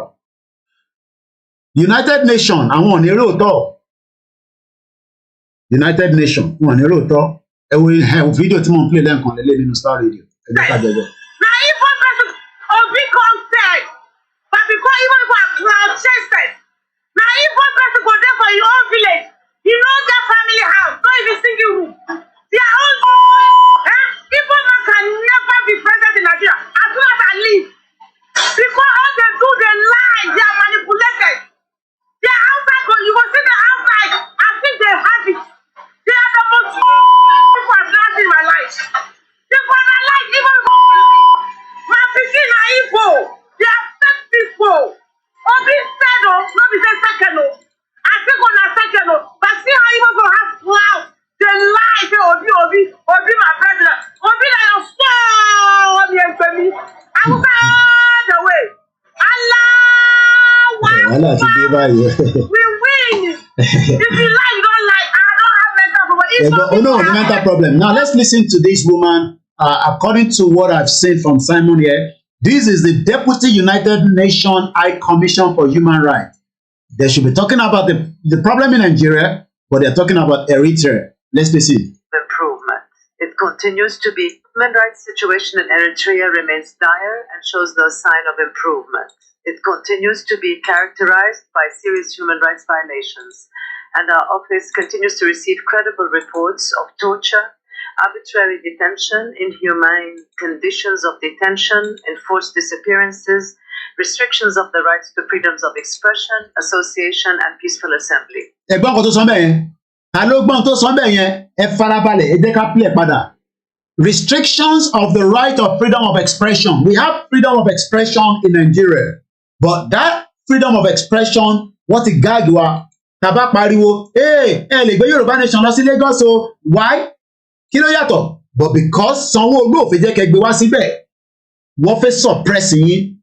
Freedom of expression, freedom of expression. Eléyìí tí mò ń ṣe yìí ló ń pè ní freedom of expression. This mo kí gbogbo ẹni tẹ́ wà nílọrin, mo kí gbogbo ẹni mo kí ìmáàmù Ọ̀fà dáadáa, mo dẹ̀ kí gbogbo àwọn ẹni Ọlọ́run tó ti lọ kọ́lọ́ bá dúró tì wọ́n, gbogbo àwọn ẹni Ọlọ́run ńláńláńlá, àwọn sheik, àkí gbogbo ẹni pásítọ̀, ẹ̀yin wòlíì, but ẹ sọ títọ́ fáwọn ọmọ ìjọ yín pé Nàìjíríà ò ṣiṣẹ́, ìyà tá à ń jẹ ní Nàìjíríà kò ń ṣe kékeré. Nigeria has to break so that we can have peace of mind. There is a pure propaganda burning against the Igbo people. Mo kí gbogbo ọmọ Yorùbá lẹ́ẹ̀kan sí. Ẹ̀gbọ́n tí woman yìí sọ, she is the Deputy Human Rights Commission. In Nigeria today, do we have human rights? Tábà ní human rights ló máa kọ́ àwọn ọmọ Yorùbá ló máa tì wọ́n mọ́lé. Tábà ní human rights ni wọ́n ń pa àwọn èèyàn nílẹ̀ Igbo. ni wọ́n ń pa àwọn èèyàn nílẹ̀ Benue State ní Plateau. There's no human right. And that is why we are saying the unity of one Nigeria is not working. We should not deceive ourselves anymore. So we are just about some few more hours and then we're going to go back into this conversation again. Of expression, association. And you're right, that's what passion Nigeria more. So kí Tinubu máa retí peaceful assembly wa, kò dẹ̀ sí nǹkan kan tó wà peaceful. It's always violent. Because nígbà tí sójà bá bẹ̀rẹ̀ sí ń pààyàn, then it becomes violent. But in a normal society, we should be allowed to have our own peaceful assembly. Mr. Koiki, ṣé Yoruba nation ti tán ni? No. Yoruba nation is still a continuity. And until we get what we want, it doesn't matter whether it's a Yoruba man that is there, whether it's an Hausa man that is there, whether it's an Ifishekiri man that is there, all we want is Yoruba nation. But the headline today says, why is the international community forcing us to live together? And peaceful assembly. Thousands of political prisoners and... Do you know how many thousands of political prisoners have been held in Nigeria, different prisons? Well, come on, Lady K-Law, for a very long time. We fought, and then eventually, they were released. Ṣebí torí pé àwọn Lady K wọ́n kó wọn láti ilé bàbá wa olóyè Ìgbòho ìmọ́lẹ̀ Yorùbá. Tó bá jẹ́ pé àwọn tó ń kó níbò míì, ǹjẹ́ mọ àwọn èèyàn tó wà ní prison? Abolongo prison was taken down by Wakili. Títí bá ṣe ń sọ̀rọ̀ nísìn, Ṣèyí Mákindé ò lè jáde kó sọ fún yín pé bíbá ni Wakili wà. So, what money? Ṣé kò sówó ní circulation? Nigeria ti gbẹ bẹ̀rẹ̀ ní government fi gbówó jáde. There's no money. The money in circulation is now being diminished. But gbogbo àwọn tó ń sọ̀rọ̀ yìí nísìn, they know that we're having the same problem in Nigeria, but àti Nigeria ò tí lànà. Wọ́n kọ́ àwọn sọ Nigerian government, be careful, we are watching you. And we have a signed treaty pẹ̀lú United Nations. United Nations must respect our right to self-determination just as the Scottish people are asking for their right. Àwọn kan nìyẹn, Terry Tinubu ti débẹ̀, ẹ ṣe sùúrù díẹ̀. Into Scotland. Let's go back again to Scotland. Ẹ jẹ́ ká gbọ́, okay, I don't even have to play that video. Ẹ jẹ́ kí n lọ mú nǹkan mi wá. Let me close down some of these. Àti understand ibi tá ti bàdé látàárọ̀ tẹ́lẹ̀. Norway, ìlú 5 million. Wọ́n ṣe trade pẹ̀lú Nàìjíríà to the tune of $769 million. Ìyẹn ló ṣe ń jẹ́ kí GDP tí wọ́n máa lọ sókè. But lẹ́ni, Ondo State could do the same thing, but it's not happening. Ẹ wo logistic. Ṣé ẹ fẹ́ máa wo àwọn trọ́ọ̀kì nílẹ̀ Yorùbá níbi títí tí tó ń dà wó? Ẹ wo àwọn trọ́ọ̀kì ńláńlá yìí. Báwo lẹ ṣe fẹ́ drive ẹ̀? Ẹ wo logistic fan kan lélẹ̀. Kábíyèsí nínú. Ẹ mọ tó fẹ́ dé tó bá yẹ pa bá dá dúró. Ìwọ náà wòran. Àwọn ọmọ kéékèèké ló máa drive ẹ̀ o. But wọ́n ti train wọn. Ó dà pé lè bá wọn polówó ní ibi iṣẹ́ ìwò. Ó dà pé footballer ni. Daar gaan we opleiding doen, hardwareopleiding. Weet jij hoeveel camions we hebben? Kí ló rò wọ́n sọ? Ṣé English ló ń sọ? 200? Èdè ló ń sọ. Kí ni kàn wọ́n pẹ̀lú English? They are speaking their own language. Táwọn náà bá ti dá dúró, ta ní logistic, èdè la máa fi communicate. Òun ṣe ètò ìwọ́kadà, sórí tó fi ń wọ ọ̀kadà káàkiri yẹn, ọ̀kadà ń ṣe transport mode of transportation. Ó jẹ́ kó lọ máa wá train, kó máa wá bọ́ọ̀sì fún state ẹ̀, ọ̀ kó ní transport system tọ̀dọ̀ tiẹ̀ náà tí state máa authorize. Kò jẹ́ kí everybody kàn ní àní mọ́tò tẹ́lẹ̀ ní brake, mọ́tò micra tó jẹ́ pé èèyàn márùn-ún ló máa wà nínú ẹ̀ tó máa pààyàn dànù. Mọ́tò tó jẹ́ pé wàá máa wo driver yẹn bó ṣe ń drive ẹ̀ báyìí, wàá máa rí pé mọ́tò yìí kankan ràn pẹ̀lú ẹ̀, kò sí mọ́tò kankan tó ń ṣiṣẹ́. And these are all this criminality tẹ́fẹ́ kó máa continue. Ìjọ la fi máa ṣe gbogbo yẹn dà. Àwọn kan ní ẹ ti rojọ́ púpọ̀ jù, ẹjọ́ náà la máa rò tá a máa fi kúrò tó máa fi di gbàgbòs. Similar, right? No, een beetje anders, maar we gaan het vandaag eens testen. Gbọ́n tó ń sọ, Ọlọ́run nìkan ló gbọ́n tó jọ ń sọ, but ìwọ náà wo training facility bó ṣe máa kọ́ ẹ̀ bó ṣe máa wá truck yìí, technology, ìwòran, logistic, wọ́n ti fún láṣọ tiẹ̀, ó yá lọ chain ẹ̀, òun náà ti dára wọn. Ṣé o expect pé irú ayé tí àwọn ilé ìgbé kọ́ wá gbé ní Nàìjíríà wo mọ́tò yẹn bó ṣe rí? Àgbédè tó ń sọ àwọn tó bá gbọ́ Germany, àwọn ya ìyè dára àtàwọn tó wà ní Germany. Mogen de motor stappen. Wait, first things first. Nígbà tá àgbọn tó sọ yẹ kí match analysis dey first thing first, McKenzie ó gbé síwájú. These are what we are saying. Ìwọ tó jókòó sínú abúlé ẹ̀ ń sọ pé Koiki ọmọ tó ń sọ ìwọ náà wo mọ́tò wo bó ṣe rí. Kàbíyèsí Elédùmarè everything. Máa ẹ má dáwọn ọlọ́ ẹ̀gbọ́n mi jà Kolúṣọlá Ṣòwòrẹ́ wà ń bẹ̀rẹ̀ bóòtù fún Ṣòwòrẹ́. Wọ́n ní kí Ṣòwòrẹ́ lọ bẹ̀rẹ̀ as a chairman ṣoríran. Wọ́n ti ń kọ́ bó ṣe wa mọ́tò yẹn ṣoríran logistic. But they understand. Nígbà tẹ́ pàwọn gọ́vnà yín criminal ní gbogbo wọn yahoo gaiman ní gbogbo wọn látòkè délẹ̀. Let's leave this one and then I come back out. So ẹ̀ka ló tó wà lọ́dọ̀ Simon Ekpa tí mo fẹ́ pè not ẹ wo Katrina Lango ìyá wa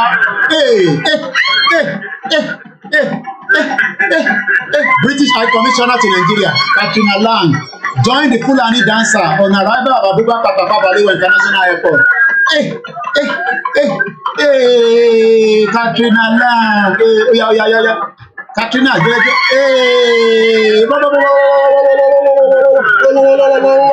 Katrina Lang British High Commissioner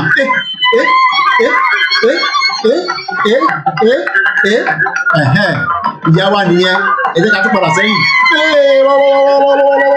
Katrina, this is the British High Commissioner to Nigeria. Òun ló ń jòyè British High Commissioner pẹ̀lú àwọn Fulani dancer. Máa sọ pé Nàìjíríà máa break pé àwọn ilé ló máa break ẹ̀ fún yín. Torí náà, torí bó ṣe ń jó.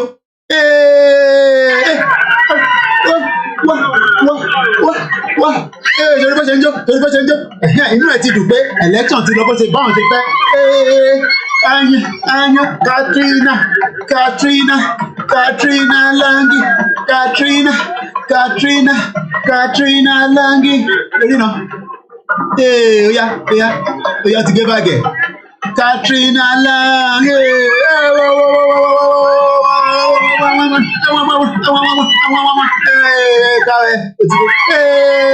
Katrina.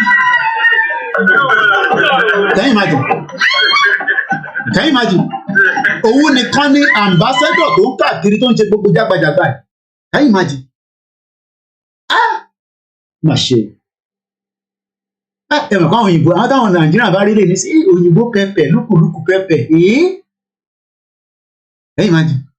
British High Commissioner to Nigeria Katrina Lang joined Fulani dancers on arrival at Abubakar Tafawa Balewa International Airport.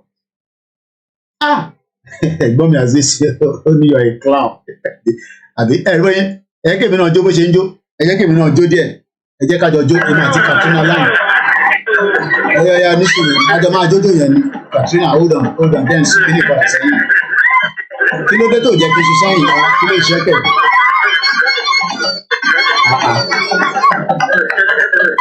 Oya.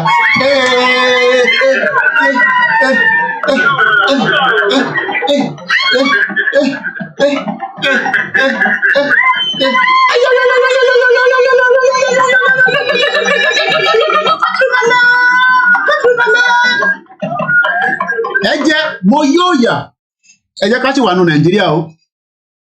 Àwọn ilé mission tí wọ́n ní àdúrà tí wọ́n ní pé ká wà nù Nàìjíríà.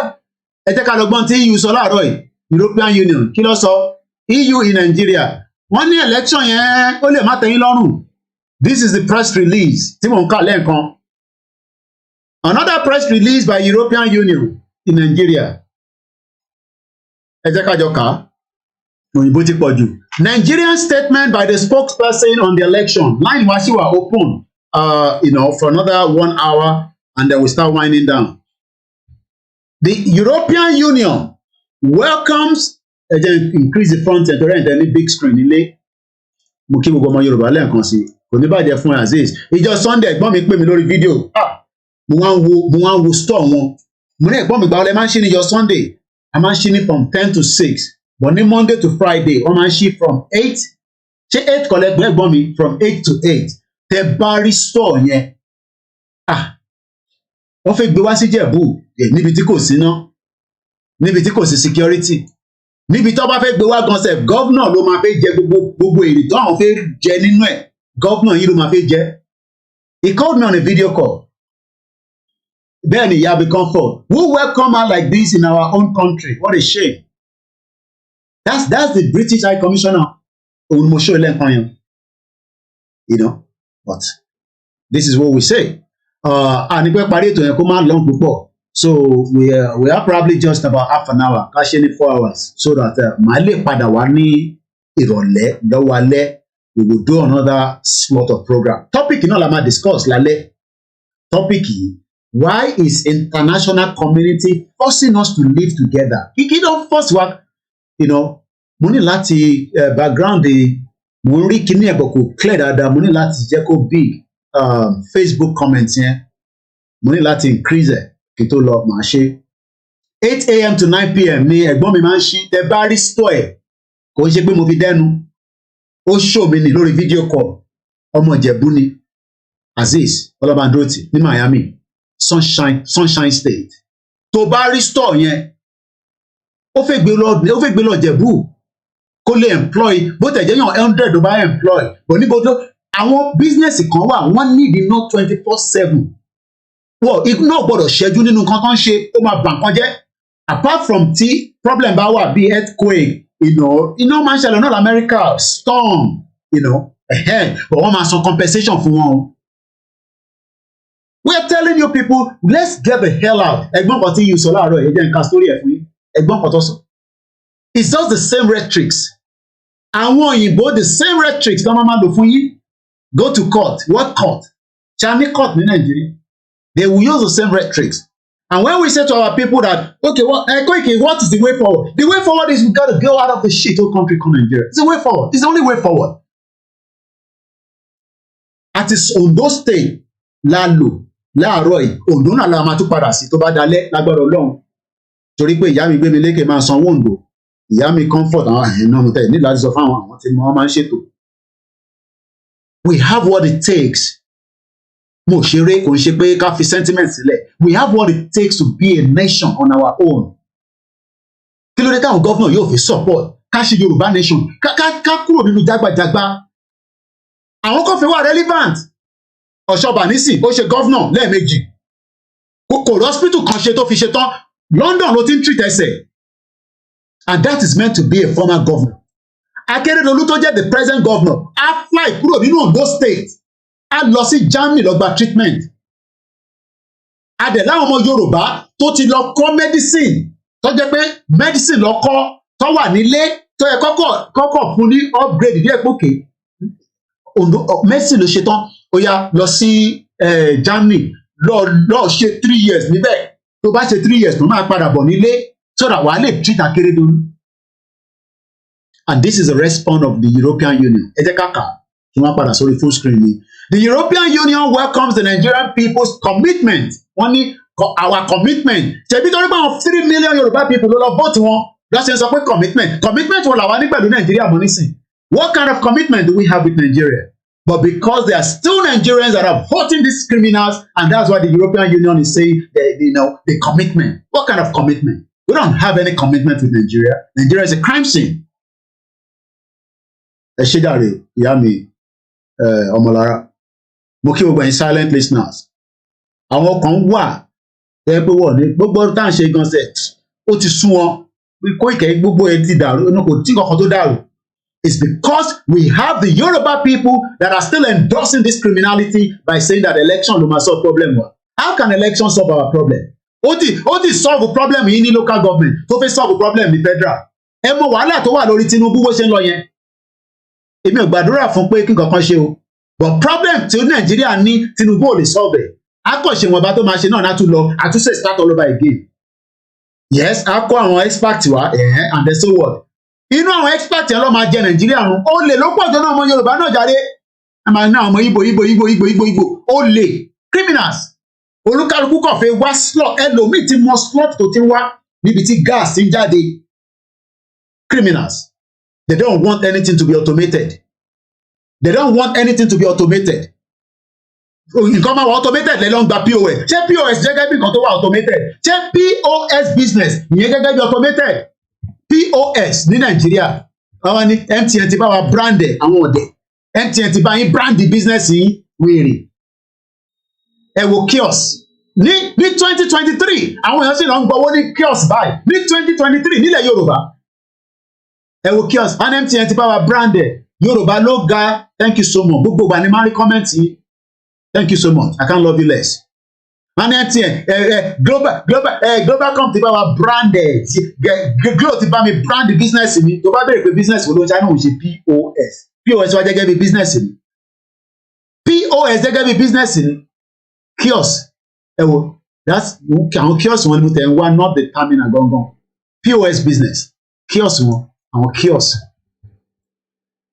àwọn èèyàn dẹ̀ ti mọ̀ pé yà ń jẹ yín POS kiosk ẹ wo bó ṣe rí ní 2023 ní kọ́mọ Yorùbá kan jókòó sínú bíbà ṣé kò wà endanger gan sẹ̀ bó ṣe wà ní bíbà kò sí safety glass kò sí anything ẹ̀dẹ̀ ń transact owó nínú bẹ̀ nítorí pé wọ́n ṣe ATM sí yín ládùúgbò ìkọ́ tó bá ṣe ATM ní àwọn tó ń ṣiṣẹ́ níbí báyìí kò ń ṣe pé wọ́n ò ní ríṣẹ́ o ṣe rí gbogbo àwọn tó máa ń rò pé àpò ìkìbọ̀ tẹ bá ní ẹ gbogbo kan wà tó mẹ́tẹ̀ táwọn èèyàn ò ní ríṣẹ́ mọ́ ni girl yóò ní láti jókòó sínú bíbá back end ló máa jókòó sí nígbà tí wọ́n bá fi káàdì sínú ATM tí kò gbowó jáde wàá wá make a call my name is Mrs. Fumilayo how can I help you welcome to ẹ fún mi lórúkọ kan welcome to Yoruba Bank àníṣọ English ẹ jẹ́ n sọ Yorùbá ẹ káàbọ̀ ìyá wa ṣé kò sí mo fẹ́ gbowó ní káàdì mi ti ẹ dúró síbẹ̀ ẹ jẹ́ kí n sáré wò ó ok ojú ẹlẹ́gbàlẹ́wà bẹ́ẹ̀ ni wọ́n abáàlẹ́ ṣe mọ̀ àmọ́ ti rí yín náà ni mọ́mì mo rí yín lórí kámẹ́rà báyìí aṣọ white lẹ́wọ̀ lẹ́nìí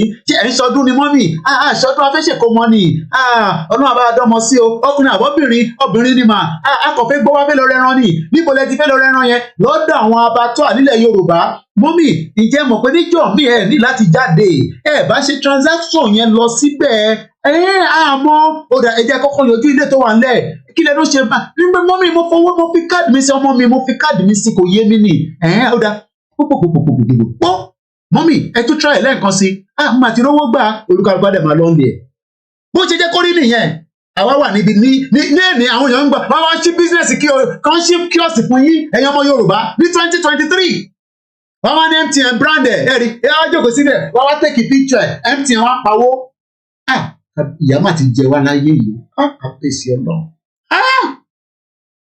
ní 2023 ṣe business wo ló ń ṣe mo ti gba kiosk ládùúgbò wo ẹ̀rí 2023 and transact nínú pákó and this is meant to be a country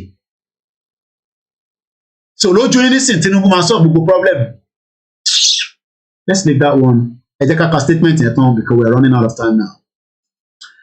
Again, the European Union want to welcome Nigerian people's commitment to democracy and the announcement of the result of the 25th February election by the Independent National Electoral Commission, INEC, declaring Mr. Bola Tinubu as president-elect.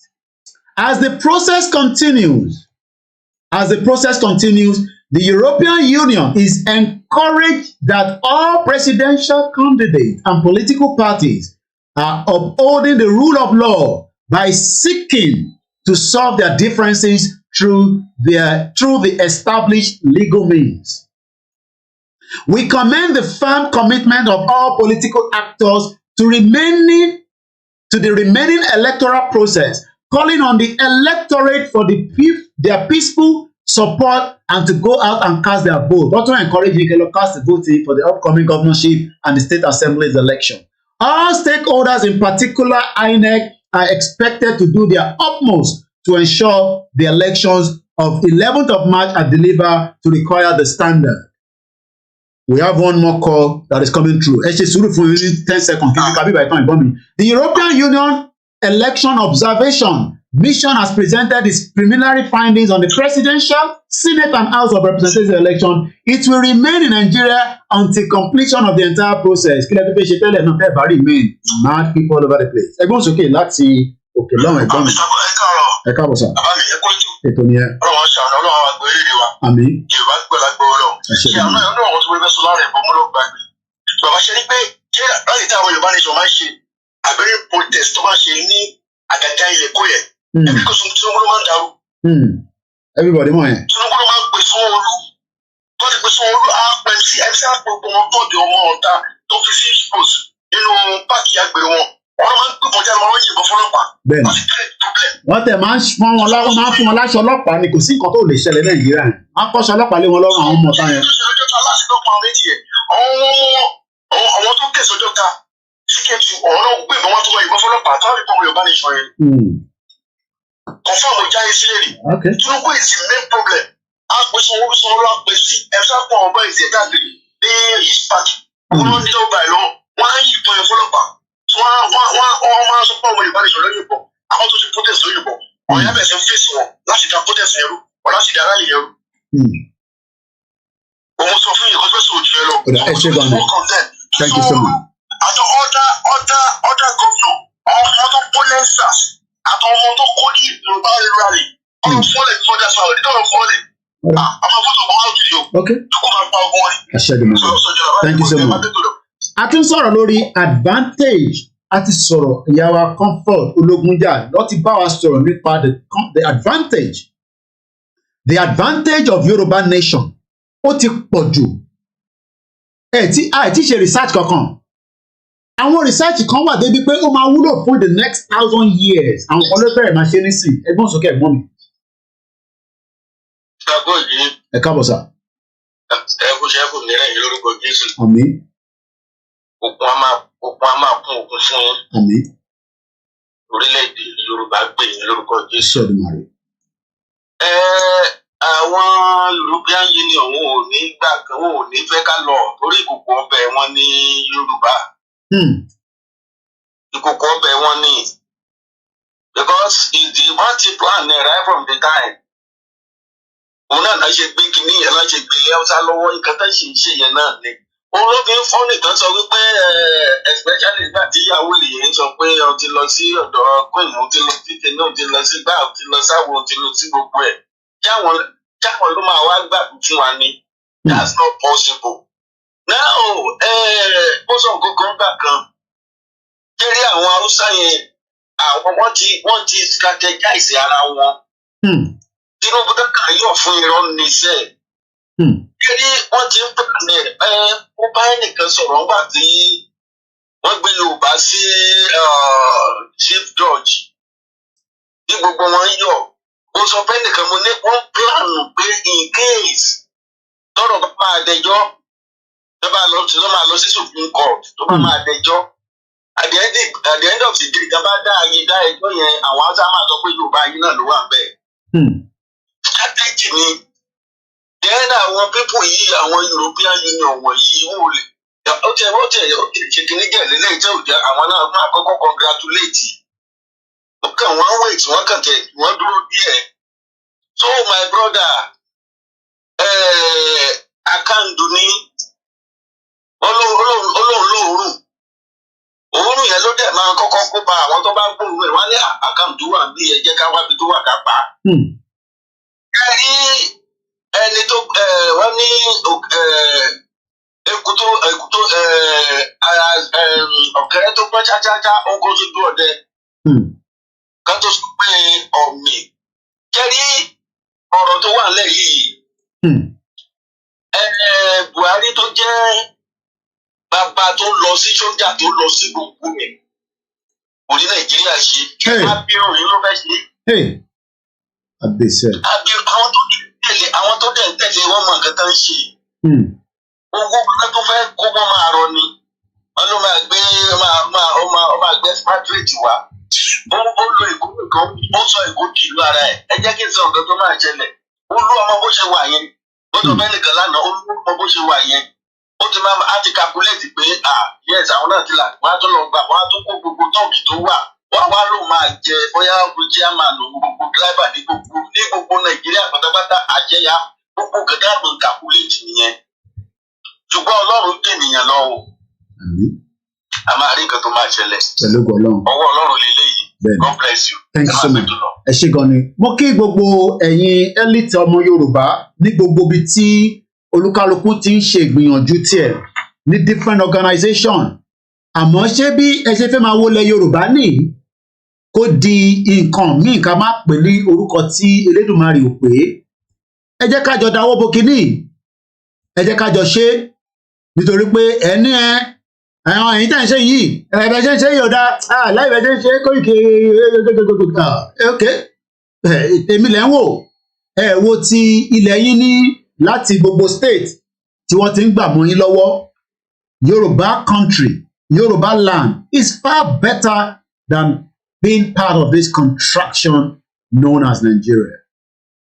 Nigeria is not going to work. Why are we then burning our energy and our time saving it? Let us get the hell out of Nigeria now before it is too late. Yoruba land can be prospered. Yoruba land can be developed. Yoruba land has what it takes to compete with the global community. But according to my topic this morning, where we started some almost 3.5 hours ago, my question is, why are we being forced to live together? We are better off.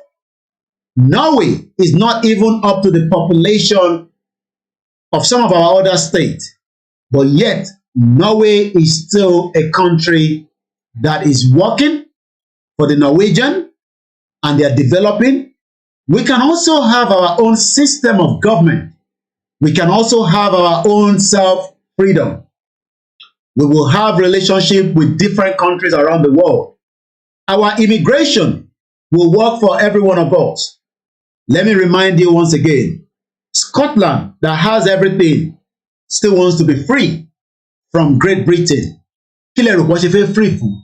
Because to them, being free kò sí nǹkan tó dáa tó. Kò ń ṣe pé living in Nigeria is our problem, but it's taking away who we are as people, our culture, our identity. The way forward is continuity of what we are doing, enlighten you, give you all the reasons in the world.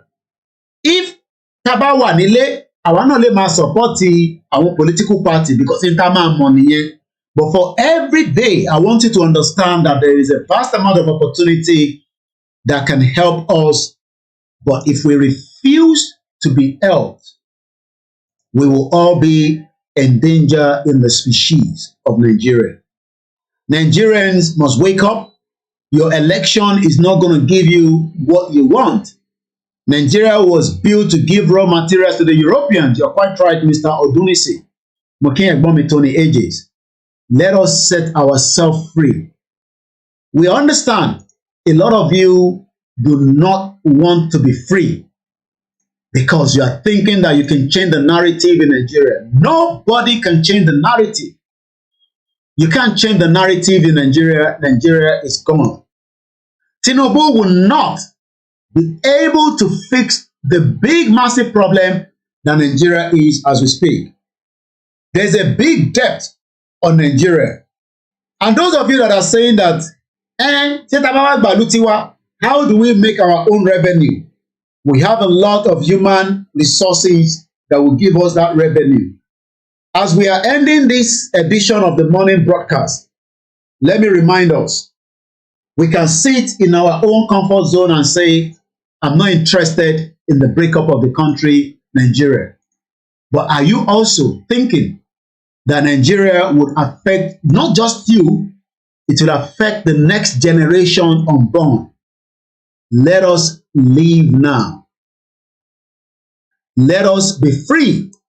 Let us set ourselves free from this danger that is building every day. Our land is something very, very important. There's no doubt in my mind. And we don't want anybody to take that land. But let me remind you always, as long as we remain in Nigeria, Nigerians have the right to move around in any Yoruba state. A fẹ́ wà nílẹ̀ Yorùbá tí a máa jẹ́ kí èdè wa jẹ́ àkọ́kọ́ as a priority. I don't want to stay away out of Yoruba land as much as I have stayed for 24 years. I want to remain in a Yoruba country. And just to play the last video, I just picked this up right now while I was walking behind the scene. I'm a pareto, you listen, like 15 minutes more at exactly 1 p.m. local time in London. That will be 2 p.m. local time in Yoruba land. This will be the last caller because Anigba Kokokomole call you. Eba share briefly then I'm going. I'm going to say Kason. Àwa ni ẹ. Àmín. Ẹni bá sọ pé ìlú Nàìjíríà ó dáa bó ṣe wà ọ̀tá Ọlọ́run pátápátá nítorí ojoojúmọ́ ni ojú pípọ́ ojú tó ń kọ́ àwọn èèyàn ojoojúmọ́ ló ń lékè sí. Láwọn sì tá a bá fẹ́ gba 5,000 naira ń sì wọ́n á yọ 1,000 naira lórí 5,000 naira. Wọn ò dẹ̀ rí ẹni tí ò ṣe sí rárá. A dẹ̀ sọ pé a wà nínú ìlú bá a ní gọ́ọ̀mẹ̀ntì. Ní gọ́ọ̀mẹ̀ntì ìdúró gọ́ọ̀mẹ̀ntì ní gbogbo ẹ̀. Because láti ìgbà tí a ti wà nínú pọ́blẹ́mù mainland scarcity yìí, mo rí ọ̀kan ó ṣòwò ìkọ̀kan nílẹ̀ Haúsá. Ẹjẹ́ mọ̀ báwọn CBN wọ́n dẹ̀ organize poster board. Gbogbo alárí fídíò yẹn. Ẹni tó bá náà rí fídíò yẹn, gbogbo alárí pátápátá. Èyí náà rí fídíò yẹn, gbogbo alárí. Ṣùgbọ́n lọ́dọ̀ wa bíbá kò sí nǹkan tó ń jọ bẹ́ẹ̀. Mo kí ẹ̀gbọ́n mi Akin Nàìjíríà Saki. Ìpọ́njú òṣì àìríjẹ àìrímọ ojoojúmọ́ ló ń peléke sí. So ta lẹni náà tó wá fẹ́ ṣe tó fẹ́ sọ pé òun fẹ́ ṣe Nàìjíríà ṣé nínú òfin 1999 tó ń gbélé wa lórí. Ọ̀nà àbáyọ kan ṣoṣo tó kù ni pé everybody pín. Nígbà tá a bá pín ojú akálẹ̀ ojú akáko ká máa ṣe gbogbo ìlú tó ní development everyday wọ́n dá dúró ni. Wọ́n dá dúró bí Libya ṣe wà ń bẹ̀rẹ̀ tó alátìpá tó ti gba Gaddafi education wọn sì wà bó ṣe wà. So kí ni nǹkan tá a wá sọ? So ẹni bá sọ pé bóyá mọ̀ ṣe á jẹ́ pé ọpọlọ onítọ̀hún ọpọlọ ẹ ti rá ọpọlọ ẹ ti kú ó ti bọ́ sọ nìyí bóyá inú òṣì ni onítọ̀hún fẹ́ kú sí. Ẹ wá wo bó ṣe tó ayé náà. Nígbà tẹ bá ní 5,000 naira tọ́lẹ̀ ti yọ 1,000 nínú ẹ̀ á bèsì ẹ. Tó ti yọ 1,000 naira. Ẹ wo àwọn woman tó ń gbálẹ̀. A máa play video ẹ̀ lẹ́yìn tẹ́ni bá sọ̀rọ̀ tó. 25,000 naira ní sálárì wọn. Kò sí ẹni benefit. Wọ́n ti parí jẹ́ kí mo jẹ́ báyìí sọ̀rọ̀ ẹ̀ rí wọn lẹ́gbẹ̀ẹ́ títì. Tó máa já mọ́tò dúró pé kí mọ́tò máa gbé àwọn dé destination àwọn tí wọ́n lọ. Lẹ́gbẹ̀ẹ́ sí ayé ká fẹ́ máa lò ní. Àwọn tálẹ́sà náà ló ń lò. Àwọn náà ló ń kú náà máa lọ jójó ìyà. Pé láńgbájá máa wọlé, kàmẹ́lú máa wọlé, kinní kan máa wọlé. Ọ̀nà àbáyọ kan ṣoṣo tá a ní nílùú yìí òun ni tá a bá pín bí bó ṣe máa àdúgbò máa burú sí ọ̀rọ̀ ìpè kọ́ nítorí kò sí fúṣọ̀ níbi ìmọ̀ rárá kò sí fúṣọ̀ rárá millions of people ń wáṣẹ́ tí wọn ò rí millions of people.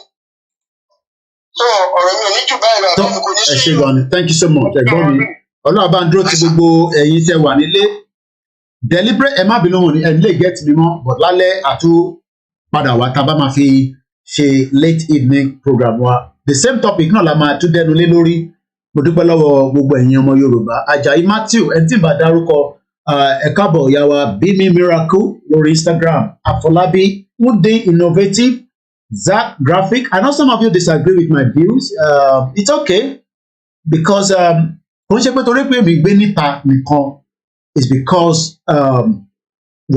torí mo gbé níta I've seen something different. I want the same freedom that I'm enjoying outside Nigeria. I am not the one destroying Nigeria. Nigeria has destroyed itself from day one. Ẹ jẹ́ ká wo fídíò Bami with myself. This was a very mo ṣe rí fídíò yẹn ni láìpẹ́ but this was last 2 years when I traveled to Nigeria and I believe he was responding to something then wọn ní kò gbọ́ English ẹja gbọ́n kan tó sọ. Torí pé wọn ò lóye wọn ní làákàyè. Lọ́gbọ́n orí tí wọ́n bá lọ́gbọ́n tó ń lóye tí wọ́n ní làákàyè wọ́n mọ̀ pé ọpọlọ mi ju tàwọn lọ.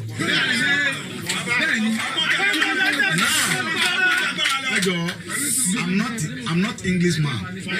I'm not fighting for English. I'm fighting my Yoruba because I'm a particular.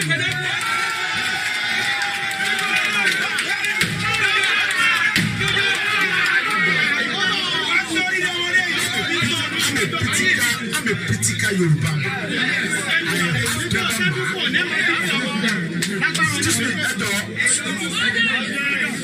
traveling to speak English in Yoruba land. English is not my language. Then I'm traveling to abroad since 2006 to do my business there. Are you the one you are following me to talk to my business partner in abroad? I'm talking to my business partner by myself.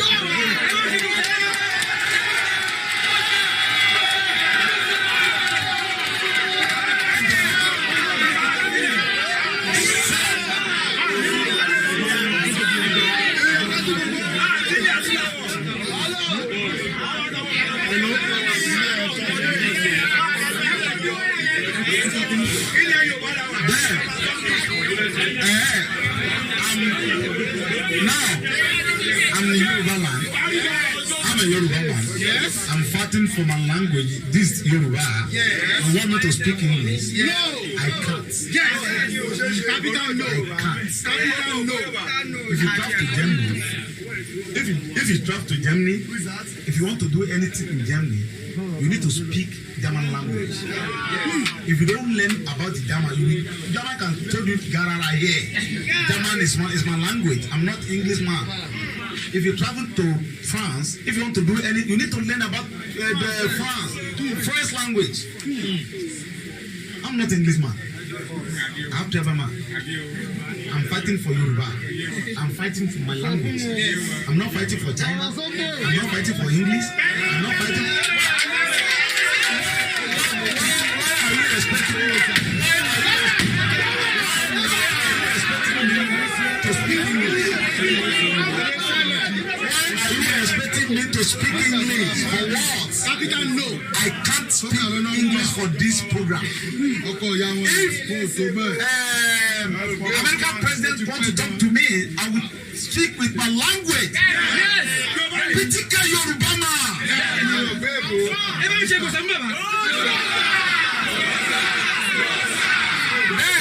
I don't need to speak English to get what I want from Nigerian government. I need to speak my language. You understand? Yes. So, what is English? I'm not. Now, you are a professor. Yes. I don't need your money. I don't need anything from you. I'm better than school. So what do you want? What am I want from you? So you want to speak English for what? All my children is in school. So what do you want to speak for what?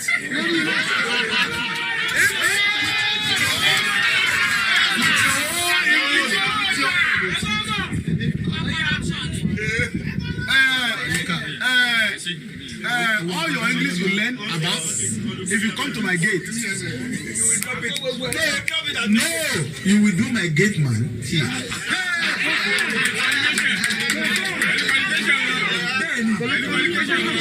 That English you are speaking. Do you have a certificate for English?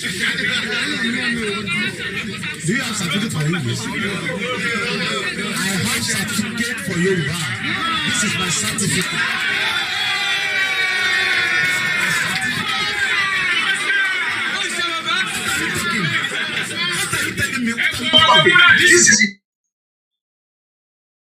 Wow, we can't love him less, and we just can't stop appreciating IGBOHO for the great job he has done in our life as Yoruba people.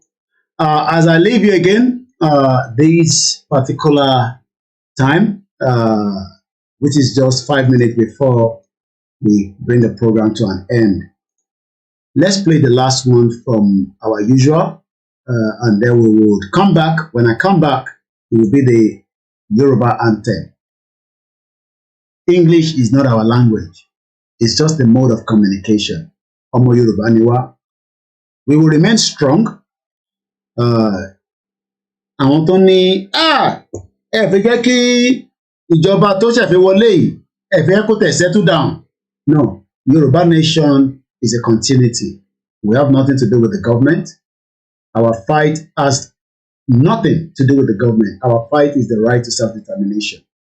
Mumbo.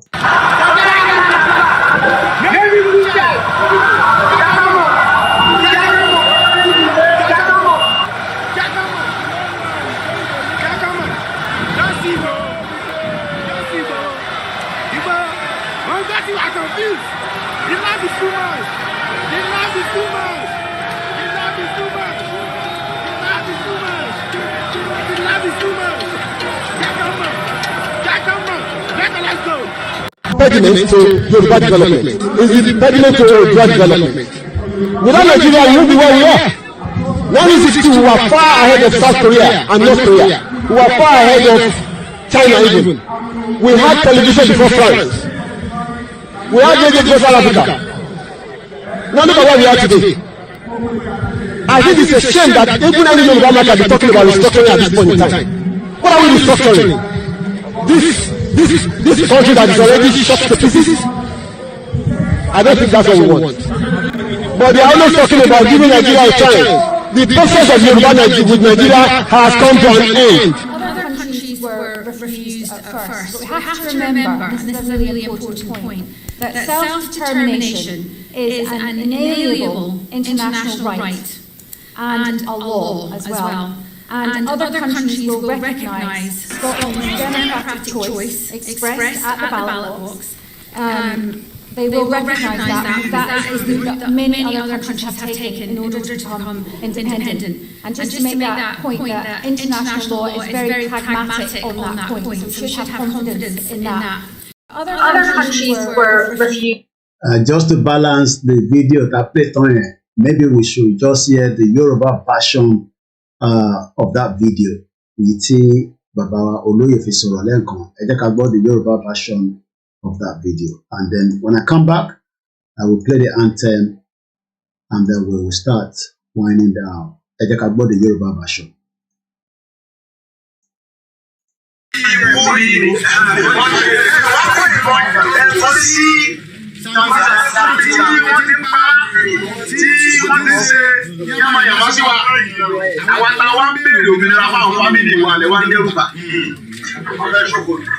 Àwọn tí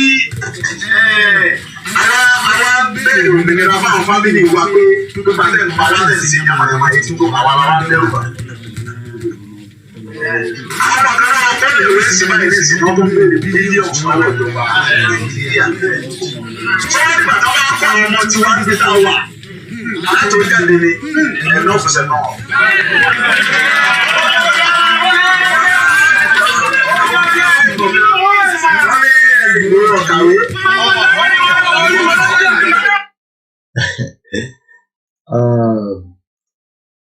And that is about it.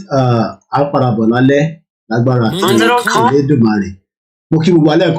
And on that note, we play the anthem and we end the program today. My name is OLAMILEKAN. It's been your morning broadcast that linked us to the Star Radio UK, and then also Continuity. But when we come back later in the evening, Lagbara Edumare, there's still no update. I contacted the family, no update yet, but we continue to remember him in spirit, and we pray for his release in whatever the situation that is happening with him as we speak right now. And on this note, I will say thank you so much, everybody. My name is Yomi Koiki. Koikimedia, bringing the world closer to your doorstep.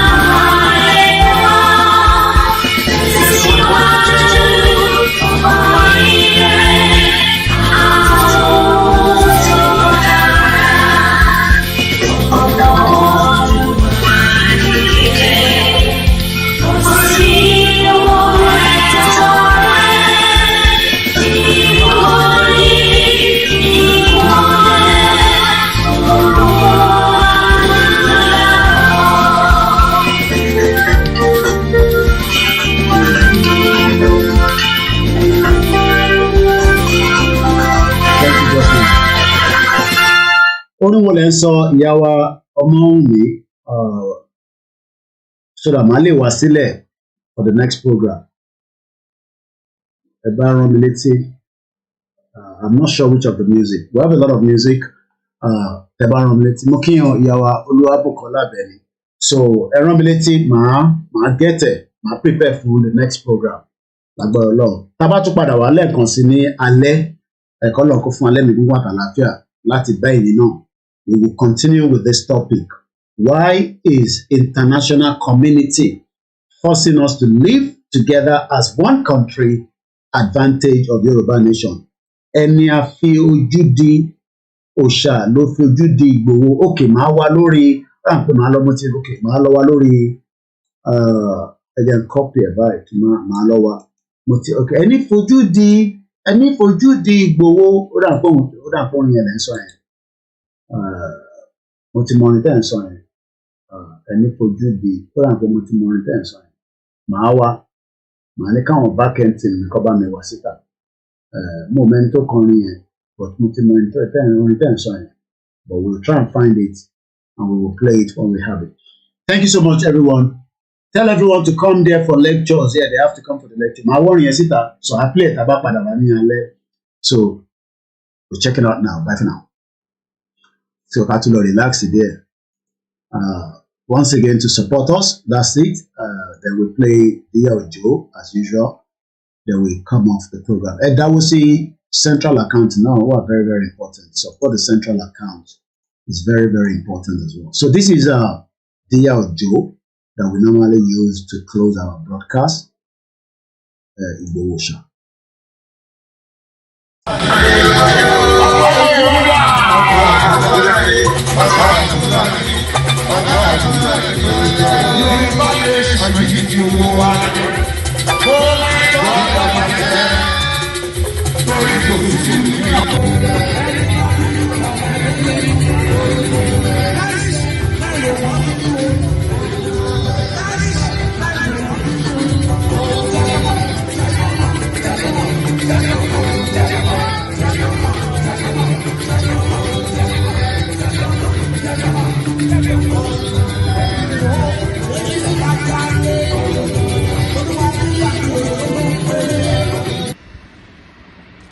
Life is so funny.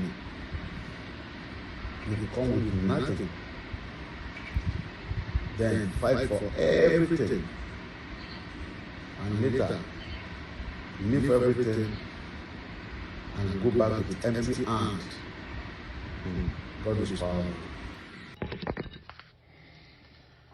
Ojo gàté, kòjọ gàté, Yorùbá nation ṣe tèrè-tèrè, ó kéde ara rẹ̀.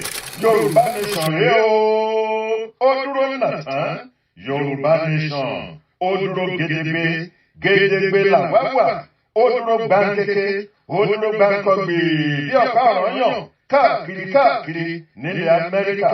Ìlú tí a tẹ̀dó sí orókè Oòduà, onílẹ̀ Yorùbá kò lè farasin. Yoruba nation ti dúró nàtán fáyé ní USA. Ló bá tán, ẹgbẹ́ ìlànà Oòduà lábẹ́ olùdarí ọ̀jọ̀gbọ́n àgbà Bánjí Akíntóyè ẹ̀ka ti USA lábẹ́ ìṣàkóso Barrister Adékúnjọ ń ló gbé akéde Yorùbá nation yìí kalẹ̀ kàǹkà. Àgbájọ ọwọ́ la fi sọ̀yà o, àjèjì ọwọ́ kan ò gbẹ́rù lórí, káàkiri yẹni.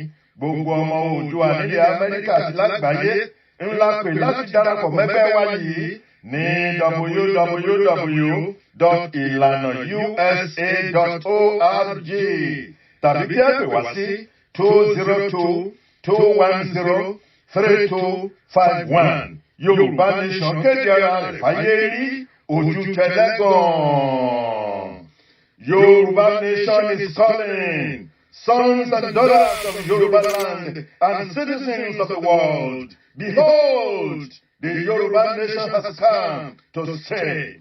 The billboard is magnificent. It is beautiful. It is second to none. It is historic. Sons and daughters of Oduduwa land, this is a clarion call for you to be part of history. Make haste and join Ilana Omo Oodua USA at www.ilanausa.org. www.ilano.usa.org.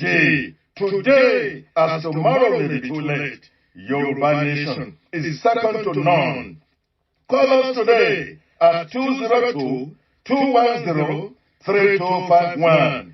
Yoruba Nation. Ẹ máa dúpẹ́ lọ́wọ́ àwọn KOIKIMEDIA team. Màá play music yẹn, wọ́n ti bá mi wá, so ẹ jẹ́ ká enjoy ẹ̀.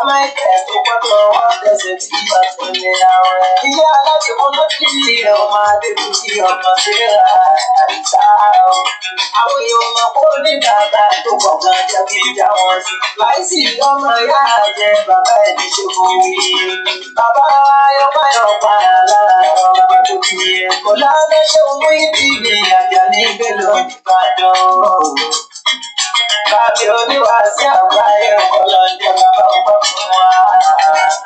Ọba ìlú. Wọ́n bẹ̀rẹ̀ wí níbi wọ́n bẹ̀rẹ̀ ọdún ọdún sáré wọn kọ̀ọ̀kan. Ojú ètò ilé máa rọ̀ wọ́n. Ẹgbẹ́ sí kan. Òkè kí ilé òun gbà. Àbísàbà. Aládìsá ti transform ọmọ ẹgbẹ́. Ẹgbẹ́ sọ̀nà níyọ. Aláàfin àgbààgbà mẹ́rin ni wọ́n tẹ́ ní pẹ̀sẹ̀ tí wọ́n ju ẹrù lẹ̀ sígbó. Ojú orí wọn bẹ nígbò kò parọ́. Àfìgbà tó bá tẹ̀ láwá jẹ nígbò tó kó gbogbo ọmọ Ọ̀yọ́ gbé. Kábíyèsí ọba gun ojú làkọ́kọ́. Tó tó bí aró ọba ọ̀pọ̀tọ̀ níyù. Torí lórí Ajíbóyèdè, torí lórí ọba Tẹ̀lá Ṣípa. Òfin òun kọjá, ṣóun ló kọ́ ọmọ Ọ̀yọ́ wá lónílẹ̀ nígboro. Ìgbòho ẹ ti ń ṣoríire bọ̀ lọ́jọ́ gbọ́rọ̀. Ìgbòho ní kó sọ fún òfin òun kọjá. Ìgbòho mọ̀ rẹ̀ nílé Ọ̀yọ́ ìjọ́sí. Nílé ikú bàbá yèyé lọ́ba má bàjẹ́ wà. Kò sọ́ba tí ó jẹ lọ́yọ̀ọ́ tí ò kó àforí balẹ̀ fáwọn bàbá rẹ̀ tó jẹ́ tó. Ìdí nìyí tó fi ń kì í lọ́yọ̀ọ́ kó. Wọ́n bá ẹ wí. Wọ́n bẹ̀rẹ̀ wí níbi wọ́n bẹ̀rẹ̀ ọdún ọdún sáré wọn kọ̀ọ̀kan. Ojú ètò ilé máa ń rọ̀. Ọba ti bẹ́ẹ̀ sí lọ. Òkè kí ilé òun gbà. Àbísàbà. Aládìsá ti transform ọmọ ẹgbẹ́. Ẹgbẹ́ sọ̀nà níyọ.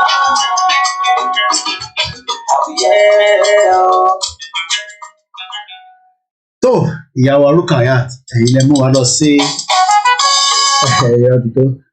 wa lọ sí memory lane. I was enjoying it just behind the scene here as well. Thank you so much everybody. Finally, Koiki Media, bringing the world closer to your doorstep. Bye for now.